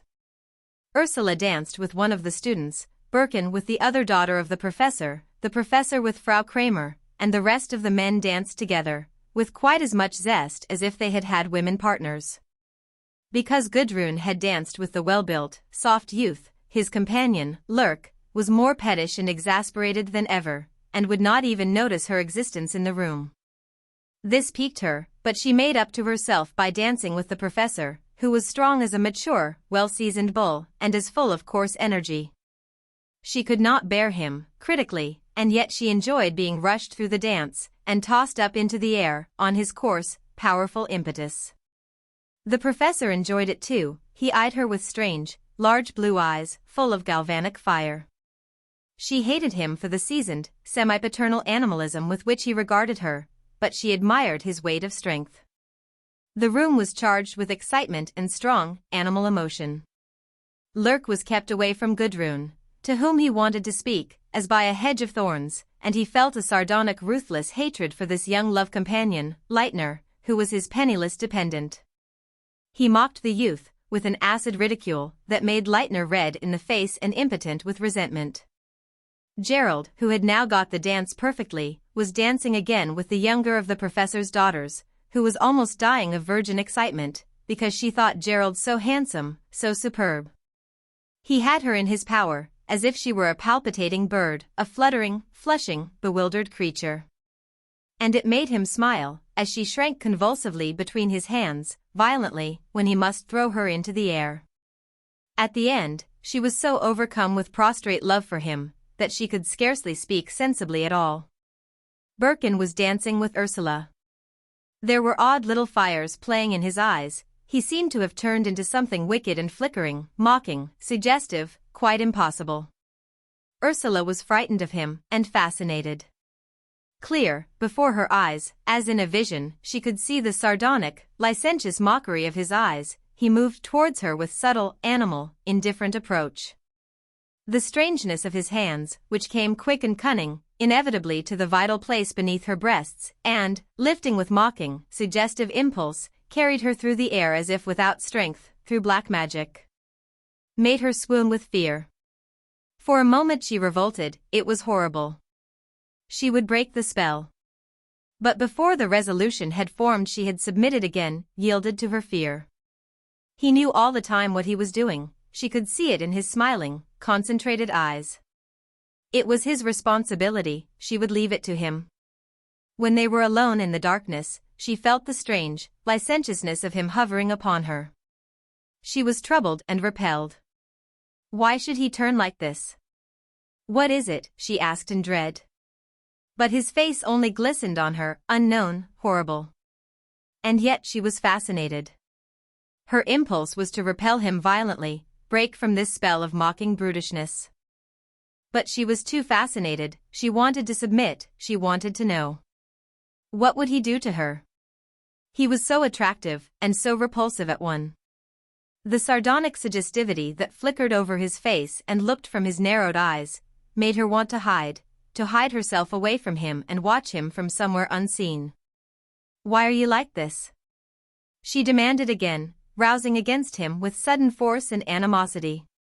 The flickering fires in his eyes concentrated as he looked into her eyes, then the lids drooped with a faint motion of satiric contempt.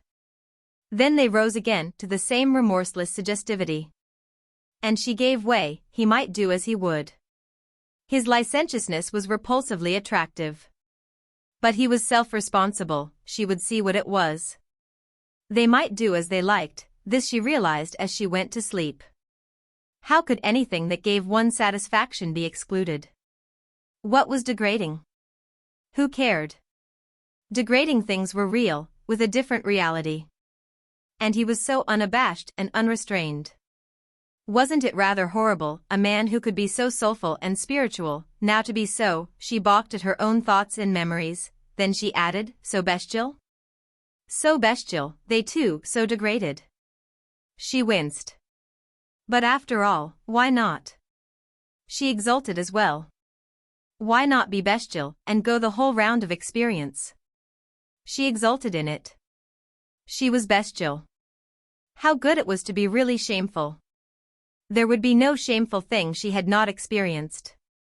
Yet she was unabashed, she was herself. Why not? She was free, when she knew everything, and no dark shameful things were denied her. Gudrun, who had been watching Gerald in the reunion sale, suddenly thought. He should have all the women he can, it is his nature. It is absurd to call him monogamous, he is naturally promiscuous. That is his nature.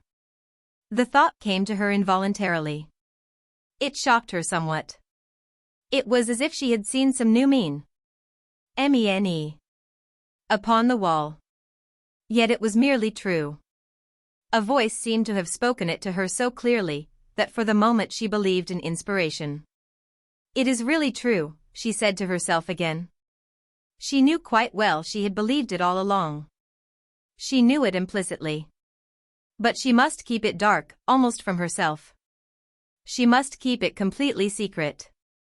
It was knowledge for her alone, and scarcely even to be admitted to herself. The deep resolve formed in her, to combat him. One of them must triumph over the other. Which should it be? Her soul steeled itself with strength. Almost she laughed within herself, at her confidence. It woke a certain keen, half-contemptuous pity, tenderness for him, she was so ruthless. Everybody retired early. The professor and Lurk went into a small lounge to drink. They both watched Gudrun go along the landing by the railing upstairs. Ein schönes Frauenzimmer, said the professor. Ja, asserted Lurk, shortly. Gerald walked with his queer, long wolf steps across the bedroom to the window, stooped and looked out, then rose again, and turned to Gudrun, his eyes sharp with an abstract smile. He seemed very tall to her, she saw the glisten of his whitish eyebrows, that met between his brows. How do you like it? He said. He seemed to be laughing inside himself, quite unconsciously. She looked at him. He was a phenomenon to her, not a human being, a sort of creature, greedy. I like it very much, she replied. Who do you like best downstairs? He asked, standing tall and glistening above her, with his glistening stiff hair erect. Who do I like best? She repeated, wanting to answer his question, and finding it difficult to collect herself. Why, I don't know. I don't know enough about them yet to be able to say. Who do you like best? Oh, I don't care. I don't like or dislike any of them. It doesn't matter about me. I wanted to know about you. But why? She asked, going rather pale. The abstract, unconscious smile in his eyes was intensified. I wanted to know, he said. She turned aside, breaking the spell. In some strange way, she felt he was getting power over her. Well, I can't tell you already, she said. She went to the mirror to take out the hairpins from her hair. She stood before the mirror every night for some minutes, brushing her fine dark hair. It was part of the inevitable ritual of her life. He followed her and stood behind her. She was busy with bent head, taking out the pins and shaking her warm hair loose. When she looked up, she saw him in the glass standing behind her, watching unconsciously, not consciously seeing her, and yet watching, with fine-pupilled eyes that seemed to smile, and which were not really smiling. She started. It took all her courage for her to continue brushing her hair, as usual, for her to pretend she was at her ease. She was far, far from being at her ease with him. She beat her brains wildly for something to say to him. What are your plans for tomorrow? She asked nonchalantly, whilst her heart was beating so furiously, her eyes were so bright with strange nervousness, she felt he could not but observe. But she knew also that he was completely blind, blind as a wolf looking at her. It was a strange battle between her ordinary consciousness and his uncanny, black art consciousness. I don't know, he replied. What would you like to do? He spoke emptily, his mind was sunk away. Oh, she said, with easy protestation, I'm ready for anything, anything will be fine for me, I'm sure. And to herself she was saying, God, why am I so nervous, why are you so nervous, you fool? If he sees it I'm done for forever, you know you're done for forever, if he sees the absurd state you're in. And she smiled to herself as if it were all child's play. Meanwhile her heart was plunging, she was almost fainting. She could see him in the mirror as he stood there behind her, tall and overarching, blonde and terribly frightening. She glanced at his reflection with furtive eyes, willing to give anything to save him from knowing she could see him. He did not know she could see his reflection. He was looking unconsciously, glisteningly down at her head, from which the hair fell loose, as she brushed it with wild, nervous hand. She held her head aside and brushed her hair madly. For her life, she could not turn round and face him. For her life, she could not. And the knowledge made her almost sink to the ground in a faint, helpless, spent. She was aware of his frightening, impending figure standing close behind her, she was aware of his hard, strong, unyielding chest, close upon her back. And she felt she could not bear it any more. In a few minutes she would fall down at his feet, groveling at his feet, and letting him destroy her. The thought pricked up all her sharp intelligence and presence of mind. She dared not turn round to him, and there he stood motionless, unbroken. Summoning all her strength, she said, in a full, resonant, nonchalant voice that was forced out with all her remaining self-control. Oh, would you mind looking in that bag behind there and giving me my? Here her power fell inert. My what, she screamed in silence to herself. But he had started round, surprised and startled that she should ask him to look in her bag, which she always kept so very private to herself. She turned now, her face white, her dark eyes blazing with uncanny, overwrought excitement. She saw him stooping to the bag, undoing the loosely buckled strap, unattentive. You're what? He asked. Oh, a little enamel box, yellow, with a design of a cormorant plucking her breast. She went towards him, stooping her beautiful, bare arm, and deftly turned some of her things, disclosing the box, which was exquisitely painted. That is it, see, she said, taking it from under his eyes. And he was baffled now. He was left to fasten up the bag, whilst she swiftly did up her hair for the night, and sat down to unfasten her shoes. She would not turn her back to him any more. He was baffled, frustrated, but unconscious. She had the whip hand over him now. She knew he had not realized her terrible panic. Her heart was beating heavily still. Fool that she was, to get into such a state. How she thanked God for Gerald's obtuse blindness. Thank God he could see nothing. She sat slowly unlacing her shoes, and he too commenced to undress. Thank God that crisis was over. She felt almost fond of him now, almost in love with him. Ah, Gerald, she laughed, caressively, teasingly, what a fine game you played with the professor's daughter, didn't you now? What game? He asked, looking round. Isn't she in love with you? Oh dear, isn't she in love with you? Said Gudrun, in her gayest, most attractive mood. I shouldn't think so, he said. Shouldn't think so, she teased. Why, the poor girl is lying at this moment overwhelmed, dying with love for you. She thinks you're wonderful, oh marvelous, beyond what man has ever been. Really, isn't it funny? Why funny? What is funny? He asked. Why, to see you working it on her, she said, with a half-reproach that confused the male conceit in him. Really, Gerald, the poor girl. I did nothing to her, he said. Oh, it was too shameful, the way you simply swept her off her feet. That was Schupfladeln, he replied, with a bright grin. Ha, ha, ha, laughed Gudrun. Her mockery quivered through his muscles with curious re-echoes. When he slept he seemed to crouch down in the bed, lapped up in his own strength, that yet was hollow. And Gudrun slept strongly, a victorious sleep. Suddenly, she was almost fiercely awake. The small timber room glowed with the dawn, that came upwards from the low window. She could see down the valley when she lifted her head, the snow with a pinkish, half-revealed magic, the fringe of pine trees at the bottom of the slope. And one tiny figure moved over the vaguely illuminated space. She glanced at his watch. It was 7 o'clock. He was still completely asleep.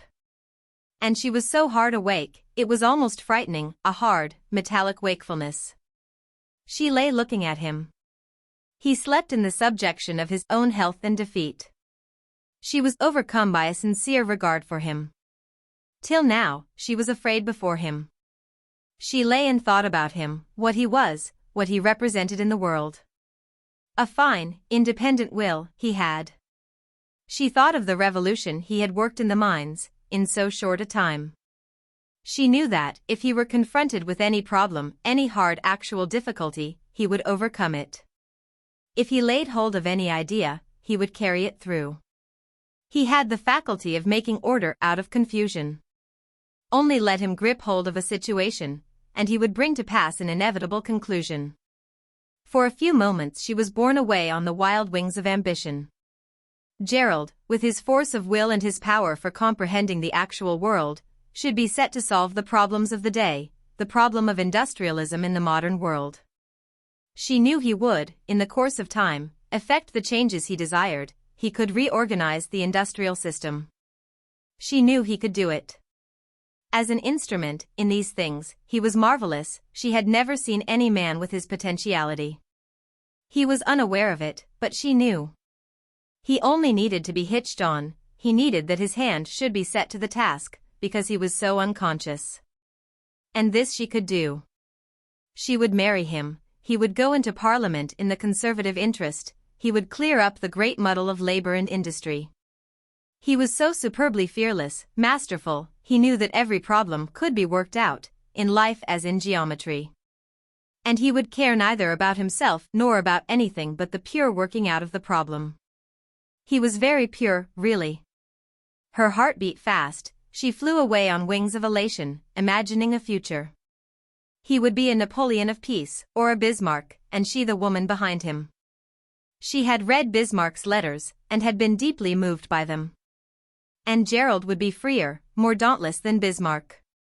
But even as she lay in fictitious transport, bathed in the strange, false sunshine of hope and life, something seemed to snap in her, and a terrible cynicism began to gain upon her, blowing in like a wind. Everything turned to irony with her, the last flavor of everything was ironical. When she felt her pang of undeniable reality, this was when she knew the hard irony of hopes and ideas. She lay and looked at him, as he slept. He was sheerly beautiful, he was a perfect instrument. To her mind, he was a pure, inhuman, almost superhuman instrument. His instrumentality appealed so strongly to her, she wished she were God, to use him as a tool. And at the same instant, came the ironical question, what for? She thought of the colliers' wives, with their linoleum and their lace curtains and their little girls in high-laced boots. She thought of the wives and daughters of the pit managers, their tennis parties, and their terrible struggles to be superior each to the other, in the social scale. There was Shortlands with its meaningless distinction, the meaningless crowd of the Criches. There was London, the House of Commons, the extant social world. My God! Young as she was, Gudrun had touched the whole pulse of social England. She had no ideas of rising in the world. She knew, with the perfect cynicism of cruel youth, that to rise in the world meant to have one outside show instead of another. The advance was like having a spurious half-crown instead of a spurious penny. The whole coinage of valuation was spurious. Yet of course, her cynicism knew well enough that, in a world where spurious coin was current, a bad sovereign was better than a bad farthing. But rich and poor, she despised both alike. Already she mocked at herself for her dreams. They could be fulfilled easily enough. But she recognized too well, in her spirit, the mockery of her own impulses. What did she care, that Gerald had created a richly paying industry out of an old worn-out concern? What did she care? The worn-out concern and the rapid, splendidly organized industry, they were bad money. Yet of course, she cared a great deal, outwardly, and outwardly was all that mattered, for inwardly was a bad joke. Everything was intrinsically a piece of irony to her. She leaned over Gerald and said in her heart, with compassion, "Oh, my dear, the game isn't worth even you. You are a fine thing really, why should you be used on such a poor show?" Her heart was breaking with pity and grief for him. And at the same moment, a grimace came over her mouth, of mocking irony at her own unspoken tirade. Ah, what a farce it was! She thought of Parnell and Catherine O'Shea. Parnell. After all, who can take the nationalization of Ireland seriously? Who can take political Ireland really seriously, whatever it does? And who can take political England seriously? Who can? Who can care a straw, really, how the old patched-up constitution is tinkered at any more? Who cares a button for our national ideas, any more than for our national bowler hat? Aha, it is all old hat, it is all old bowler hat. That's all it is, Gerald, my young hero. At any rate we'll spare ourselves the nausea of stirring the old broth any more. You be beautiful, my Gerald, and reckless. There are perfect moments. Wake up, Gerald, wake up, convince me of the perfect moments. Oh, convince me, I need it. He opened his eyes, and looked at her. She greeted him with a mocking, enigmatic smile in which was a poignant gaiety. Over his face went the reflection of the smile, he smiled, too, purely unconsciously. That filled her with extraordinary delight, to see the smile cross his face, reflected from her face. She remembered that was how a baby smiled. It filled her with extraordinary radiant delight. "You've done it," she said. "What?" he asked, dazed. "Convinced me." And she bent down, kissing him passionately, so that he was bewildered. He did not ask her of what he had convinced her, though he meant to. He was glad she was kissing him.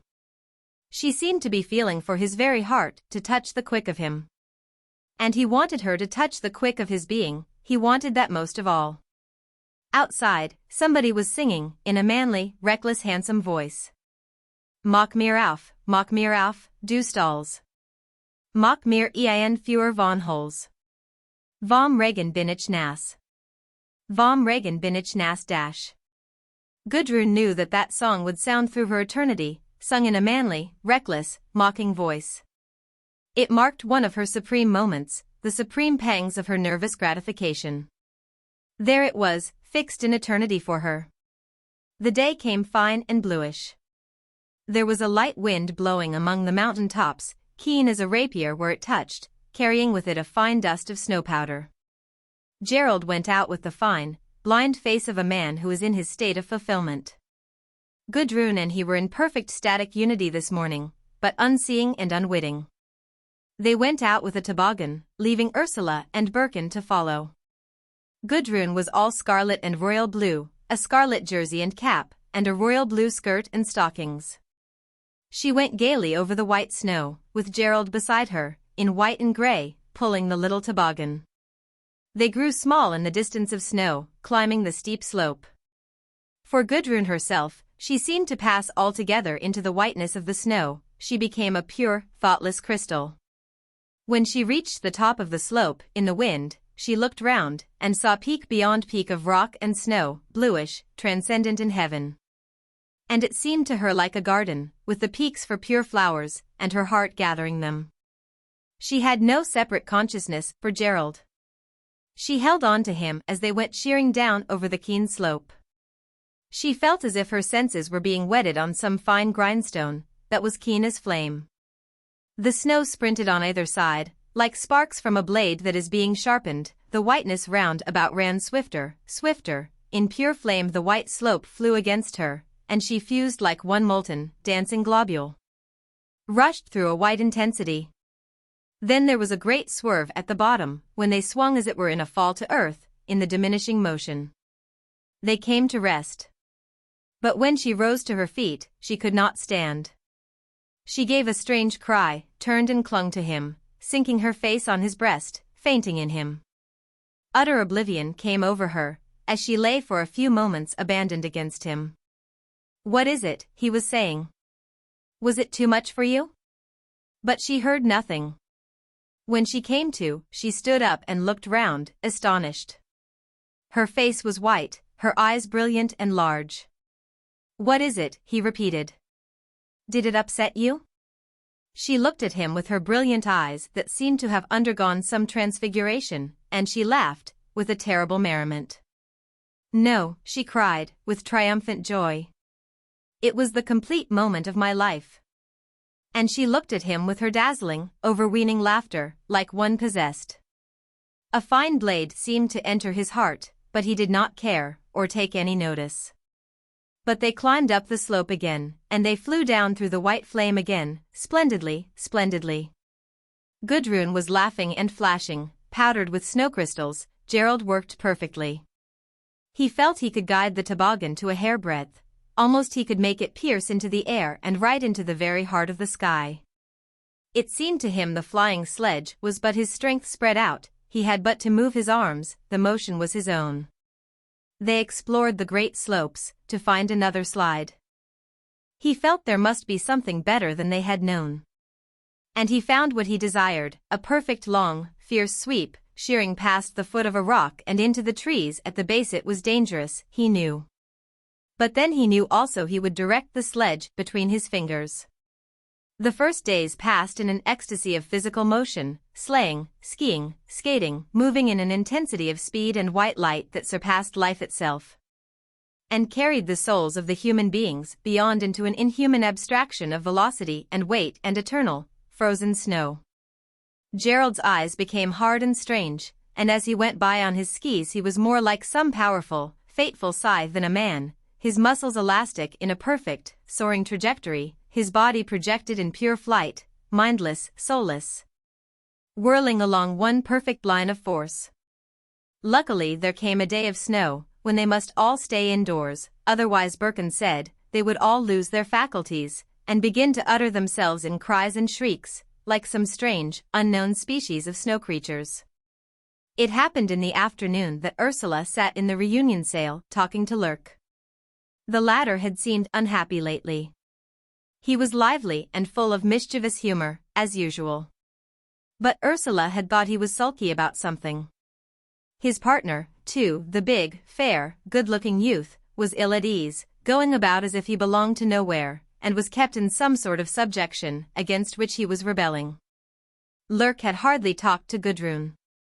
His associate, on the other hand, had paid her constantly a soft, over-deferential attention. Gudrun wanted to talk to Lurk. He was a sculptor, and she wanted to hear his view of his art. And his figure attracted her. There was the look of a little wastrel about him, that intrigued her, and an old man's look, that interested her, and then, beside this, an uncanny singleness, a quality of being by himself, not in contact with anybody else. That marked out an artist to her. He was a chatterer, a magpie, a maker of mischievous word jokes, that were sometimes very clever, but which often were not. And she could see in his brown, gnome's eyes, the black look of inorganic misery, which lay behind all his small buffoonery. His figure interested her, the figure of a boy, almost a street Arab. He made no attempt to conceal it. He always wore a simple loden suit, with knee breeches. His legs were thin, and he made no attempt to disguise the fact, which was of itself remarkable, in a German. And he never ingratiated himself anywhere, not in the slightest, but kept to himself, for all his apparent playfulness. Leitner, his companion, was a great sportsman, very handsome with his big limbs and his blue eyes. Lurk would go tobogganing or skating, in little snatches, but he was indifferent. And his fine, thin nostrils, the nostrils of a purebred street Arab, would quiver with contempt at Leitner's spluttering gymnastic displays. It was evident that the two men who had traveled and lived together, sharing the same bedroom, had now reached the stage of loathing. Leitner hated Lurk with an injured, writhing, impotent hatred, and Lurk treated Leitner with a fine quivering contempt and sarcasm. Soon the two would have to go apart. Already they were rarely together. Leitner ran attaching himself to somebody or other, always deferring. Lurk was a good deal alone. Out of doors he wore a Westphalian cap, a close brown velvet head with big brown velvet flaps down over his ears, so that he looked like a lop-eared rabbit, or a troll. His face was brown-red, with a dry, bright skin, that seemed to crinkle with his mobile expressions. His eyes were arresting, brown, full, like a rabbit's, or like a troll's, or like the eyes of a lost being, having a strange, dumb, depraved look of knowledge and a quick spark of uncanny fire. Whenever Gudrun had tried to talk to him he had shied away unresponsive, looking at her with his watchful dark eyes, but entering into no relation with her. He had made her feel that her slow French and her slower German were hateful to him. As for his own inadequate English, he was much too awkward to try it at all. But he understood a good deal of what was said, nevertheless. And Gudrun, piqued, left him alone. This afternoon, however, she came into the lounge as he was talking to Ursula.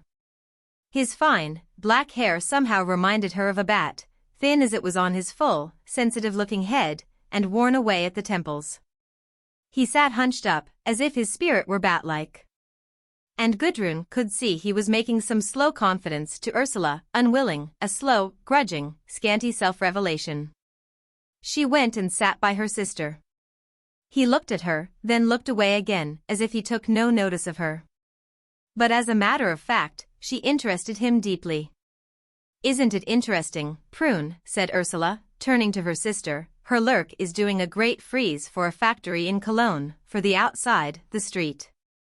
She looked at him, at his thin, brown, nervous hands, that were prehensile and somehow like talons, like griffes, inhuman. "What in?" she asked. "Aus was," repeated Ursula. "Granite," he replied. It had become immediately a laconic series of question and answer between fellow craftsmen. "What is the relief?" asked Gudrun. "Alto relievo." "And at what height?" It was very interesting to Gudrun to think of his making the great granite frieze for a great granite factory in Cologne. She got from him some notion of the design. It was a representation of a fair, with peasants and artisans in an orgy of enjoyment, drunk and absurd in their modern dress, whirling ridiculously in roundabouts, gaping at shows, kissing and staggering and rolling in knots, swinging in swingboats, and firing down shooting galleries, a frenzy of chaotic motion. There was a swift discussion of technicalities. Gudrun was very much impressed. "But how wonderful, to have such a factory," cried Ursula. "Is the whole building fine?" "Oh yes," he replied. "The frieze is part of the whole architecture." "Yes, it is a colossal thing." Then he seemed to stiffen, shrugged his shoulders, and went on. "Sculpture and architecture must go together. The day for irrelevant statues, as for wall pictures, is over. As a matter of fact, sculpture is always part of an architectural conception. And since churches are all museum stuff, since industry is our business, now, then let us make our places of industry our art, our factory area our Parthenon, ECCO. Ursula pondered. I suppose, she said, there is no need for our great works to be so hideous. Instantly he broke into motion. There you are, he cried, there you are. There is not only no need for our places of work to be ugly, but their ugliness ruins the work, in the end. Men will not go on submitting to such intolerable ugliness. In the end it will hurt too much, and they will wither because of it. And this will wither the work as well.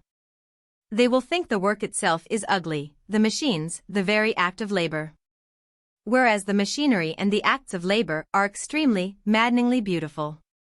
But this will be the end of our civilization, when people will not work because work has become so intolerable to their senses, it nauseates them too much, they would rather starve. Then we shall see the hammer used only for smashing, then we shall see it. Yet here we are, we have the opportunity to make beautiful factories, beautiful machine houses, we have the opportunity. Gudrun could only partly understand. She could have cried with vexation. What does he say? She asked Ursula. And Ursula translated, stammering and brief. Lurk watched Gudrun's face, to see her judgment. And do you think then, said Gudrun, that art should serve industry? Art should interpret industry, as art once interpreted religion, he said. But does your fair interpret industry? She asked him. Certainly. What is man doing, when he is at a fair like this? He is fulfilling the counterpart of labor, the machine works him, instead of he the machine. He enjoys the mechanical motion, in his own body. But is there nothing but work, mechanical work, said Gudrun. Nothing but work. He repeated, leaning forward, his eyes two darknesses, with needle points of light. No, it is nothing but this, serving a machine, or enjoying the motion of a machine, motion, that is all. You have never worked for hunger, or you would know what God governs us. Gudrun quivered and flushed. For some reason she was almost in tears. No, I have not worked for hunger, she replied, but I have worked. Travail, lavorato, he asked. E che lavoro? Quel travail est ce que vous avez fait? He broke into a mixture of Italian and French, instinctively using a foreign language when he spoke to her. You have never worked as the world works, he said to her, with sarcasm. Yes, she said. I have. And I work now for my daily bread.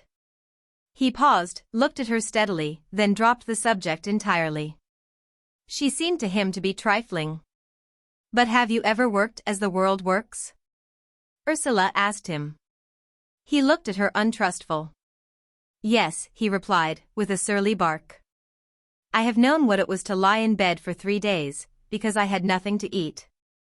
Gudrun was looking at him with large, grave eyes, that seemed to draw the confession from him as the marrow from his bones. All his nature held him back from confessing. And yet her large, grave eyes upon him seemed to open some valve in his veins, and involuntarily he was telling. My father was a man who did not like work, and we had no mother. We lived in Austria, Polish Austria. How did we live? Somehow. Mostly in a room with 3 other families, one set in each corner, and the WC in the middle of the room, a pan with a plank on it, I had 2 brothers and a sister, and there might be a woman with my father. He was a free being, in his way, would fight with any man in the town, a garrison town, and was a little man too. But he wouldn't work for anybody, set his heart against it, and wouldn't. And how did you live then? Asked Ursula. He looked at her, then, suddenly, at Gudrun. Do you understand? He asked. Enough, she replied. Their eyes met for a moment. Then he looked away. He would say no more. And how did you become a sculptor? Asked Ursula. How did I become a sculptor? He paused. Dunque, he resumed, in a changed manner, and beginning to speak French, I became old enough, I used to steal from the marketplace. Later I went to work, imprinted the stamp on clay bottles, before they were baked. It was an earthenware bottle factory. There I began making models. One day, I had had enough. I lay in the sun and did not go to work. Then I walked to Munich, then I walked to Italy, begging everything. The Italians were very good to me, they were good and honorable to me. From Bozen to Rome, almost every night I had a meal and a bed, perhaps of straw, with some peasant. I love the Italian people, with all my heart. Dunque, adesso the main tenant, I earn £1,000 in a year, or I earn 2,000. He looked down at the ground, his voice tailing off into silence. Gudrun looked at his fine, thin, shiny skin, reddish-brown from the sun, drawn tight over his full temples, and at his thin hair, and at the thick, coarse, brush-like mustache, cut short about his mobile, rather shapeless mouth. "How old are you?" she asked. He looked up at her with his full, elfin eyes startled. "Wie alt," he repeated. And he hesitated. It was evidently one of his reticencies. "How old are you?" he replied, without answering. "I am 26, she answered. 26, he repeated, looking into her eyes. He paused.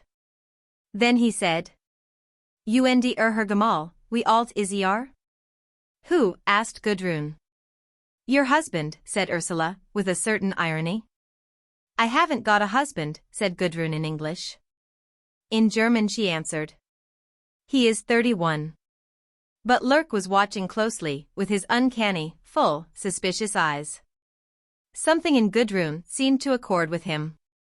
He was really like one of the little people who have no soul, who has found his mate in a human being. But he suffered in his discovery. She too was fascinated by him, fascinated, as if some strange creature, a rabbit or a bat, or a brown seal, had begun to talk to her. But also, she knew what he was unconscious of, his tremendous power of understanding, of apprehending her living motion. He did not know his own power. He did not know how, with his full, submerged, watchful eyes, he could look into her and see her, what she was, see her secrets. He would only want her to be herself, he knew her verily, with a subconscious, sinister knowledge, devoid of illusions and hopes. To Gudrun, there was in Lurk the rock bottom of all life.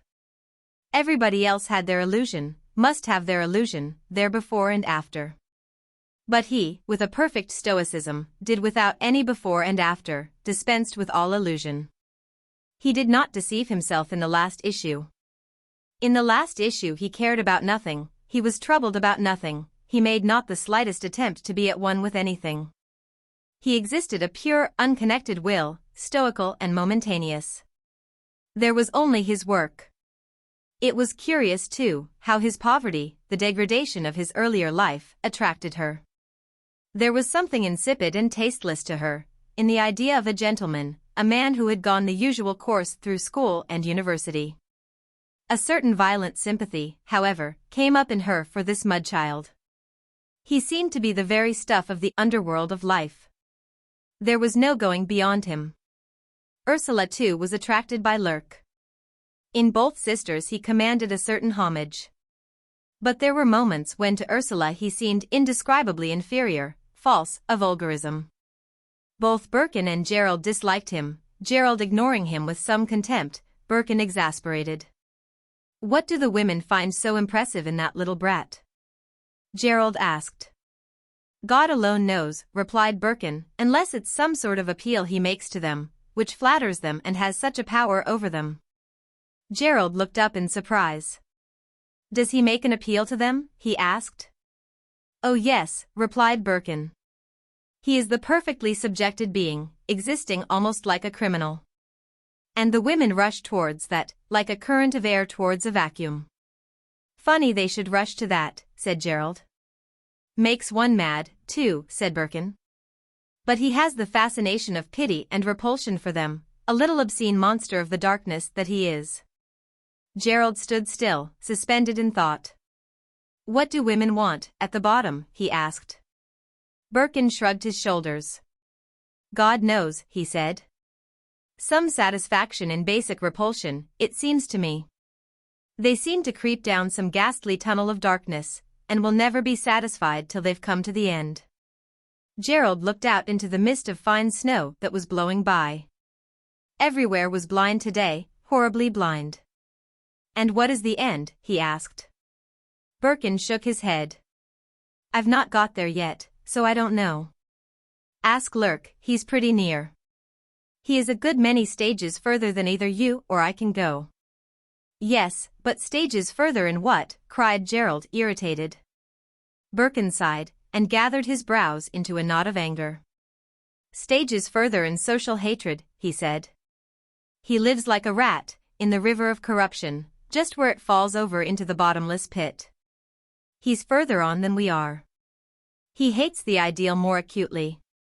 He hates the ideal utterly, yet it still dominates him. I expect he is a Jew, or part Jewish. Probably, said Gerald.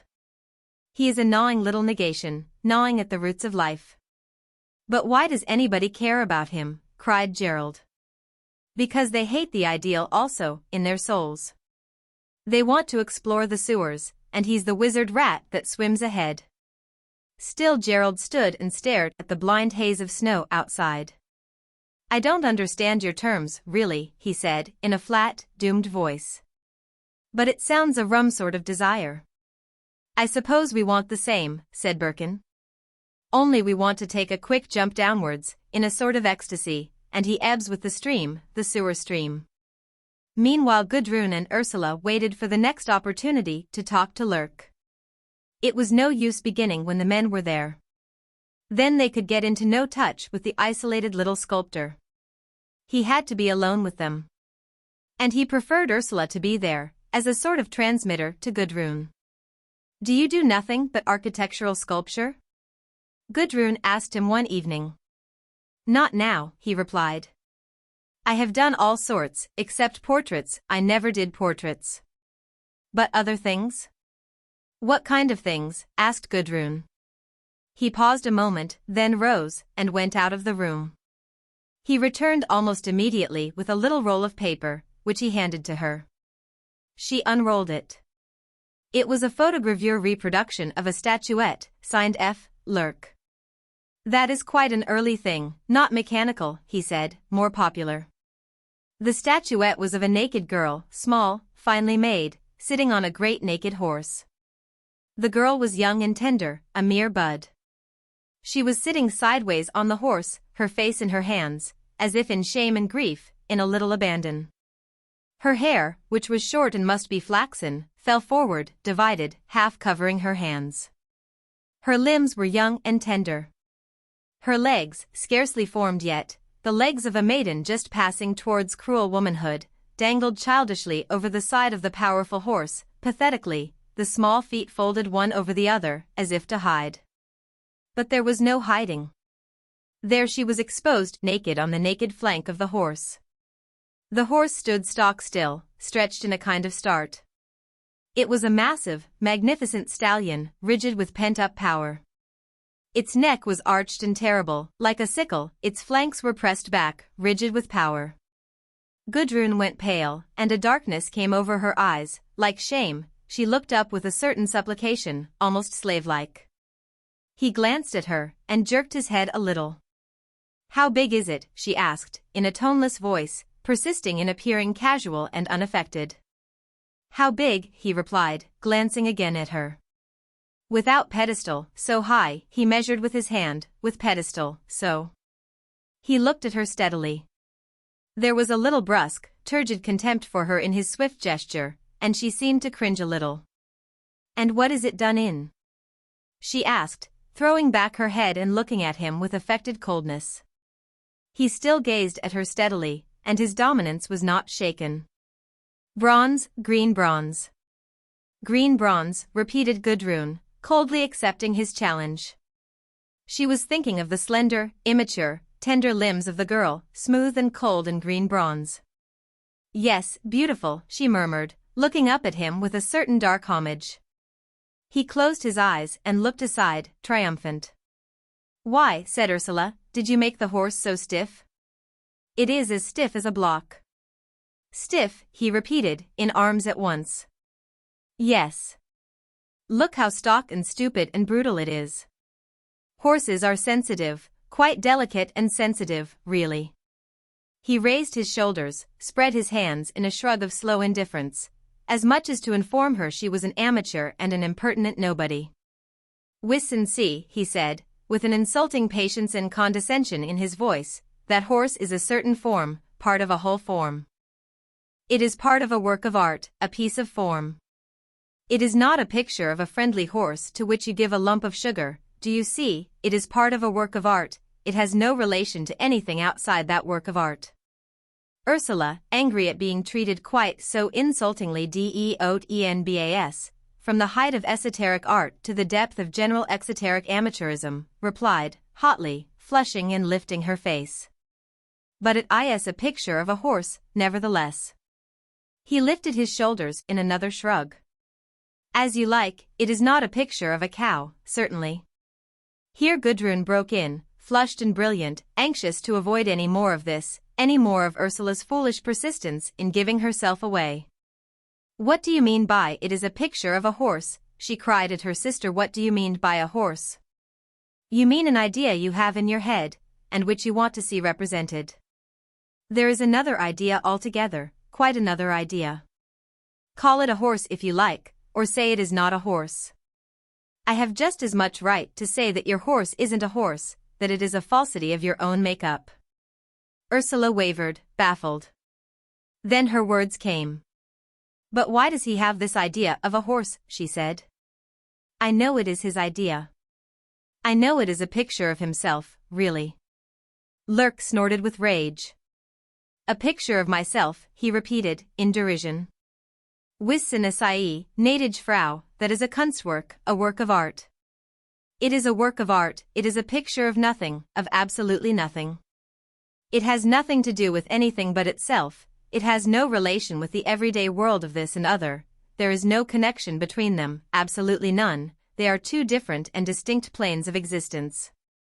And to translate one into the other is worse than foolish, it is a darkening of all counsel, a making confusion everywhere. Do you see, you must not confuse the relative work of action with the absolute world of art. That you must not do." "That is quite true," cried Gudrun, let loose in a sort of rhapsody. "The two things are quite and permanently apart, they have nothing to do with one another. I and my art, they have nothing to do with each other. My art stands in another world, I am in this world." Her face was flushed and transfigured. Lurk, who was sitting with his head ducked, like some creature at bay, looked up at her, swiftly, almost furtively, and murmured, "Ja, so ist es, so ist es." Ursula was silent after this outburst. She was furious. She wanted to poke a hole into them both. "It isn't a word of it true, of all this harangue you have made me," she replied flatly. "The horse is a picture of your own stock, stupid brutality, and the girl was a girl you loved and tortured and then ignored." He looked up at her with a small smile of contempt in his eyes. He would not trouble to answer this last charge. Gudrun too was silent in exasperated contempt. Ursula was such an insufferable outsider, rushing in where angels would fear to tread. But then, fools must be suffered, if not gladly. But Ursula was persistent too. "As for your world of art and your world of reality," she replied, "you have to separate the two, because you can't bear to know what you are. You can't bear to realize what a stock, stiff, hidebound brutality you are really, so you say it's the world of art. The world of art is only the truth about the real world, that's all, but you are too far gone to see it." She was white and trembling, intent. Gudrun and Lurk sat in stiff dislike of her. Gerald too, who had come up in the beginning of the speech, stood looking at her in complete disapproval and opposition. He felt she was undignified, she put a sort of vulgarity over the esotericism which gave man his last distinction. He joined his forces with the other two. They all three wanted her to go away. But she sat on in silence, her soul weeping, throbbing violently, her fingers twisting her handkerchief. The others maintained a dead silence, letting the display of Ursula's obtrusiveness pass by. Then Gudrun asked, in a voice that was quite cool and casual, as if resuming a casual conversation. Was the girl a model? Nein, sie war kein Modell. Sie war ein klein Mausgüllerin. An art student, replied Gudrun. And how the situation revealed itself to her.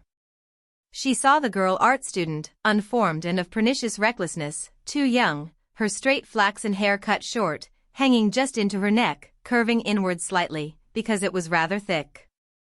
And Lurk, the well-known master sculptor, and the girl, probably well brought up, and of good family, thinking herself so great to be his mistress.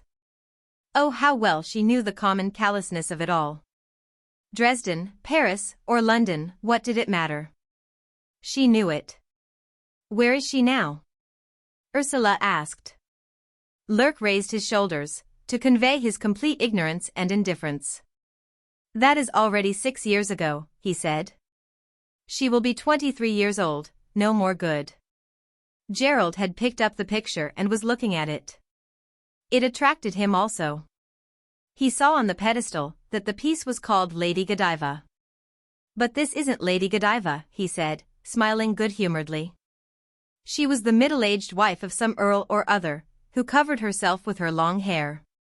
A la Maud Allan, said Gudrun with a mocking grimace. Why Maud Allan, he replied. Isn't it so? I always thought the legend was that. Yes, Gerald dear, I'm quite sure you've got the legend perfectly. She was laughing at him, with a little, mock-caress of contempt. To be sure, I'd rather see the woman than the hair, he laughed in return. Wouldn't you just, mocked Gudrun. Ursula rose and went away, leaving the three together. Gudrun took the picture again from Gerald, and sat looking at it closely. Of course, she said, turning to tease Lurk now, you understood your little Mausgüllerin. He raised his eyebrows and his shoulders in a complacent shrug. The little girl, asked Gerald, pointing to the figure. Gudrun was sitting with the picture in her lap. She looked up at Gerald, full into his eyes, so that he seemed to be blinded. Didn't he understand her, she said to Gerald, in a slightly mocking, humorous playfulness. You've only to look at the feet, aren't they darling, so pretty and tender, oh, they're really wonderful, they are really. She lifted her eyes slowly, with a hot, flaming look into Lurk's eyes. His soul was filled with her burning recognition, he seemed to grow more uppish and lordly. Gerald looked at the small, sculptured feet. They were turned together, half covering each other in pathetic shyness and fear. He looked at them a long time, fascinated. Then, in some pain, he put the picture away from him. He felt full of barrenness. What was her name? Gudrun asked Lurk. Annette von Weck, Lurk replied reminiscent. Ja, sie war hübsch. She was pretty, but she was tiresome. She was a nuisance, not for a minute would she keep still, not until I'd slapped her hard and made her cry, then she'd sit for 5 minutes. He was thinking over the work, his work, the all-important to him. Did you really slap her? Asked Gudrun, coolly. He glanced back at her, reading her challenge. Yes, I did, he said, nonchalant, harder than I have ever beat anything in my life. I had to. It was the only way I got the work done. Gudrun watched him with large, dark-filled eyes, for some moments. She seemed to be considering his very soul. Then she looked down, in silence. Why did you have such a young Godiva then? Asked Gerald. She is so small, besides, on the horse, not big enough for it, such a child. A queer spasm went over Lurk's face. Yes, he said. I don't like them any bigger, any older. Then they are beautiful, at 16, 17, 18, after that, they are no use to me. There was a moment's pause. Why not? Asked Gerald. Lurk shrugged his shoulders. I don't find them interesting, or beautiful, they are no good to me, for my work. Do you mean to say a woman isn't beautiful after she is 20? Asked Gerald. For me, no. Before 20, she is small and fresh and tender and slight. After that, let her be what she likes, she has nothing for me. The Venus of Milo is a bourgeoise, so are they all. And you don't care for women at all after 20? Asked Gerald. They are no good to me, they are of no use in my art, Lurk repeated impatiently. I don't find them beautiful. You are an epicure, said Gerald, with a slight sarcastic laugh. And what about men? Asked Gudrun suddenly. Yes, they are good at all ages, replied Lurk. A man should be big and powerful, whether he is old or young is of no account, so he has the size, something of massiveness and stupid form. Ursula went out alone into the world of pure, new snow. But the dazzling whiteness seemed to beat upon her till it hurt her, she felt the cold was slowly strangling her soul. Her head felt dazed and numb. Suddenly she wanted to go away. It occurred to her, like a miracle, that she might go away into another world. She had felt so doomed up here in the eternal snow, as if there were no beyond. Now suddenly, as by a miracle she remembered that away beyond, below her, lay the dark fruitful earth, that towards the south there were stretches of land dark with orange trees and cypress, grey with olives. That ilex trees lifted wonderful plumy tufts in shadow against a blue sky. Miracle of miracles, this utterly silent, frozen world of the mountaintops was not universal. One might leave it and have done with it. One might go away. She wanted to realize the miracle at once. She wanted at this instant to have done with the snow world, the terrible, static ice-built mountain tops. She wanted to see the dark earth, to smell its earthy fecundity, to see the patient wintry vegetation, to feel the sunshine touch a response in the buds. She went back gladly to the house, full of hope. Birkin was reading, lying in bed. Rupert, she said, bursting in on him. I want to go away. He looked up at her slowly. Do you? He replied mildly. She sat by him and put her arms round his neck. It surprised her that he was so little surprised. Don't you? She asked troubled. I hadn't thought about it, he said. But I'm sure I do. She sat up, suddenly erect. I hate it, she said. I hate the snow, and the unnaturalness of it, the unnatural light it throws on everybody, the ghastly glamour, the unnatural feelings it makes everybody have. He lay still and laughed, meditating. Well, he said, we can go away, we can go tomorrow. We'll go tomorrow to Verona, and find Romeo and Juliet, and sit in the amphitheater, shall we? Suddenly she hid her face against his shoulder with perplexity and shyness. He lay so untrammeled. Yes, she said softly, filled with relief. She felt her soul had new wings, now he was so uncaring. I shall love to be Romeo and Juliet, she said. My love. Though a fearfully cold wind blows in Verona, he said, from out of the Alps. We shall have the smell of the snow in our noses. She sat up and looked at him. Are you glad to go? She asked, troubled. His eyes were inscrutable and laughing. She hid her face against his neck, clinging close to him, pleading. Don't laugh at me, don't laugh at me. Why, how's that? He laughed, putting his arms round her. Because I don't want to be laughed at, she whispered. He laughed more, as he kissed her delicate, finely perfumed hair. Do you love me? She whispered, in wild seriousness. Yes, he answered, laughing. Suddenly she lifted her mouth to be kissed. Her lips were taut and quivering and strenuous, his were soft, deep and delicate. He waited a few moments in the kiss. Then a shade of sadness went over his soul. Your mouth is so hard, he said, in faint reproach. And yours is so soft and nice, she said gladly.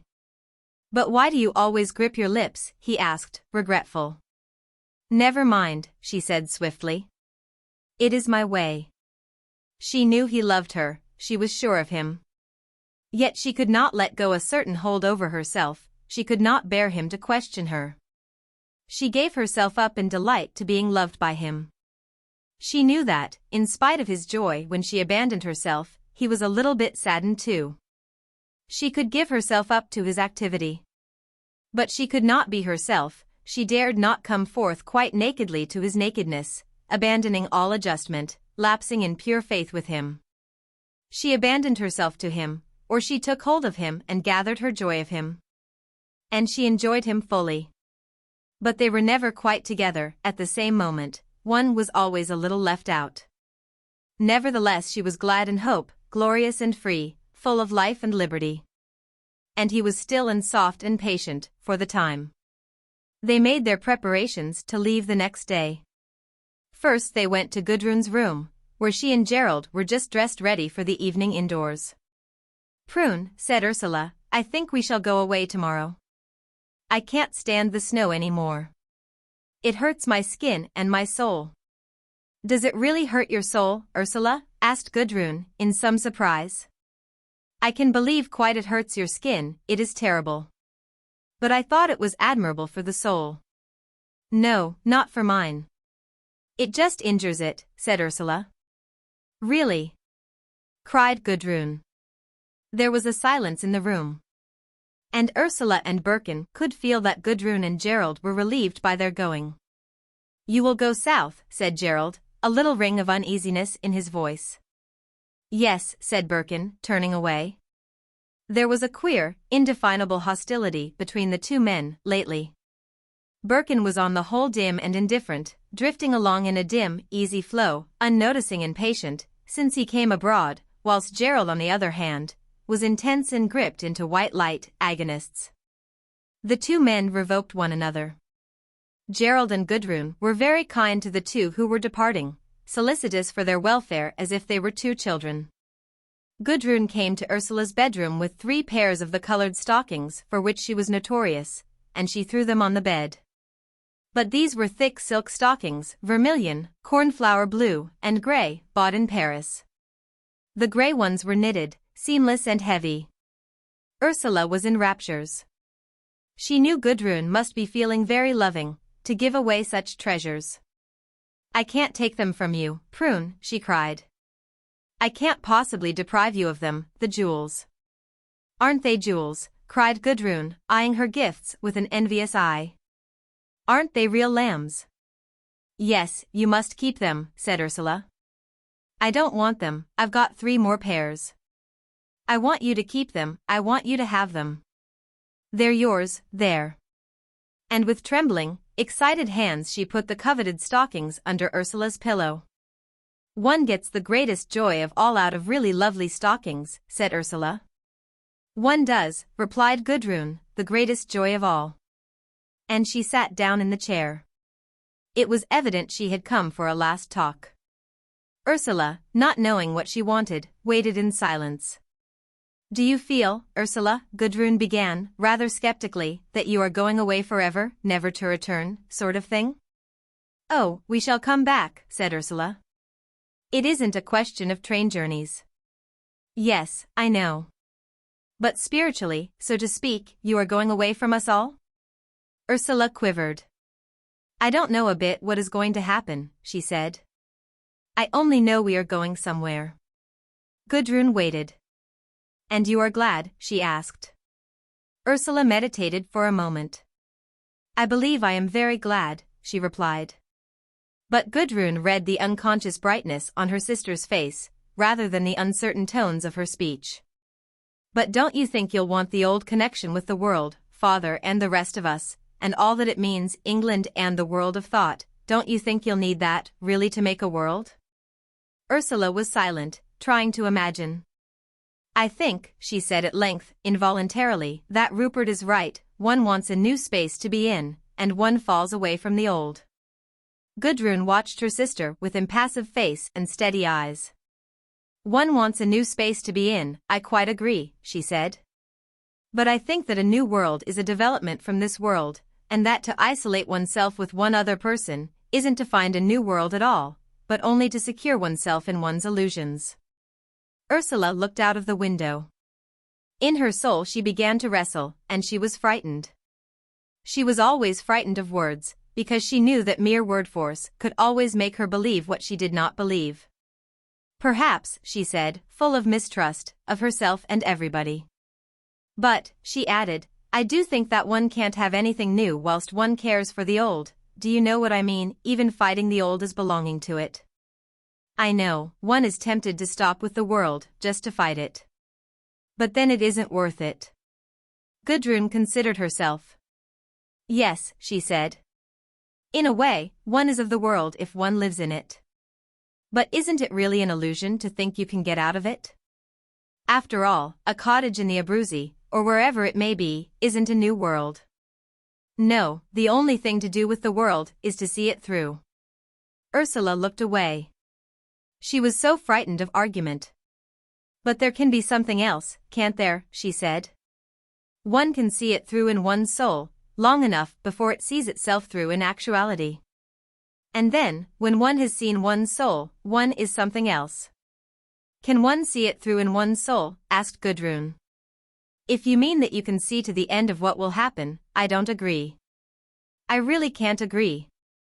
And anyhow, you can't suddenly fly off onto a new planet, because you think you can see to the end of this. Ursula suddenly straightened herself. Yes, she said. Yes, one knows. One has no more connections here. One has a sort of other self that belongs to a new planet, not to this. You've got to hop off. Gudrun reflected for a few moments. Then a smile of ridicule, almost of contempt, came over her face.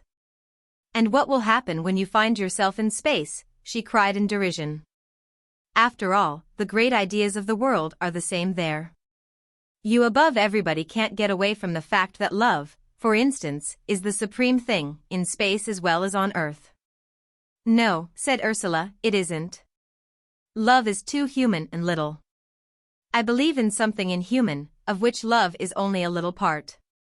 I believe what we must fulfill comes out of the unknown to us, and it is something infinitely more than love. It isn't so merely human. Gudrun looked at Ursula with steady, balancing eyes.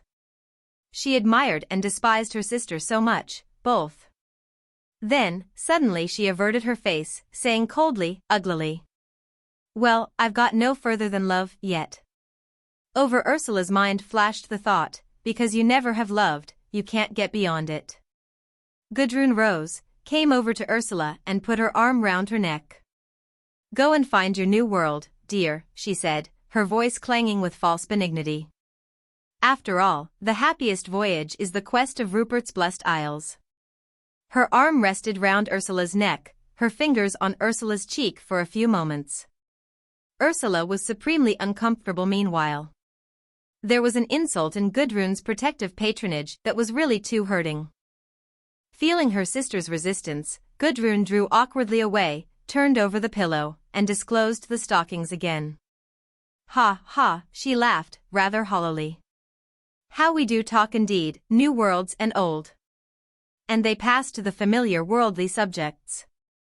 Gerald and Birkin had walked on ahead, waiting for the sledge to overtake them, conveying the departing guests.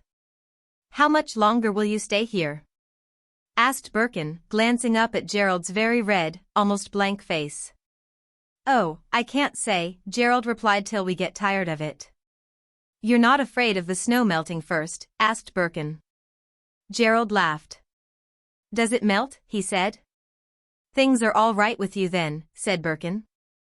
Gerald screwed up his eyes a little. All right, he said. I never know what those common words mean. All right and all wrong, don't they become synonymous, somewhere? Yes, I suppose. How about going back? Asked Birkin. Oh, I don't know. We may never get back. I don't look before and after, said Gerald. Nor pine for what is not, said Birkin. Gerald looked into the distance, with the small-pupilled, abstract eyes of a hawk. No. There's something final about this. And Gudrun seems like the end, to me. I don't know, but she seems so soft, her skin like silk, her arms heavy and soft. And it withers my consciousness, somehow, it burns the pith of my mind. He went on a few paces, staring ahead, his eyes fixed, looking like a mask used in ghastly religions of the barbarians. It blasts your soul's eye, he said, and leaves you sightless.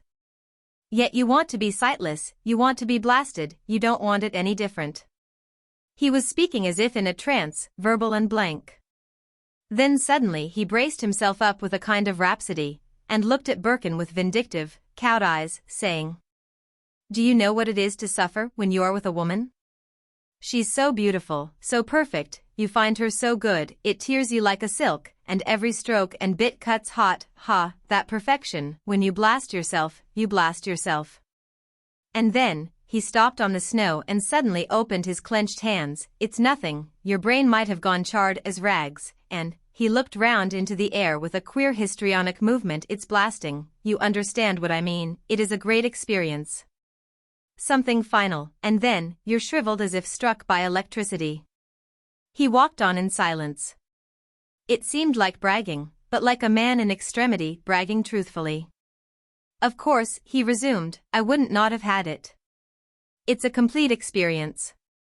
And she's a wonderful woman. But, how I hate her somewhere. It's curious. Birkin looked at him, at his strange, scarcely conscious face. Gerald seemed blank before his own words. But you've had enough now, said Birkin. You have had your experience. Why work on an old wound? Oh, said Gerald, I don't know. It's not finished. And the two walked on. I've loved you, as well as Gudrun, don't forget, said Birkin bitterly. Gerald looked at him strangely, abstractedly. Have you, he said, with icy skepticism. Or do you think you have? He was hardly responsible for what he said. The sledge came. Gudrun dismounted and they all made their farewell. They wanted to go apart, all of them. Birkin took his place, and the sledge drove away leaving Gudrun and Gerald standing on the snow, waving. Something froze Birkin's heart, seeing them standing there in the isolation of the snow, growing smaller and more isolated. Chapter 30. Snowed up. When Ursula and Birkin were gone, Gudrun felt herself free in her contest with Gerald. As they grew more used to each other, he seemed to press upon her more and more. At first she could manage him, so that her own will was always left free. But very soon, he began to ignore her female tactics, he dropped his respect for her whims and her privacies, he began to exert his own will blindly, without submitting to hers. Already a vital conflict had set in, which frightened them both. But he was alone, whilst already she had begun to cast round for external resource. When Ursula had gone, Gudrun felt her own existence had become stark and elemental. She went and crouched alone in her bedroom, looking out of the window at the big, flashing stars. In front was the faint shadow of the mountain knot. That was the pivot. She felt strange and inevitable, as if she were centered upon the pivot of all existence, there was no further reality. Presently Gerald opened the door. She knew he would not be long before he came. She was rarely alone, he pressed upon her like a frost, deadening her. Are you alone in the dark, he said. And she could tell by his tone he resented it, he resented this isolation she had drawn round herself. Yet, feeling static and inevitable, she was kind towards him. Would you like to light the candle, she asked. He did not answer, but came and stood behind her, in the darkness. Look, she said, at that lovely star up there. Do you know its name? He crouched beside her, to look through the low window. No, he said. It is very fine. Isn't it beautiful? Do you notice how it darts different colored fires? It flashes really superbly. They remained in silence. With a mute, heavy gesture she put her hand on his knee, and took his hand. Are you regretting Ursula? He asked. No, not at all, she said. Then, in a slow mood, she asked. How much do you love me? He stiffened himself further against her. How much do you think I do? He asked. I don't know, she replied. But what is your opinion? He asked. There was a pause. At length, in the darkness, came her voice, hard and indifferent. Very little indeed, she said coldly, almost flippant. His heart went icy at the sound of her voice. Why don't I love you? He asked, as if admitting the truth of her accusation, yet hating her for it. I don't know why you don't, I've been good to you. You were in a fearful state when you came to me. Her heart was beating to suffocate her, yet she was strong and unrelenting. When was I in a fearful state? He asked. When you first came to me. I had to take pity on you. But it was never love. It was that statement, it was never love, which sounded in his ears with madness. Why must you repeat it so often, that there is no love, he said in a voice strangled with rage. Well, you don't think you love, do you? She asked. He was silent with cold passion of anger. You don't think you can love me, do you? She repeated almost with a sneer. No, he said. You know you never have loved me, don't you? I don't know what you mean by the word love, he replied. Yes, you do. You know all right that you have never loved me. Have you, do you think? No, he said, prompted by some barren spirit of truthfulness and obstinacy. And you never will love me, she said finally, will you?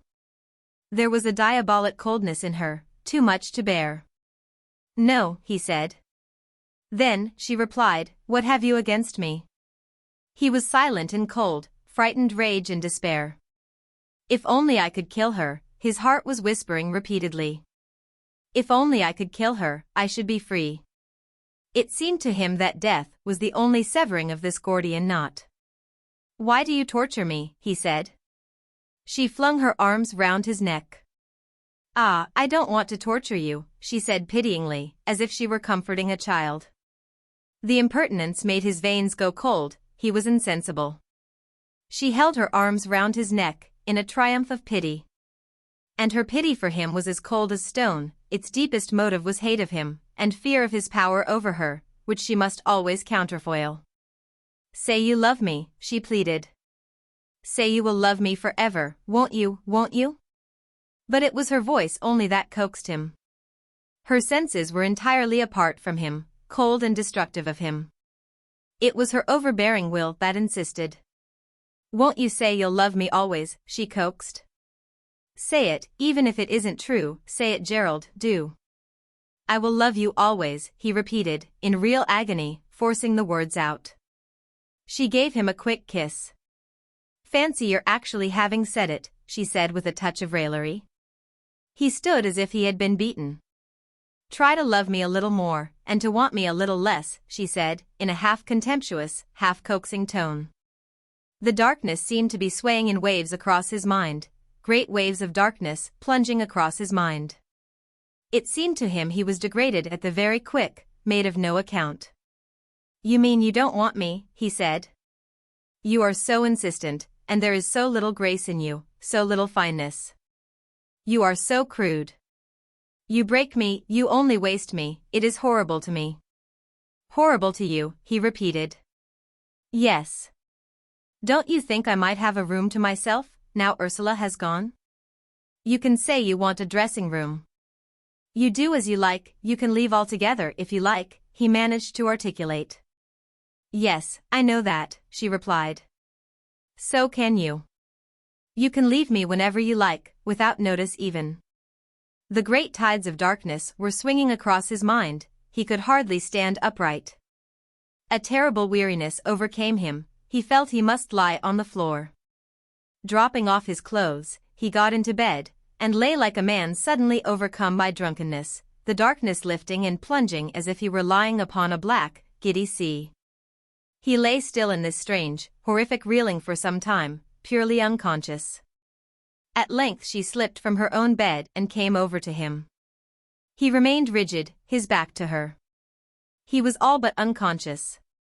She put her arms round his terrifying, insentient body, and laid her cheek against his hard shoulder. Gerald, she whispered.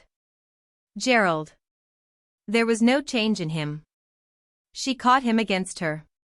She pressed her breasts against his shoulders, she kissed his shoulder, through the sleeping jacket. Her mind wandered over his rigid, unliving body. She was bewildered and insistent, only her will was set for him to speak to her. Gerald, my dear, she whispered, bending over him, kissing his ear. Her warm breath playing, flying rhythmically over his ear, seemed to relax the tension. She could feel his body gradually relaxing a little, losing its terrifying, unnatural rigidity. Her hands clutched his limbs, his muscles, going over him spasmodically. The hot blood began to flow again through his veins, his limbs relaxed. Turn round to me, she whispered, forlorn with insistence and triumph. So at last he was given again, warm and flexible. He turned and gathered her in his arms.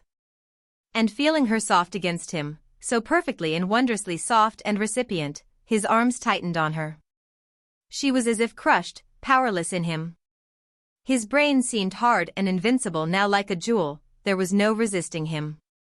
His passion was awful to her, tense and ghastly, and impersonal, like a destruction, ultimate. She felt it would kill her. She was being killed. My God, she cried, in anguish, in his embrace, feeling her life being killed within her. And when he was kissing her, soothing her, her breath came slowly, as if she were really spent, dying. Shall I die, she repeated to herself. And in the night, and in him, there was no answer to the question. And yet, next day, the fragment of her which was not destroyed remained intact and hostile. She did not go away, she remained to finish the holiday, admitting nothing. He scarcely ever left her alone, but followed her like a shadow. He was like a doom upon her, a continual thou shalt not. Sometimes it was he who seemed strongest, whilst she was almost gone, creeping near the earth like a spent wind. Sometimes it was the reverse. But always it was this eternal seesaw, one destroyed that the other might exist, one ratified because the other was nulled. In the end, she said to herself, I shall go away from him. I can be free of her, he said to himself in his paroxysms of suffering. And he set himself to be free. He even prepared to go away, to leave her in the lurch. But for the first time there was a flaw in his will. Where shall I go? He asked himself. Can't you be self-sufficient, he replied to himself, putting himself upon his pride. Self-sufficient, he repeated. It seemed to him that Gudrun was sufficient unto herself, closed round and completed, like a thing in a case. In the calm, static reason of his soul, he recognized this, and admitted it was her right, to be closed round upon herself, self-complete, without desire. He realized it, he admitted it, it only needed one last effort on his own part, to win for himself the same completeness. He knew that it only needed one convulsion of his will for him to be able to turn upon himself also, to close upon himself as a stone fixes upon itself, and as impervious, self-completed, a thing isolated. This knowledge threw him into a terrible chaos. Because, however much he might mentally will to be immune and self-complete, the desire for this state was lacking, and he could not create it. He could see that, to exist at all, he must be perfectly free of Gudrun, leave her if she wanted to be left, demand nothing of her, have no claim upon her. But then, to have no claim upon her, he must stand by himself, in sheer nothingness. And his brain turned to naught at the idea. It was a state of nothingness. On the other hand, he might give in, and fawn to her. Or, finally, he might kill her. Or he might become just indifferent, purposeless, dissipated, momentaneous. But his nature was too serious, not gay enough or subtle enough for mocking licentiousness. A strange rent had been torn in him, like a victim that is torn open and given to the heavens, so he had been torn apart and given to Gudrun. How should he close again this wound, this strange, infinitely sensitive opening of his soul, where he was exposed, like an open flower, to all the universe, and in which he was given to his complement, the other, the unknown, this wound, this disclosure. This unfolding of his own covering, leaving him incomplete, limited, unfinished, like an open flower under the sky, this was his cruelest joy. Why then should he forego it? Why should he close up and become impervious, immune, like a partial thing in a sheath, when he had broken forth, like a seed that has germinated, to issue forth in being, embracing the unrealized heavens? He would keep the unfinished bliss of his own yearning even through the torture she inflicted upon him. A strange obstinacy possessed him. He would not go away from her whatever she said or did. A strange, deathly yearning carried him along with her. She was the determinating influence of his very being, though she treated him with contempt, repeated rebuffs, and denials, still he would never be gone, since in being near her even, he felt the quickening, the going forth in him, the release. The knowledge of his own limitation and the magic of the promise, as well as the mystery of his own destruction and annihilation. She tortured the open heart of him even as he turned to her. And she was tortured herself. It may have been her will was stronger. She felt, with horror, as if he tore at the bud of her heart, tore it open, like an irreverent persistent being. Like a boy who pulls off a fly's wings, or tears open a bud to see what is in the flower, he tore at her privacy, at her very life. He would destroy her as an immature bud, torn open, is destroyed. She might open towards him, a long while hence, in her dreams, when she was a pure spirit. But now she was not to be violated and ruined. She closed against him fiercely. They climbed together, at evening, up the high slope, to see the sunset. In the finely breathing, keen wind they stood and watched the yellow sun sink in crimson and disappear. Then in the east the peaks and ridges glowed with living rose, incandescent like immortal flowers against a brown-purple sky, a miracle, whilst down below the world was a bluish shadow, and above, like an annunciation, hovered a rosy transport in mid-air. To her it was so beautiful, it was a delirium. She wanted to gather the glowing, eternal peaks to her breast, and die. He saw them, saw they were beautiful. But there arose no clamor in his breast, only a bitterness that was visionary in itself. He wished the peaks were gray and unbeautiful, so that she should not get her support from them. Why did she betray the two of them so terribly, in embracing the glow of the evening?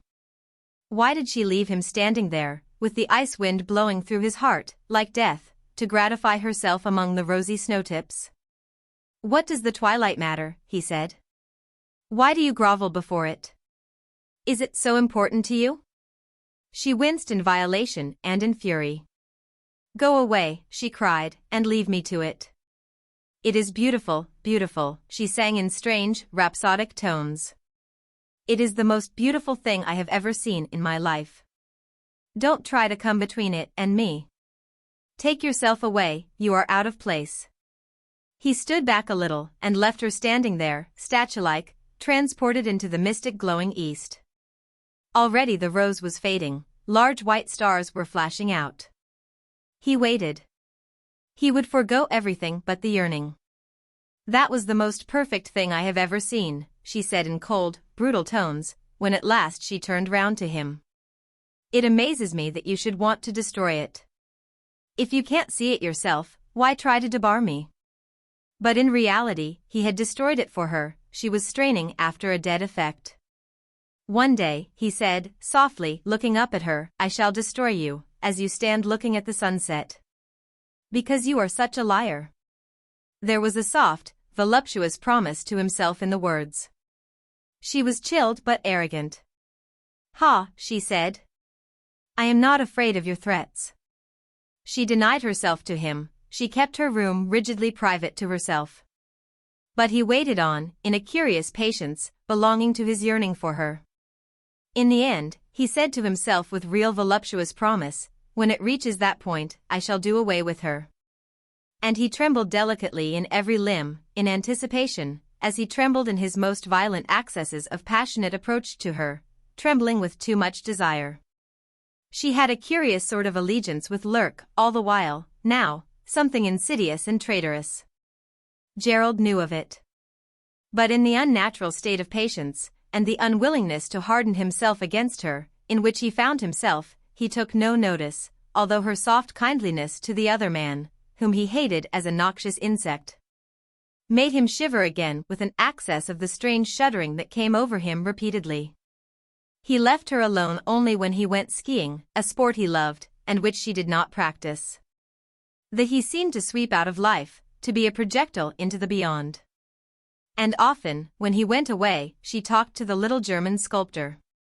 They had an invariable topic, in their art. They were almost of the same ideas.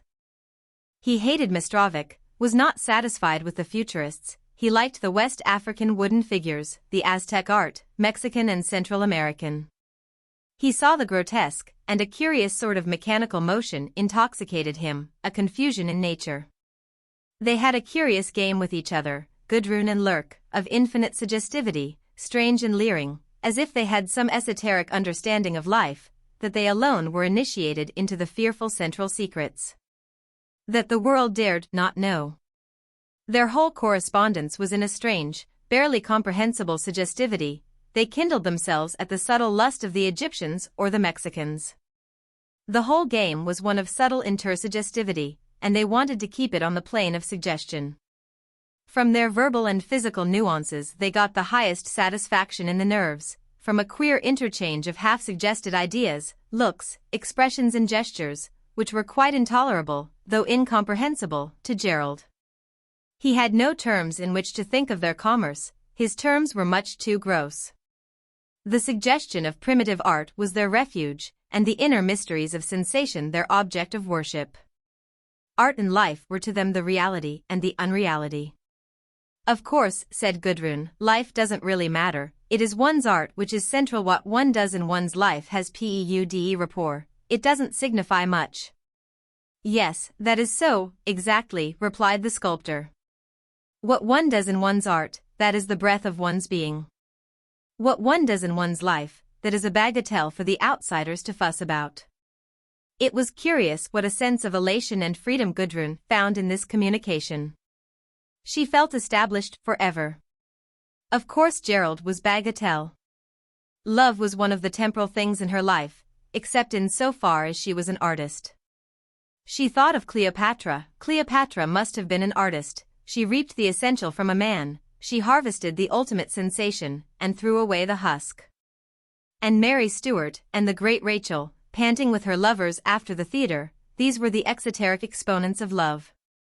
After all, what was the lover but fuel for the transport of this subtle knowledge, for a female art, the art of pure, perfect knowledge in sensuous understanding? One evening Gerald was arguing with Lurk about Italy and Tripoli. The Englishman was in a strange, inflammable state, the German was excited. It was a contest of words, but it meant a conflict of spirit between the two men.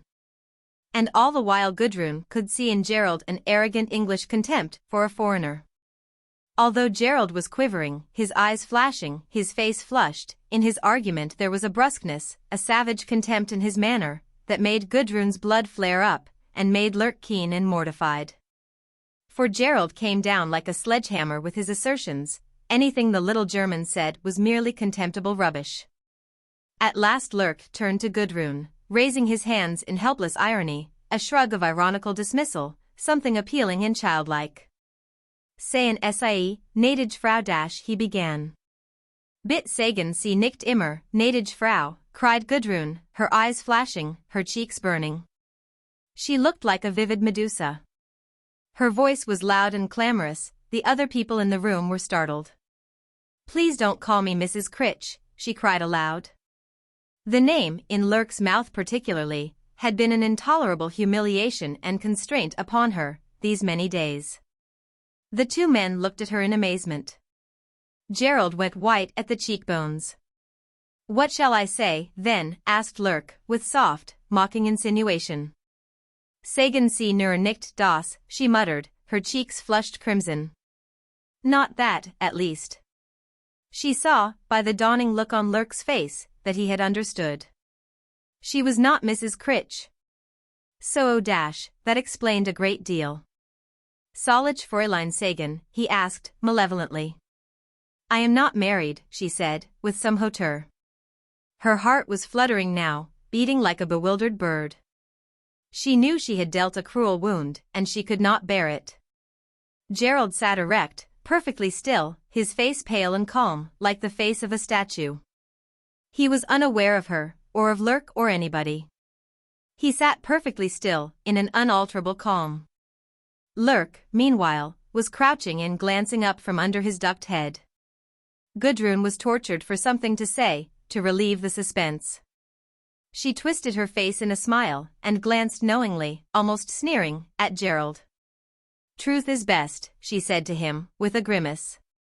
But now again she was under his domination, now, because she had dealt him this blow, because she had destroyed him, and she did not know how he had taken it. She watched him. He was interesting to her. She had lost her interest in Lurk.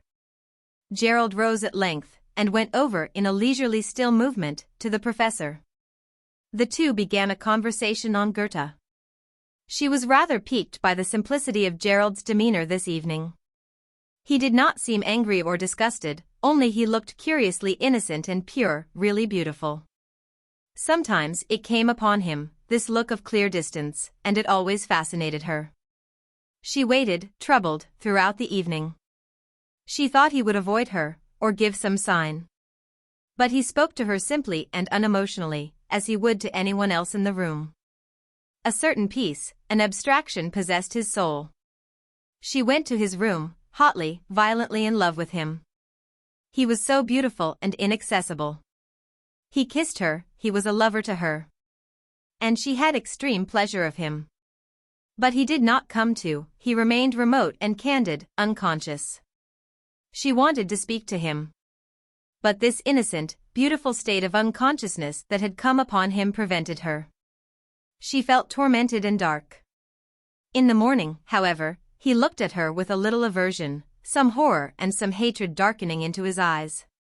She withdrew on to her old ground. But still he would not gather himself together against her. Lurk was waiting for her now. The little artist, isolated in his own complete envelope, felt that here at last was a woman from whom he could get something. He was uneasy all the while, waiting to talk with her, subtly contriving to be near her.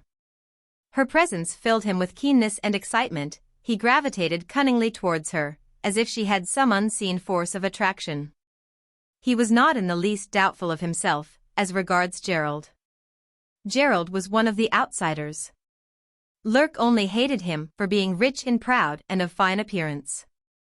All these things, however, riches, pride of social standing, handsome physique, were externals. When it came to the relation with a woman such as Gudrun, he, Lurk, had an approach and a power that Gerald never dreamed of. How should Gerald hope to satisfy a woman of Gudrun's caliber? Did he think that pride or masterful will or physical strength would help him? Lurk knew a secret beyond these things. The greatest power is the one that is subtle and adjusts itself, not one which blindly attacks. And he, Lurk, had understanding where Gerald was a calf. He, Lurk, could penetrate into depths far out of Gerald's knowledge. Gerald was left behind like a postulant in the anteroom of this temple of mysteries, this woman. But he, Lurk, could he not penetrate into the inner darkness, find the spirit of the woman in its inner recess, and wrestle with it there, the central serpent that is coiled at the core of life? What was it, after all, that a woman wanted? Was it mere social effect, fulfillment of ambition in the social world, in the community of mankind? Was it even a union in love and goodness? Did she want goodness? Who but a fool would accept this of Gudrun? This was but the street view of her wants. Cross the threshold, and you found her completely cynical about the social world and its advantages. Once inside the house of her soul, and there was a pungent atmosphere of corrosion, an inflamed darkness of sensation, and a vivid, subtle, critical consciousness that saw the world distorted, horrific. What then, what next? Was it sheer blind force of passion that would satisfy her now? Not this, but the subtle thrills of extreme sensation in reduction. It was an unbroken will reacting against her unbroken will in a myriad subtle thrills of reduction, the last subtle activities of analysis and breaking down, carried out in the darkness of her, whilst the outside form, the individual, was utterly unchanged, even sentimental in its poses. But between two particular people, any two people on earth, the range of pure sensational experience is limited. The climax of sensual reaction, once reached in any direction, is reached finally, there is no going on. There is only repetition possible, or the going apart of the two protagonists, or the subjugating of the one will to the other, or death. Gerald had penetrated all the outer places of Gudrun's soul. He was to her the most crucial instance of the existing world, the ne plus ultra of the world of man as it existed for her. In him she knew the world, and had done with it. Knowing him finally, she was the Alexander seeking new worlds. But there were no new worlds, there were no more men, there were only creatures, little, ultimate creatures like Lurk. The world was finished now, for her. There was only the inner, individual darkness, sensation within the ego, the obscene religious mystery of ultimate reduction, the mystic frictional activities of diabolic reducing down, disintegrating the vital organic body of life. All this Gudrun knew in her subconsciousness, not in her mind. She knew her next step, she knew what she should move on to, when she left Gerald. She was afraid of Gerald, that he might kill her. But she did not intend to be killed. A fine thread still united her to him. It should not be her death which broke it. She had further to go, a further, slow, exquisite experience to reap, unthinkable subtleties of sensation to know, before she was finished. Of the last series of subtleties, Gerald was not capable. He could not touch the quick of her. But where his ruder blows could not penetrate, the fine, insinuating blade of Lurk's insect-like comprehension could. At least, it was time for her now to pass over to the other, the creature, the final craftsman. She knew that Lurk, in his innermost soul, was detached from everything. For him there was neither heaven nor earth nor hell. He admitted no allegiance, he gave no adherence anywhere. He was single and, by abstraction from the rest, absolute in himself. Whereas in Gerald's soul there still lingered some attachment to the rest, to the whole. And this was his limitation. He was limited, born, subject to his necessity, in the last issue, for goodness, for righteousness, for oneness with the ultimate purpose. That the ultimate purpose might be the perfect and subtle experience of the process of death, the will being kept unimpaired, that was not allowed in him. And this was his limitation. There was a hovering triumph in Lurk, since Gudrun had denied her marriage with Gerald. The artist seemed to hover like a creature on the wing, waiting to settle. He did not approach Gudrun violently, he was never ill-timed. But carried on by a sure instinct in the complete darkness of his soul, he corresponded mystically with her, imperceptibly, but palpably. For 2 days, he talked to her, continued the discussions of art, of life, in which they both found such pleasure. They praised the bygone things, they took a sentimental, childish delight in the achieved perfections of the past. Particularly they liked the late 18th century, the period of Goethe and of Shelley, and Mozart. They played with the past, and with the great figures of the past, a sort of little game of chess, or marionettes, all to please themselves. They had all the great men for their marionettes, and they too were the god of the show, working it all. As for the future, that they never mentioned except one laughed out some mocking dream of the destruction of the world by a ridiculous catastrophe of man's invention. A man invented such a perfect explosive that it blew the earth in two. And the two have set off in different directions through space, to the dismay of the inhabitants, or else the people of the world divided into 2 halves, and each half decided it was perfect and right. The other half was wrong and must be destroyed. So another end of the world. Or else, Lurk's dream of fear, the world went cold, and snow fell everywhere, and only white creatures, polar bears, white foxes, and men like awful white snowbirds, persisted in ice cruelty. Apart from these stories, they never talked of the future. They delighted most either in mocking imaginations of destruction, or in sentimental, fine marionette shows of the past. It was a sentimental delight to reconstruct the world of Goethe at Weimar, or of Schiller and poverty and faithful love, or to see again Jean-Jacques in his quakings, or Voltaire at Ferney, or Frederick the Great reading his own poetry. They talked together for hours, of literature and sculpture and painting, amusing themselves with Flaxman and Blake and Fuseli, with tenderness and with Feuerbach and Bachlin. It would take them a lifetime, they felt, to live again, in petto, the lives of the great artists. But they preferred to stay in the 18th and the 19th centuries. They talked in a mixture of languages. The groundwork was French, in either case. But he ended most of his sentences in a stumble of English and a conclusion of German. She skillfully wove herself to her end in whatever phrase came to her. She took a peculiar delight in this conversation. It was full of odd, fantastic expression, of double meanings, of evasions, of suggestive vagueness. It was a real physical pleasure to her to make this thread of conversation out of the different colored stands of 3 languages. And all the while they too were hovering, hesitating round the flame of some invisible declaration. He wanted it, but was held back by some inevitable reluctance. She wanted it also, but she wanted to put it off, to put it off indefinitely, she still had some pity for Gerald, some connection with him. And the most fatal of all, she had the reminiscent sentimental compassion for herself in connection with him. Because of what had been, she felt herself held to him by immortal, invisible threads because of what had been, because of his coming to her that first night, into her own house, in his extremity. Because Gerald was gradually overcome with a revulsion of loathing for Lurk. He did not take the man seriously, he despised him merely, except as he felt in Gudrun's veins the influence of the little creature. It was this that drove Gerald wild, the feeling in Gudrun's veins of Lurk's presence, Lurk's being, flowing dominant through her. "What makes you so smitten with that little vermin?" he asked, really puzzled. For he, manlike, could not see anything attractive or important at all in Lurk. Gerald expected to find some handsomeness or nobleness to account for a woman's subjection. But he saw none here, only an insect-like repulsiveness. Gudrun flushed deeply. It was these attacks she would never forgive. "What do you mean?" she replied. "My God, what a mercy I am not married to you." Her voice of flouting and contempt scotched him. He was brought up short. But he recovered himself.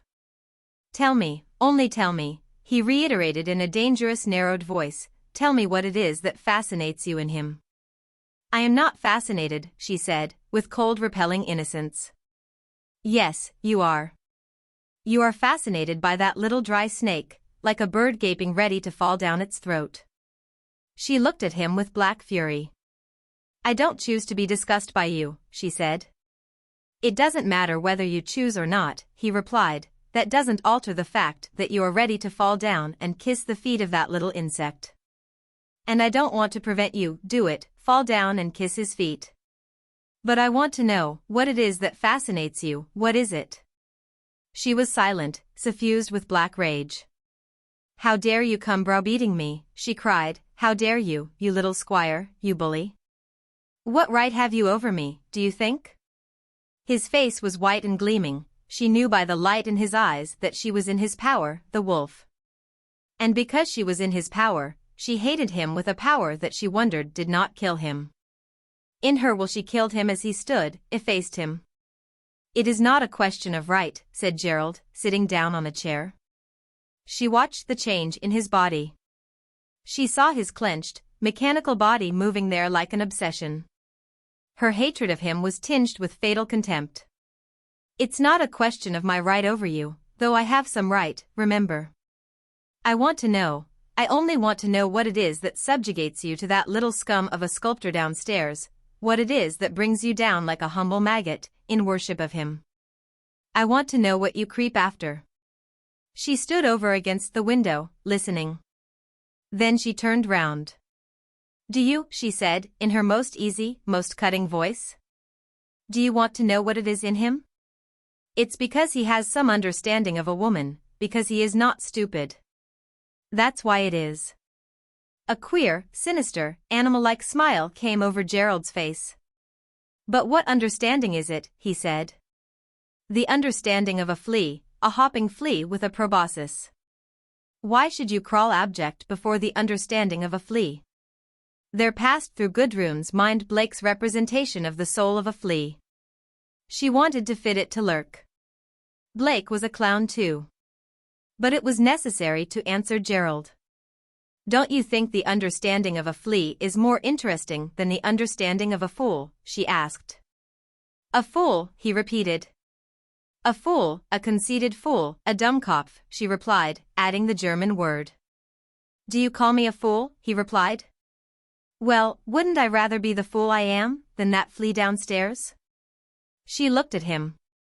A certain blunt, blind stupidity in him palled on her soul, limiting her. "You give yourself away by that last," she said. He sat and wondered. "I shall go away soon," he said. She turned on him. "Remember," she said, "I am completely independent of you, completely. You make your arrangements, I make mine." He pondered this. "You mean we are strangers from this minute?" he asked. She halted and flushed. He was putting her in a trap, forcing her hand. She turned round on him. Strangers, she said, we can never be. But if you want to make any movement apart from me, then I wish you to know you are perfectly free to do so. Do not consider me in the slightest. Even so slight an implication that she needed him and was depending on him still was sufficient to rouse his passion. As he sat, a change came over his body, the hot, molten stream mounted involuntarily through his veins. He groaned inwardly, under its bondage, but he loved it. He looked at her with clear eyes, waiting for her. She knew at once, and was shaken with cold revulsion. How could he look at her with those clear, warm, waiting eyes, waiting for her, even now? What had been said between them, was it not enough to put them worlds asunder, to freeze them forever apart? And yet he was all transfused and roused, waiting for her. It confused her. Turning her head aside, she said, I shall always tell you, whenever I am going to make any change. And with this she moved out of the room. He sat suspended in a fine recoil of disappointment that seemed gradually to be destroying his understanding. But the unconscious state of patience persisted in him. He remained motionless, without thought or knowledge, for a long time. Then he rose, and went downstairs, to play at chess with one of the students. His face was open and clear, with a certain innocent laissez-aller that troubled Gudrun most, made her almost afraid of him, whilst she disliked him deeply for it. It was after this that Lurk, who had never yet spoken to her personally, began to ask her of her state. You are not married at all, are you? He asked. She looked full at him. Not in the least, she replied, in her measured way. Lurk laughed, wrinkling up his face oddly. There was a thin wisp of his hair straying on his forehead. She noticed that his skin was of a clear brown color, his hands, his wrists. And his hands seemed closely prehensile. He seemed like topaz, so strangely brownish and pellucid. Good, he said. Still it needed some courage for him to go on. Was Mrs. Birkin your sister? He asked. Yes. And was XXIX married? She was married. Have you parents, then? Yes, said Gudrun, we have parents. And she told him, briefly, laconically, her position. He watched her closely, curiously, all the while. So, he exclaimed, with some surprise. And the Herr Crich, is he rich? Yes, he is rich, a coal owner. How long has your friendship with him lasted? Some months. There was a pause. Yes, I am surprised, he said at length. The English, I thought they were so cold. And what do you think to do when you leave here? What do I think to do? She repeated. Yes. You cannot go back to the teaching. No, he shrugged his shoulders, that is impossible. Leave that to the canaille who can do nothing else. You, for your part, you know, you are a remarkable woman, eine seltsame Frau. Why deny it, why make any question of it? You are an extraordinary woman, why should you follow the ordinary course, the ordinary life? Gudrun sat looking at her hands, flushed. She was pleased that he said, so simply, that she was a remarkable woman. He would not say that to flatter her, he was far too self-opinionated and objective by nature. He said it as he would say a piece of sculpture was remarkable, because he knew it was so. And it gratified her to hear it from him. Other people had such a passion to make everything of one degree, of one pattern. In England it was chic to be perfectly ordinary. And it was a relief to her to be acknowledged extraordinary. Then she need not fret about the common standards. You see, she said, I have no money whatsoever. Money. He cried, lifting his shoulders. When one is grown up, money is lying about at one's service. It is only when one is young that it is rare. Take no thought for money, that always lies to hand. Does it? She said, laughing. Always.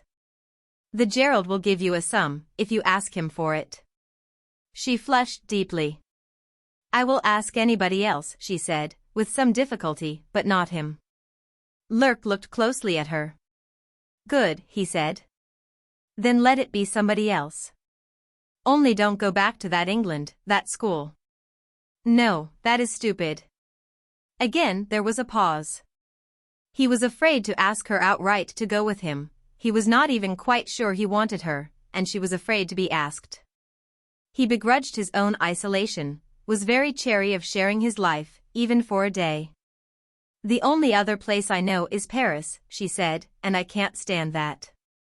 She looked with her wide, steady eyes full at Lurk. He lowered his head and averted his face. Paris, no, he said. Between the religion d'amour and the latest ism and the new turning to Jesus, one had better ride on a carousel all day. But come to Dresden.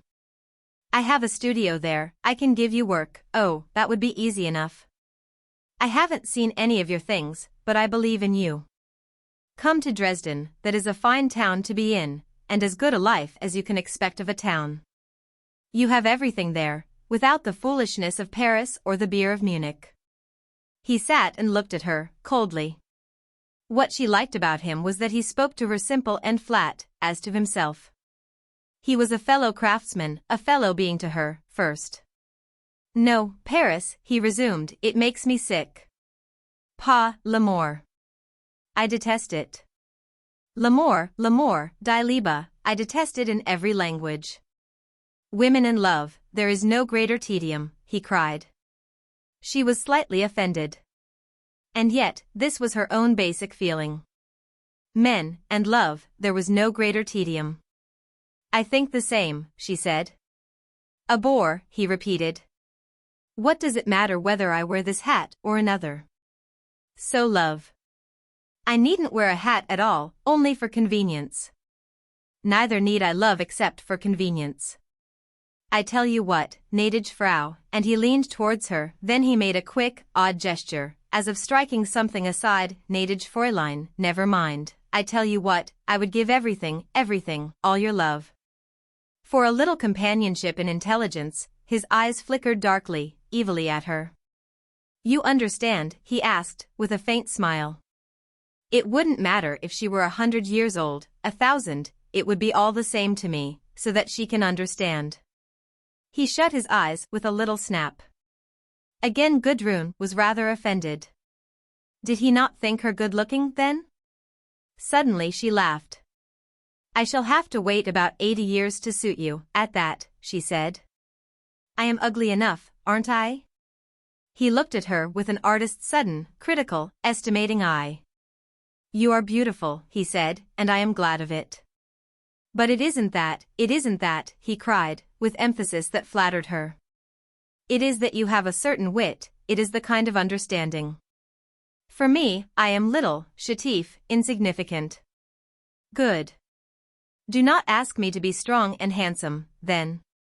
But it is the me, he put his fingers to his mouth oddly, it is the me that is looking for a mistress, and my me is waiting for the the of the mistress, for the match to my particular intelligence. You understand? Yes, she said, I understand. As for the other, this amour, he made a gesture, dashing his hand aside, as if to dash away something troublesome, it is unimportant. Does it matter, whether I drink white wine this evening, or whether I drink nothing? It does not matter, So this love, this amour, this baiser. Yes or no, soit ou soit pas, today, tomorrow, or never, it is all the same, it does not matter, no more than the white wine. He ended with an odd dropping of the head in a desperate negation. Gudrun watched him steadily. She had gone pale. Suddenly she stretched over and seized his hand in her own. That is true, she said, in rather a high, vehement voice, that is true for me too. It is the understanding that matters. He looked up at her almost frightened, furtive. Then he nodded, a little sullenly. She let go his hand, he had made not the lightest response. And they sat in silence. Do you know, he said, suddenly looking at her with dark, self-important, prophetic eyes, your fate and mine, they will run together, till, and he broke off in a little grimace. Till when has she asked, blanched, her lips going white. She was terribly susceptible to these evil prognostications, but he only shook his head. I don't know, he said, I don't know. Gerald did not come in from his skiing until nightfall. He missed the coffee and cake that she took at 4 o'clock. The snow was in perfect condition. He had traveled a long way, by himself, among the snow ridges. On his skis, he had climbed high, so high that he could see over the top of the pass, 5 miles distant, could see the Marienhütte. The hostel on the crest of the pass, half buried in snow, and over into the deep valley beyond, to the dusk of the pine trees. One could go that way home, but he shuddered with nausea at the thought of home. One could travel on skis down there, and come to the old Imperial Road, below the pass. But why come to any road? He revolted at the thought of finding himself in the world again. He must stay up there in the snow forever.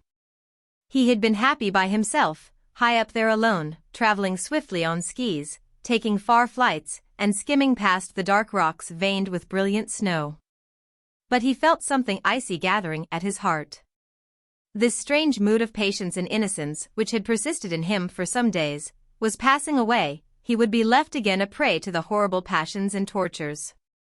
So he came down reluctantly, snow-burned, snow-estranged, to the house in the hollow, between the knuckles of the mountain tops. He saw its lights shining yellow, and he held back, wishing he need not go in, to confront those people, to hear the turmoil of voices and to feel the confusion of other presences. He was isolated as if there were a vacuum round his heart, or a sheath of pure ice. The moment he saw Gudrun, something jolted in his soul. She was looking rather lofty and superb, smiling slowly and graciously to the Germans. A sudden desire leapt in his heart to kill her. He thought, what a perfect voluptuous fulfillment it would be to kill her. His mind was absent all the evening, estranged by the snow and his passion. But he kept the idea constant within him, what a perfect voluptuous consummation it would be to strangle her, to strangle every spark of life out of her, till she lay completely inert, soft, relaxed forever. A soft heap lying dead between his hands, utterly dead. Then he would have had her finally and forever. There would be such a perfect voluptuous finality. Gudrun was unaware of what he was feeling. He seemed so quiet and amiable, as usual. His amiability even made her feel brutal towards him. She went into his room when he was partially undressed.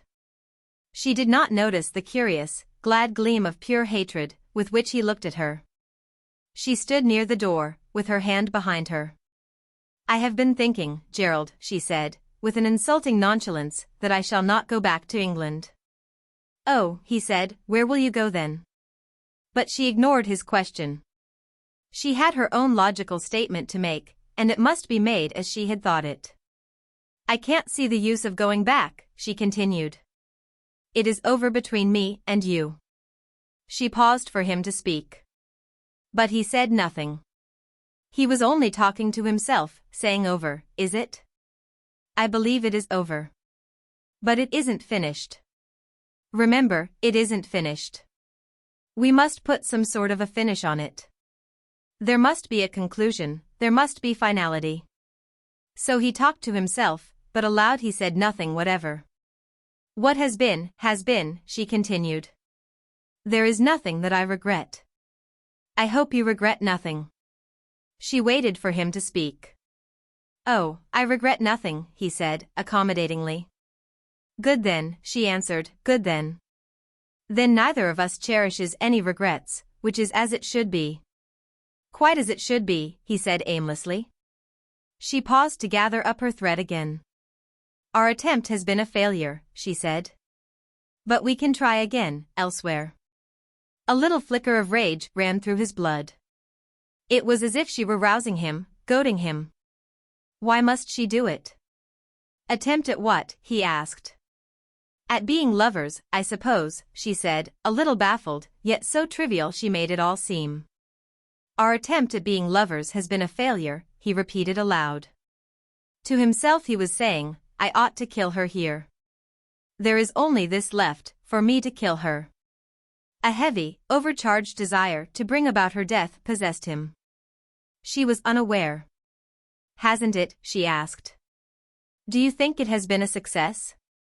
Again the insult of the flippant question ran through his blood like a current of fire.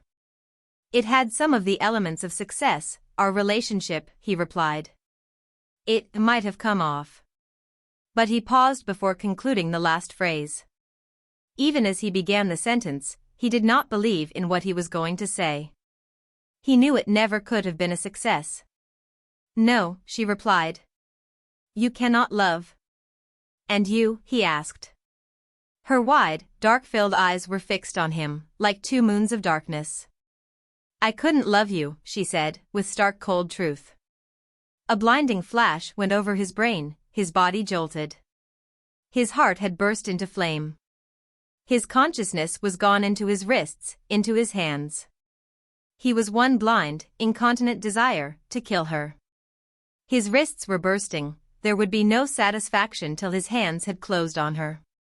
But even before his body swerved forward on her, a sudden, cunning comprehension was expressed on her face, and in a flash she was out of the door. She ran in one flash to her room and locked herself in. She was afraid, but confident. She knew her life trembled on the edge of an abyss. But she was curiously sure of her footing.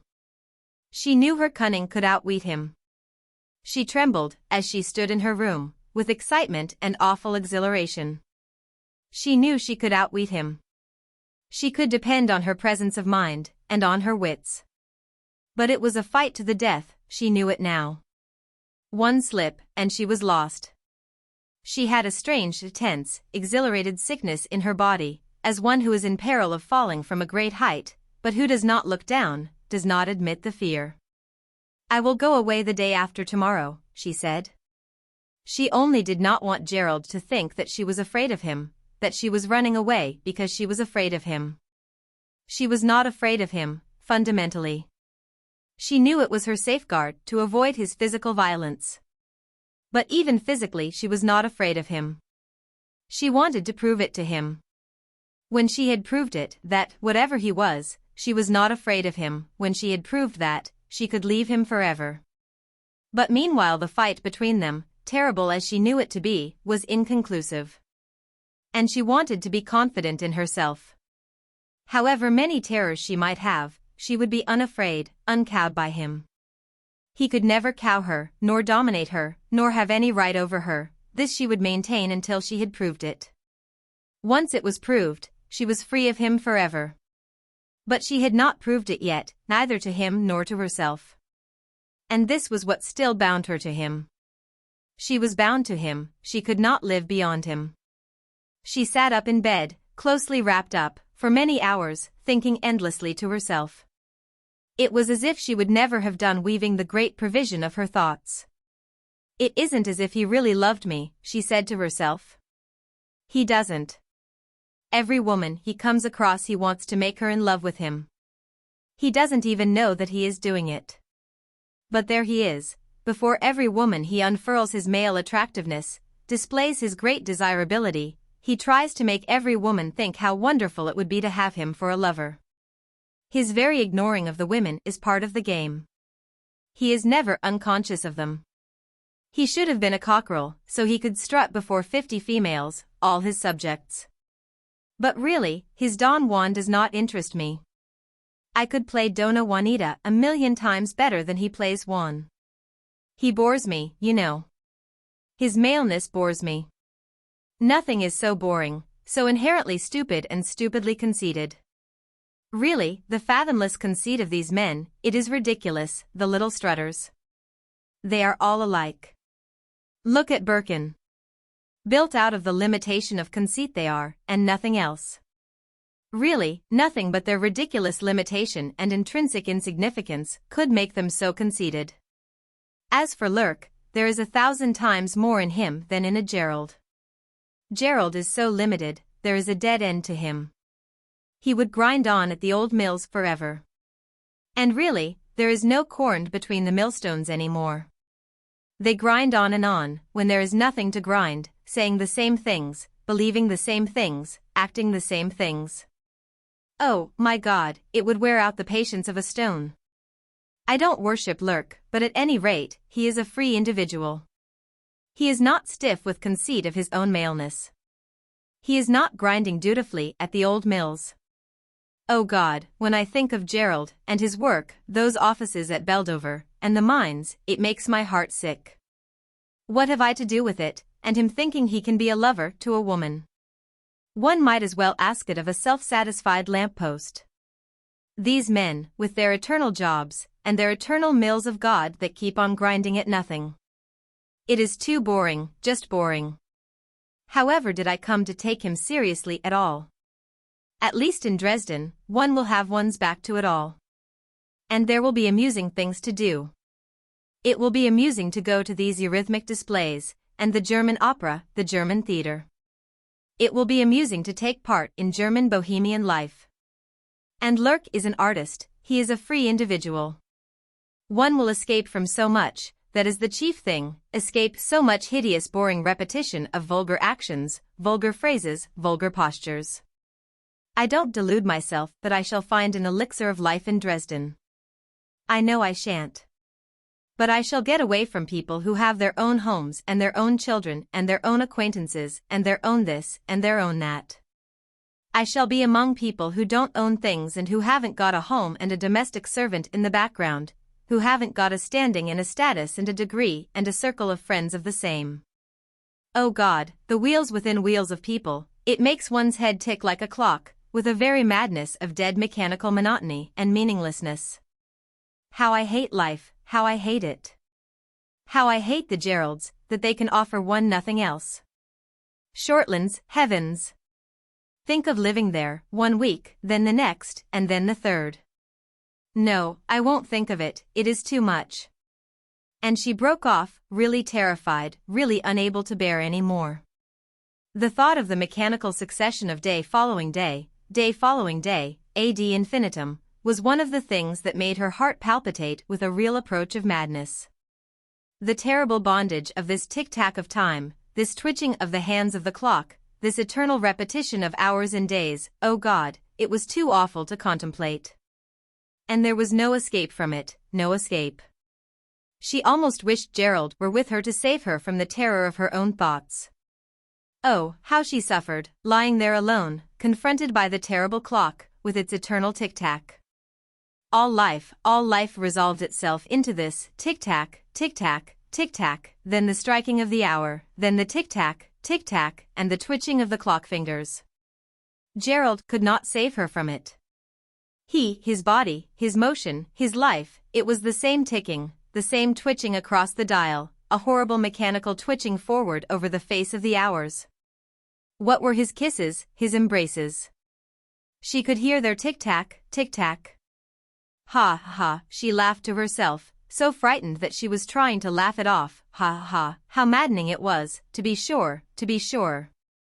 Then, with a fleeting self-conscious motion, she wondered if she would be very much surprised, on rising in the morning, to realize that her hair had turned white. She had felt it turning white so often, under the intolerable burden of her thoughts, and her sensations. Yet there it remained, brown as ever, and there she was herself, looking a picture of health. Perhaps she was healthy. Perhaps it was only her unabateable health that left her so exposed to the truth. If she were sickly she would have her illusions, imaginations. As it was, there was no escape. She must always see and know and never escape. She could never escape. There she was, placed before the clock face of life. And if she turned round as in a railway station, to look at the bookstall, still she could see, with her very spine, she could see the clock, always the great white clock face. In vain she fluttered the leaves of books, or made statuettes in clay, she knew she was not really reading. She was not really working. She was watching the fingers twitch across the eternal, mechanical, monotonous clock face of time. She never really lived, she only watched. Indeed, she was like a little, 12-hour clock, vis-a-vis with the enormous clock of eternity. There she was, like dignity and impudence, or impudence and dignity. The picture pleased her. Didn't her face really look like a clock dial, rather roundish and often pale, and impassive? She would have got up to look, in the mirror, but the thought of the sight of her own face, that was like a 12-hour clock dial, filled her with such deep terror, that she hastened to think of something else. Oh, why wasn't somebody kind to her?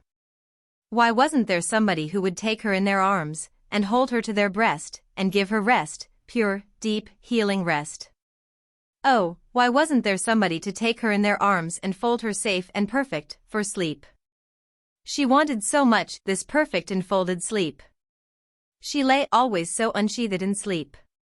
She would lie always unsheathed in sleep, unrelieved, unsaved.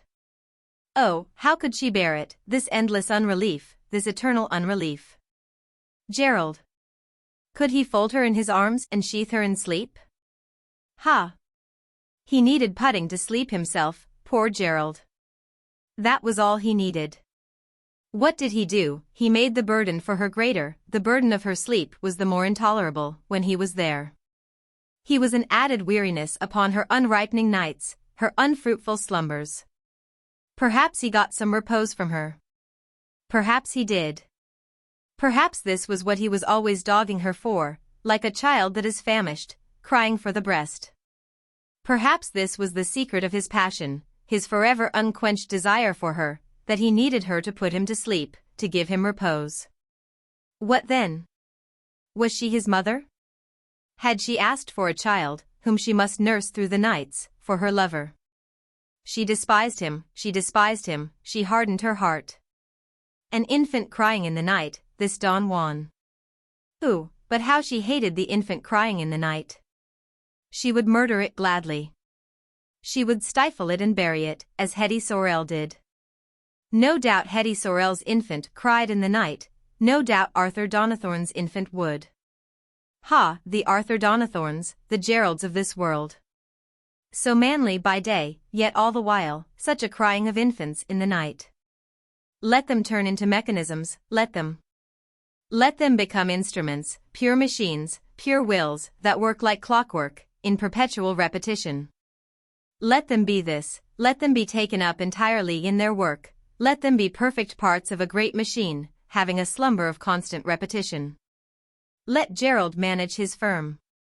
There he would be satisfied as a wheelbarrow that goes backwards and forwards along a plank all day. She had seen it. The wheelbarrow, the one humble wheel, the unit of the firm. Then the cart, with 2 wheels, then the truck, with 4.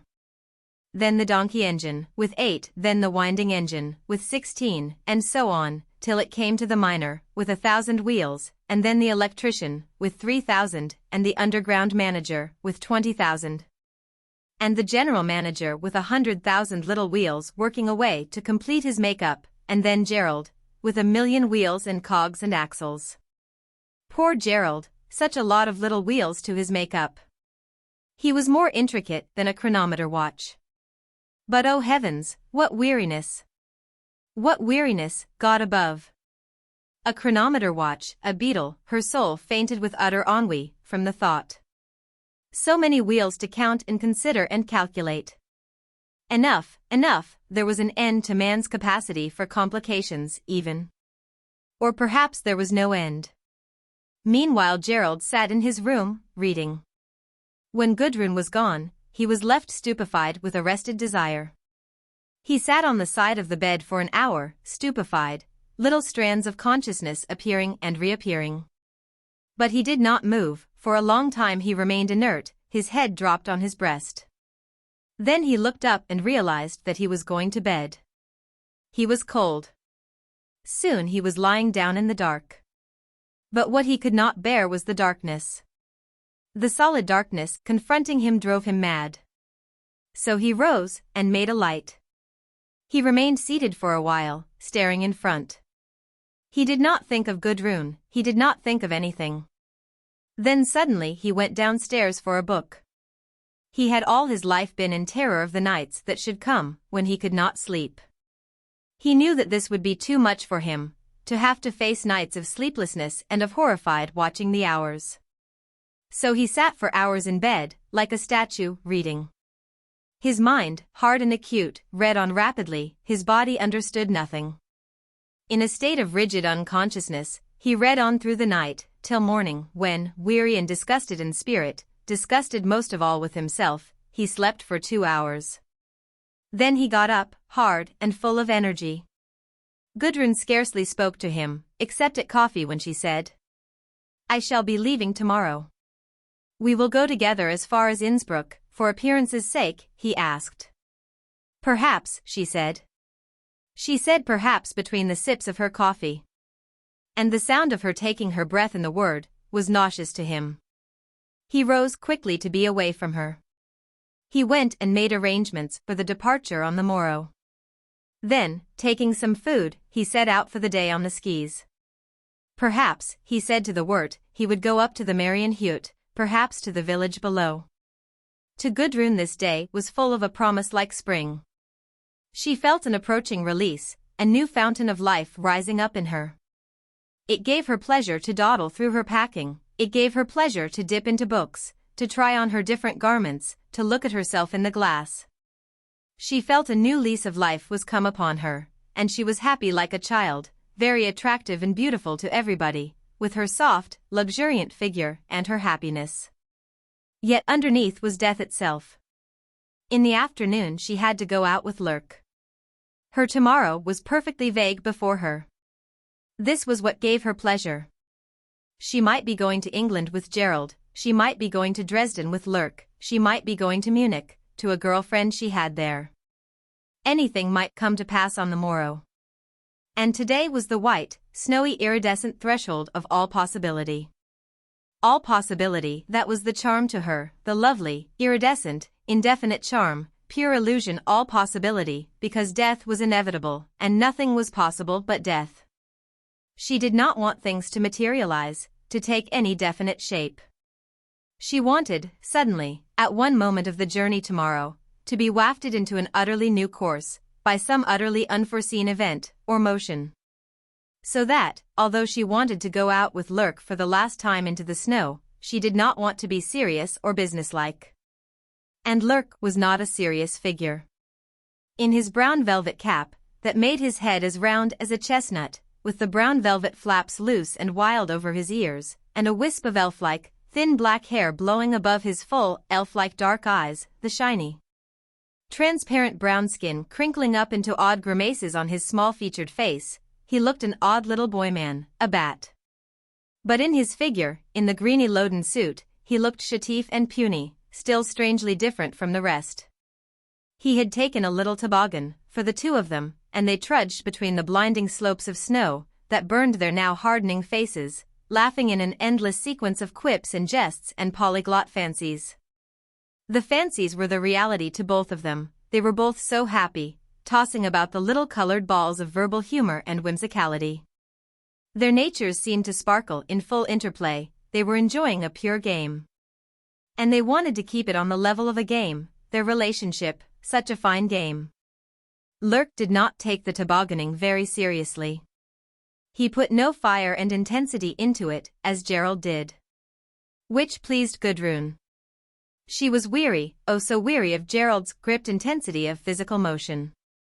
Lurk let the sledge go wildly, and gaily, like a flying leaf, and when, at a bend, he pitched both her and him out into the snow, he only waited for them both to pick themselves up unhurt off the keen white ground. To be laughing and pert as a pixie. She knew he would be making ironical, playful remarks as he wandered in hell, if he were in the humor. And that pleased her immensely. It seemed like a rising above the dreariness of actuality, the monotony of contingencies. They played till the sun went down, in pure amusement, careless and timeless. Then, as the little sledge twirled riskily to rest at the bottom of the slope. "Wait," he said suddenly, and he produced from somewhere a large thermos flask, a packet of keks, and a bottle of schnapps. "Oh Lurk," she cried. "What an inspiration! What a comble de joie indeed! What is the schnapps?" He looked at it, and laughed. "Heidelbeer," he said. "No. From the bilberries under the snow. Doesn't it look as if it were distilled from snow? Can you," she sniffed and sniffed at the bottle, "can you smell bilberries? Isn't it wonderful? It is exactly as if one could smell them through the snow." She stamped her foot lightly on the ground. He kneeled down and whistled, and put his ear to the snow. As he did so his black eyes twinkled up. "Ha! Ha!" She laughed, warmed by the whimsical way in which he mocked at her verbal extravagances. He was always teasing her, mocking her ways. But as he in his mockery was even more absurd than she in her extravagances, what could one do but laugh and feel liberated? She could feel their voices, hers and his, ringing silvery like bells in the frozen, motionless air of the first twilight. How perfect it was, how very perfect it was, this silvery isolation and interplay. She sipped the hot coffee, whose fragrance flew around them like bees murmuring around flowers, in the snowy air. She drank tiny sips of the Heidelbeerwasser, she ate the cold, sweet, creamy wafers. How good everything was! How perfect everything tasted and smelled and sounded, here in this utter stillness of snow and falling twilight. You are going away tomorrow, his voice came at last. Yes. There was a pause, when the evening seemed to rise in its silent, ringing pallor infinitely high, to the infinite which was near at hand. Wohin? That was the question, wohin? Whither? Wohin? What a lovely word! She never wanted it answered. Let it chime forever. I don't know, she said, smiling at him. He caught the smile from her. One never does, he said. One never does, she repeated.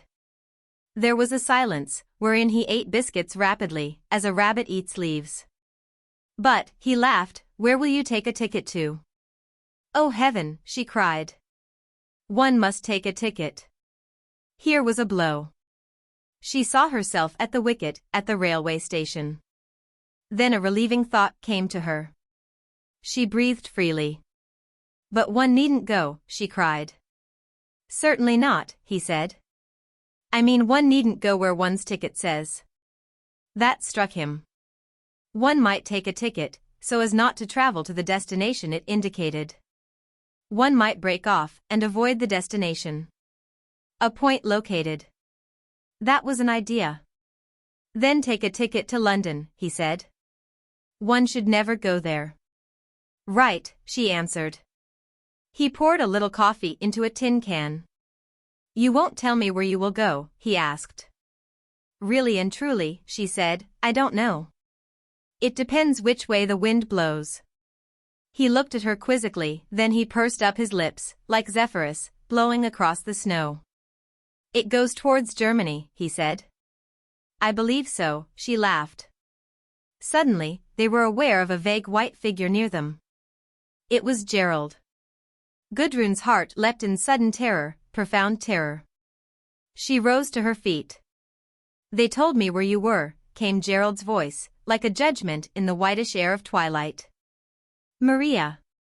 You come like a ghost, exclaimed Lurk. Gerald did not answer. His presence was unnatural and ghostly to them. Lurk shook the flask, then he held it inverted over the snow. Only a few brown drops trickled out. All gone, he said. To Gerald, the smallish, odd figure of the German was distinct and objective, as if seen through field glasses. And he disliked the small figure exceedingly, he wanted it removed. Then Lurk rattled the box which held the biscuits. Biscuits there are still, he said. And reaching from his seated posture in the sledge, he handed them to Gudrun. She fumbled, and took one. He would have held them to Gerald, but Gerald so definitely did not want to be offered a biscuit that Lurk, rather vaguely, put the box aside. Then he took up the small bottle and held it to the light.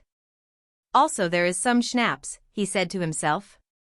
Then suddenly, he elevated the bottle gallantly in the air, a strange, grotesque figure leaning towards Gudrun, and said. Gnädiges Fräulein, he said, Wall. There was a crack, the bottle was flying, Lurk had started back.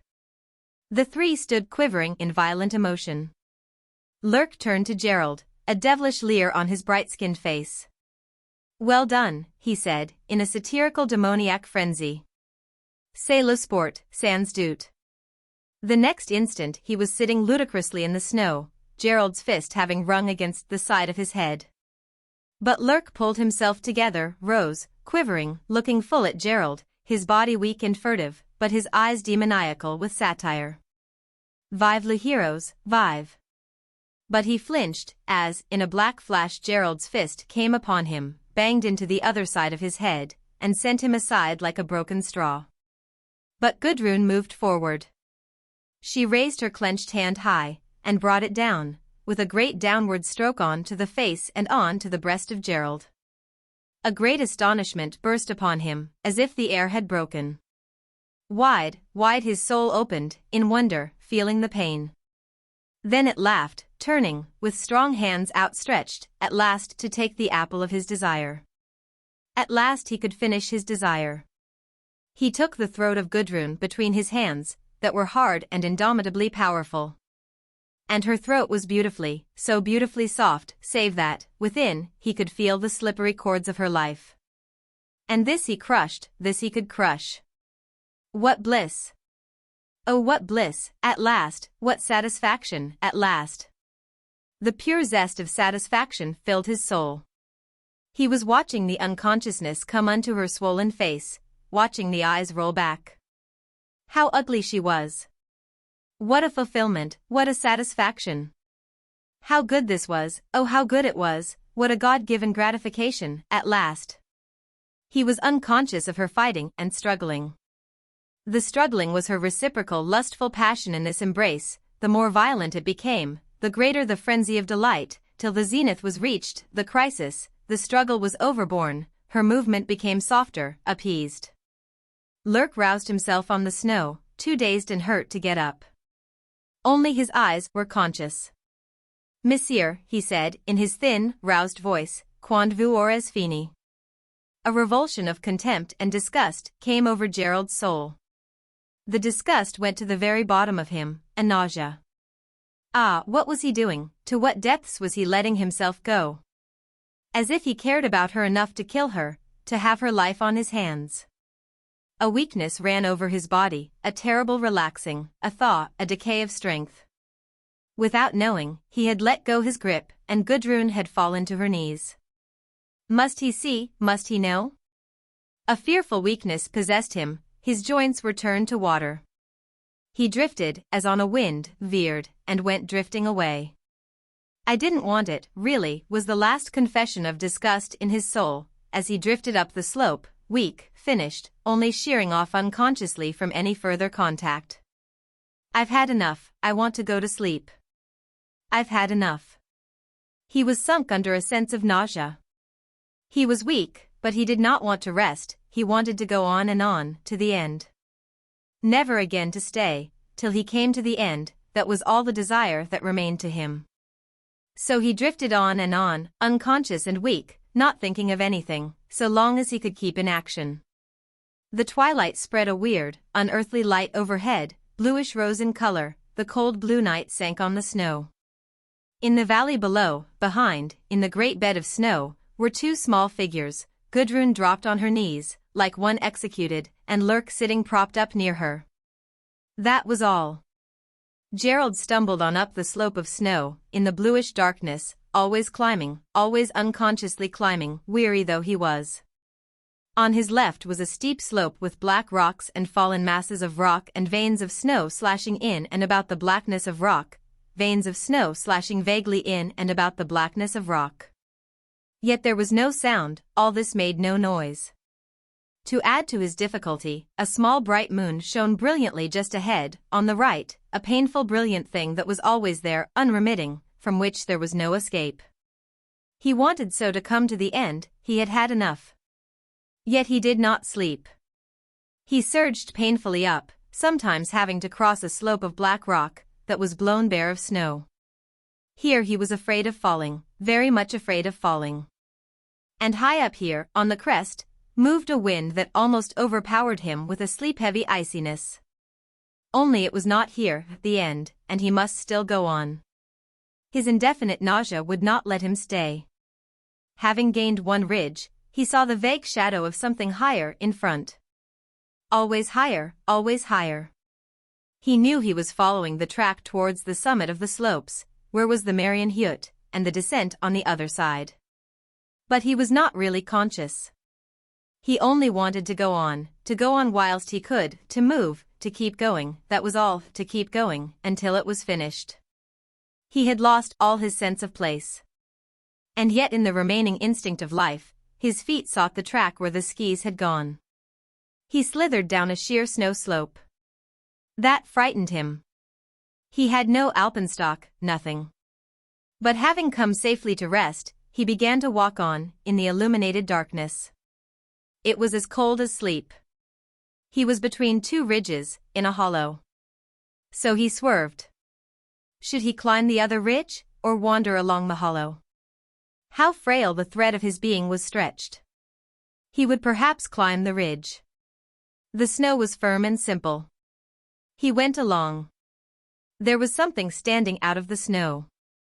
He approached, with dimmest curiosity. It was a half-buried crucifix, a little Christ under a little sloping hood, at the top of a pole. He sheared away. Somebody was going to murder him. He had a great dread of being murdered. But it was a dread which stood outside him, like his own ghost. Yet why be afraid?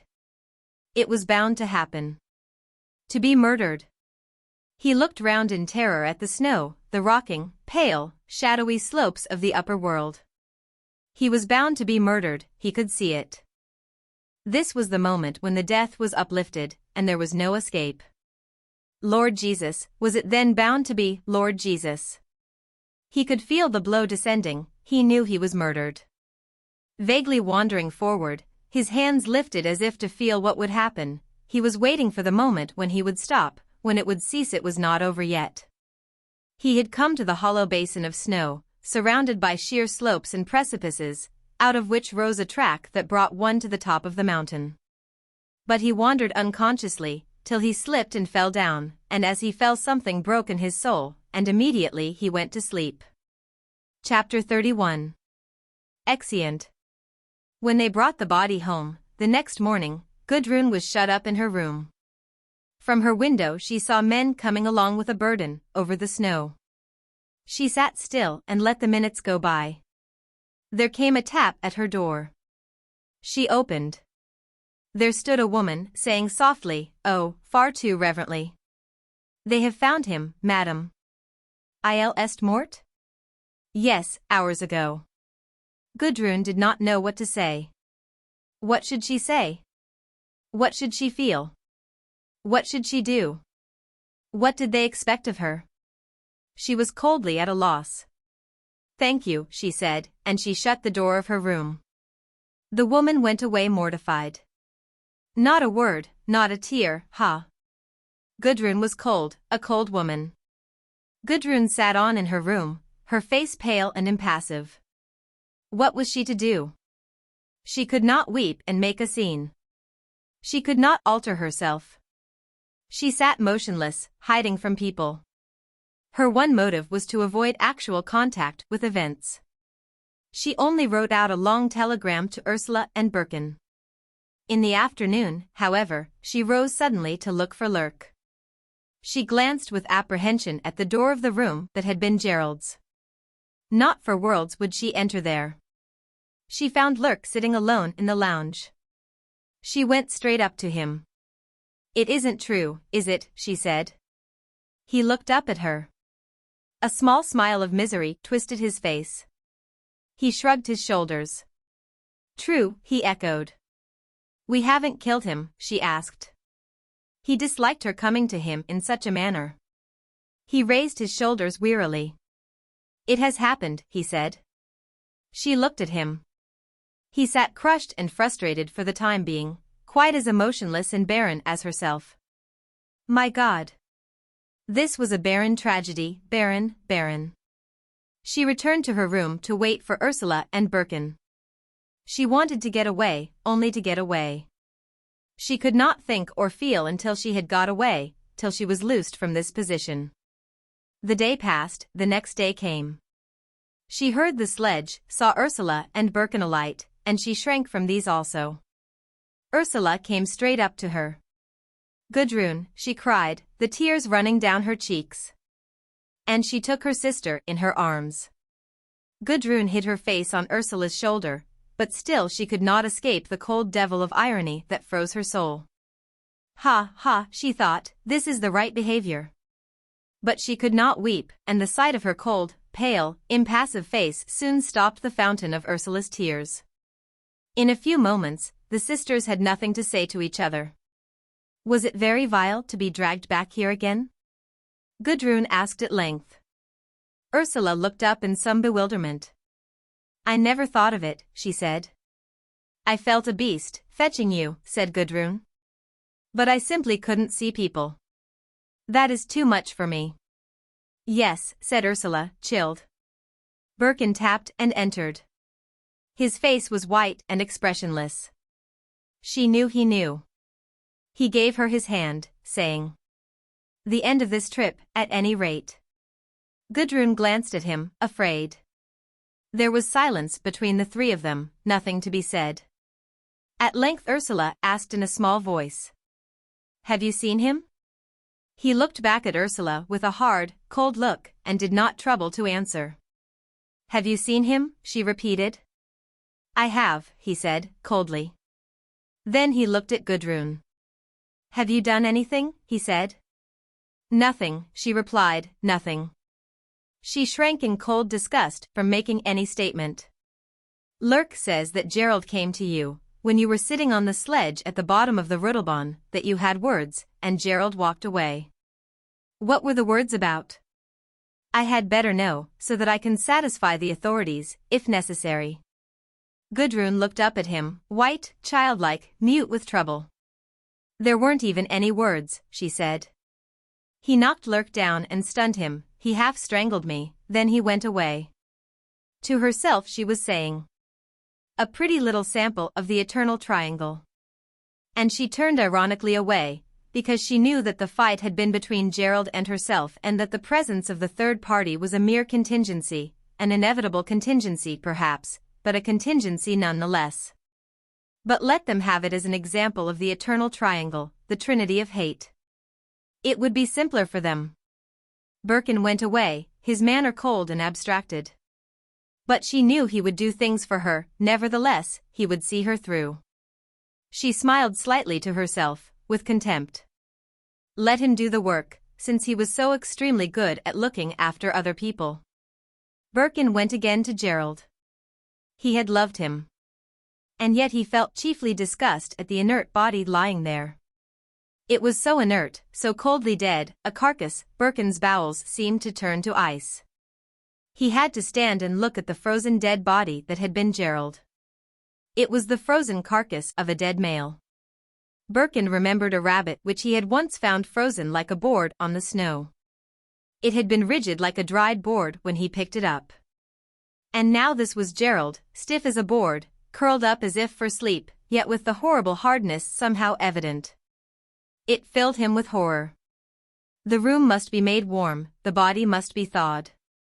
The limbs would break like glass or like wood if they had to be straightened. He reached and touched the dead face.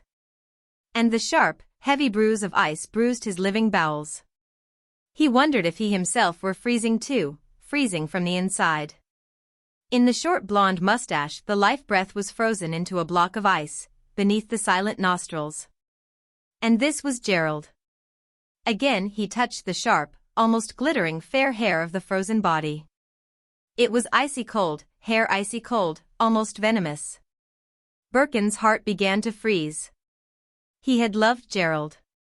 Now he looked at the shapely, strange-colored face, with the small, fine, pinched nose and the manly cheeks, saw it frozen like an ice pebble, yet he had loved it. What was one to think or feel? His brain was beginning to freeze, his blood was turning to ice water. So cold, a heavy, bruising cold pressing on his arms from outside, and a heavier cold congealing within him, in his heart and in his bowels. He went over the snow slopes, to see where the death had been. At last he came to the great shallow among the precipices and slopes, near the summit of the pass. It was a grey day, the third day of greyness and stillness. All was white, icy, pallid, save for the scoring of black rocks that jutted like roots sometimes, and sometimes were in naked faces. In the distance a slope sheered down from a peak, with many black rock slides. It was like a shallow pot lying among the stone and snow of the upper world. In this pot Gerald had gone to sleep. At the far end, the guides had driven iron stakes deep into the snow wall, so that, by means of the great rope attached, they could haul themselves up the massive snow front, out onto the jagged summit of the pass, naked to heaven, where the Marian Hyut hid among the naked rocks. Roundabout, spiked, slashed snow peaks pricked the heaven. Gerald might have found this rope. He might have hauled himself up to the crest. He might have heard the dogs in the Marian Hyut, and found shelter. He might have gone on, down the steep, steep fall of the south side, down into the dark valley with its pines, onto the great imperial road leading south to Italy. He might. And what then? The imperial road. The south? Italy? What then? Was it a way out? It was only a way in again. Birkin stood high in the painful air, looking at the peaks, and the way south. Was it any good going south, to Italy? Down the old imperial road? He turned away. Either the heart would break, or cease to care. Best cease to care. Whatever the mystery which has brought forth man and the universe, it is a non-human mystery, it has its own great ends, man is not the criterion. Best leave it all to the vast, creative, non-human mystery. Best strive with oneself only, not with the universe. God cannot do without man. It was a saying of some great French religious teacher. But surely this is false. God can do without man. God could do without the ichthyosauri and the mastodon. These monsters failed creatively to develop, so God, the creative mystery, dispensed with them. In the same way the mystery could dispense with man, should he too fail creatively to change and develop. The eternal creative mystery could dispose of man, and replace him with a finer created being. Just as the horse has taken the place of the mastodon. It was very consoling to Birkin, to think this. If humanity ran into a cul-de-sac and expended itself, the timeless creative mystery would bring forth some other being, finer, more wonderful, some new, more lovely race, to carry on the embodiment of creation. The game was never up. The mystery of creation was fathomless, infallible, inexhaustible, forever. Races came and went, species passed away, but ever new species arose, more lovely, or equally lovely, always surpassing wonder. The fountainhead was incorruptible and unsearchable. It had no limits. It could bring forth miracles, create utter new races and new species, in its own hour, new forms of consciousness, new forms of body, new units of being. To be man was as nothing compared to the possibilities of the creative mystery. To have one's pulse beating direct from the mystery, this was perfection, unutterable satisfaction. Human or inhuman mattered nothing. The perfect pulse throbbed with indescribable being, miraculous unborn species. Birkin went home again to Gerald. He went into the room and sat down on the bed. Dead, dead and cold. Imperial Caesar dead and turned to clay. Would stop a hole to keep the wind away. There was no response from that which had been Gerald. Strange, congealed, icy substance, no more. No more. Terribly weary, Birkin went away, about the day's business. He did it all quietly, without bother. To rant, to rave, to be tragic, to make situations, it was all too late. Best be quiet, and bear one's soul in patience and in fullness. But when he went in again, at evening, to look at Gerald between the candles, because of his heart's hunger, suddenly his heart contracted, his own candle all but fell from his hand, as, with a strange whimpering cry, the tears broke out. He sat down in a chair, shaken by a sudden access. Ursula, who had followed him, recoiled aghast from him, as he sat with sunken head and body convulsively shaken, making a strange, horrible sound of tears. "I didn't want it to be like this, I didn't want it to be like this," he cried to himself. Ursula could but think of the Kaisers, ich have es nicht gewollt. She looked almost with horror on Birkin. Suddenly he was silent. But he sat with his head dropped, to hide his face. Then furtively he wiped his face with his fingers. Then suddenly he lifted his head, and looked straight at Ursula, with dark, almost vengeful eyes. He should have loved me, he said. I offered him. She, afraid, white, with mute lips answered. What difference would it have made? It would, he said. It would. He forgot her, and turned to look at Gerald. With head oddly lifted, like a man who draws his head back from an insult, half haughtily, he watched the cold, mute, material face. It had a bluish cast. It sent a shaft like ice through the heart of the living man. Cold, mute, material. Birkin remembered how once Gerald had clutched his hand, with a warm, momentaneous grip of final love. For 1 second, then let go again, let go forever. If he had kept true to that clasp, death would not have mattered. Those who die, and dying still can love, still believe, do not die. They live still in the beloved. Gerald might still have been living in the spirit with Birkin, even after death. He might have lived with his friend, a further life. But now he was dead, like clay, like bluish, corruptible ice. Birkin looked at the pale fingers, the inert mass. He remembered a dead stallion he had seen, a dead mass of maleness, repugnant. He remembered also the beautiful face of one whom he had loved, and who had died still having the faith to yield to the mystery. That dead face was beautiful, no one could call it cold, mute, material. No one could remember it without gaining faith in the mystery, without the soul's warming with new, deep life trust. And Gerald. The denier. He left the heart cold, frozen, hardly able to beat. Gerald's father had looked wistful, to break the heart, but not this last terrible look of cold, mute matter. Birkin watched and watched. Ursula stood aside watching the living man stare at the frozen face of the dead man. Both faces were unmoved and unmoving. The candle flames flickered in the frozen air, in the intense silence. Haven't you seen enough, she said. He got up. It's a bitter thing to me, he said. What, that he's dead, she said. His eyes just met hers. He did not answer. You've got me, she said. He smiled and kissed her. If I die, he said, you'll know I haven't left you. And me, she cried. And you won't have left me, he said. We shan't have any need to despair, in death. She took hold of his hand. But need you despair over Gerald, she said. Yes, he answered. They went away. Gerald was taken to England, to be buried. Birkin and Ursula accompanied the body, along with one of Gerald's brothers. It was the Crich brothers and sisters who insisted on the burial in England. Birkin wanted to leave the dead man in the Alps, near the snow. But the family was strident, loudly insistent. Gudrun went to Dresden. She wrote no particulars of herself. Ursula stayed at the mill with Birkin for a week or two. They were both very quiet.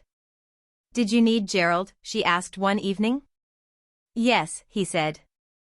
Aren't I enough for you? She asked. No, he said. You are enough for me, as far as a woman is concerned. You are all women to me. But I wanted a man friend, as eternal as you and I are eternal. Why aren't I enough? She said. You are enough for me. I don't want anybody else but you. Why isn't it the same with you? Having you, I can live all my life without anybody else, any other sheer intimacy. But to make it complete, really happy, I wanted eternal union with a man too, another kind of love, he said. I don't believe it, she said. It's an obstinacy, a theory, a perversity. Well, he said. You can't have two kinds of love. Why should you? It seems as if I can't, he said. Yet I wanted it. You can't have it, because it's false, impossible, she said. I don't believe that, he answered.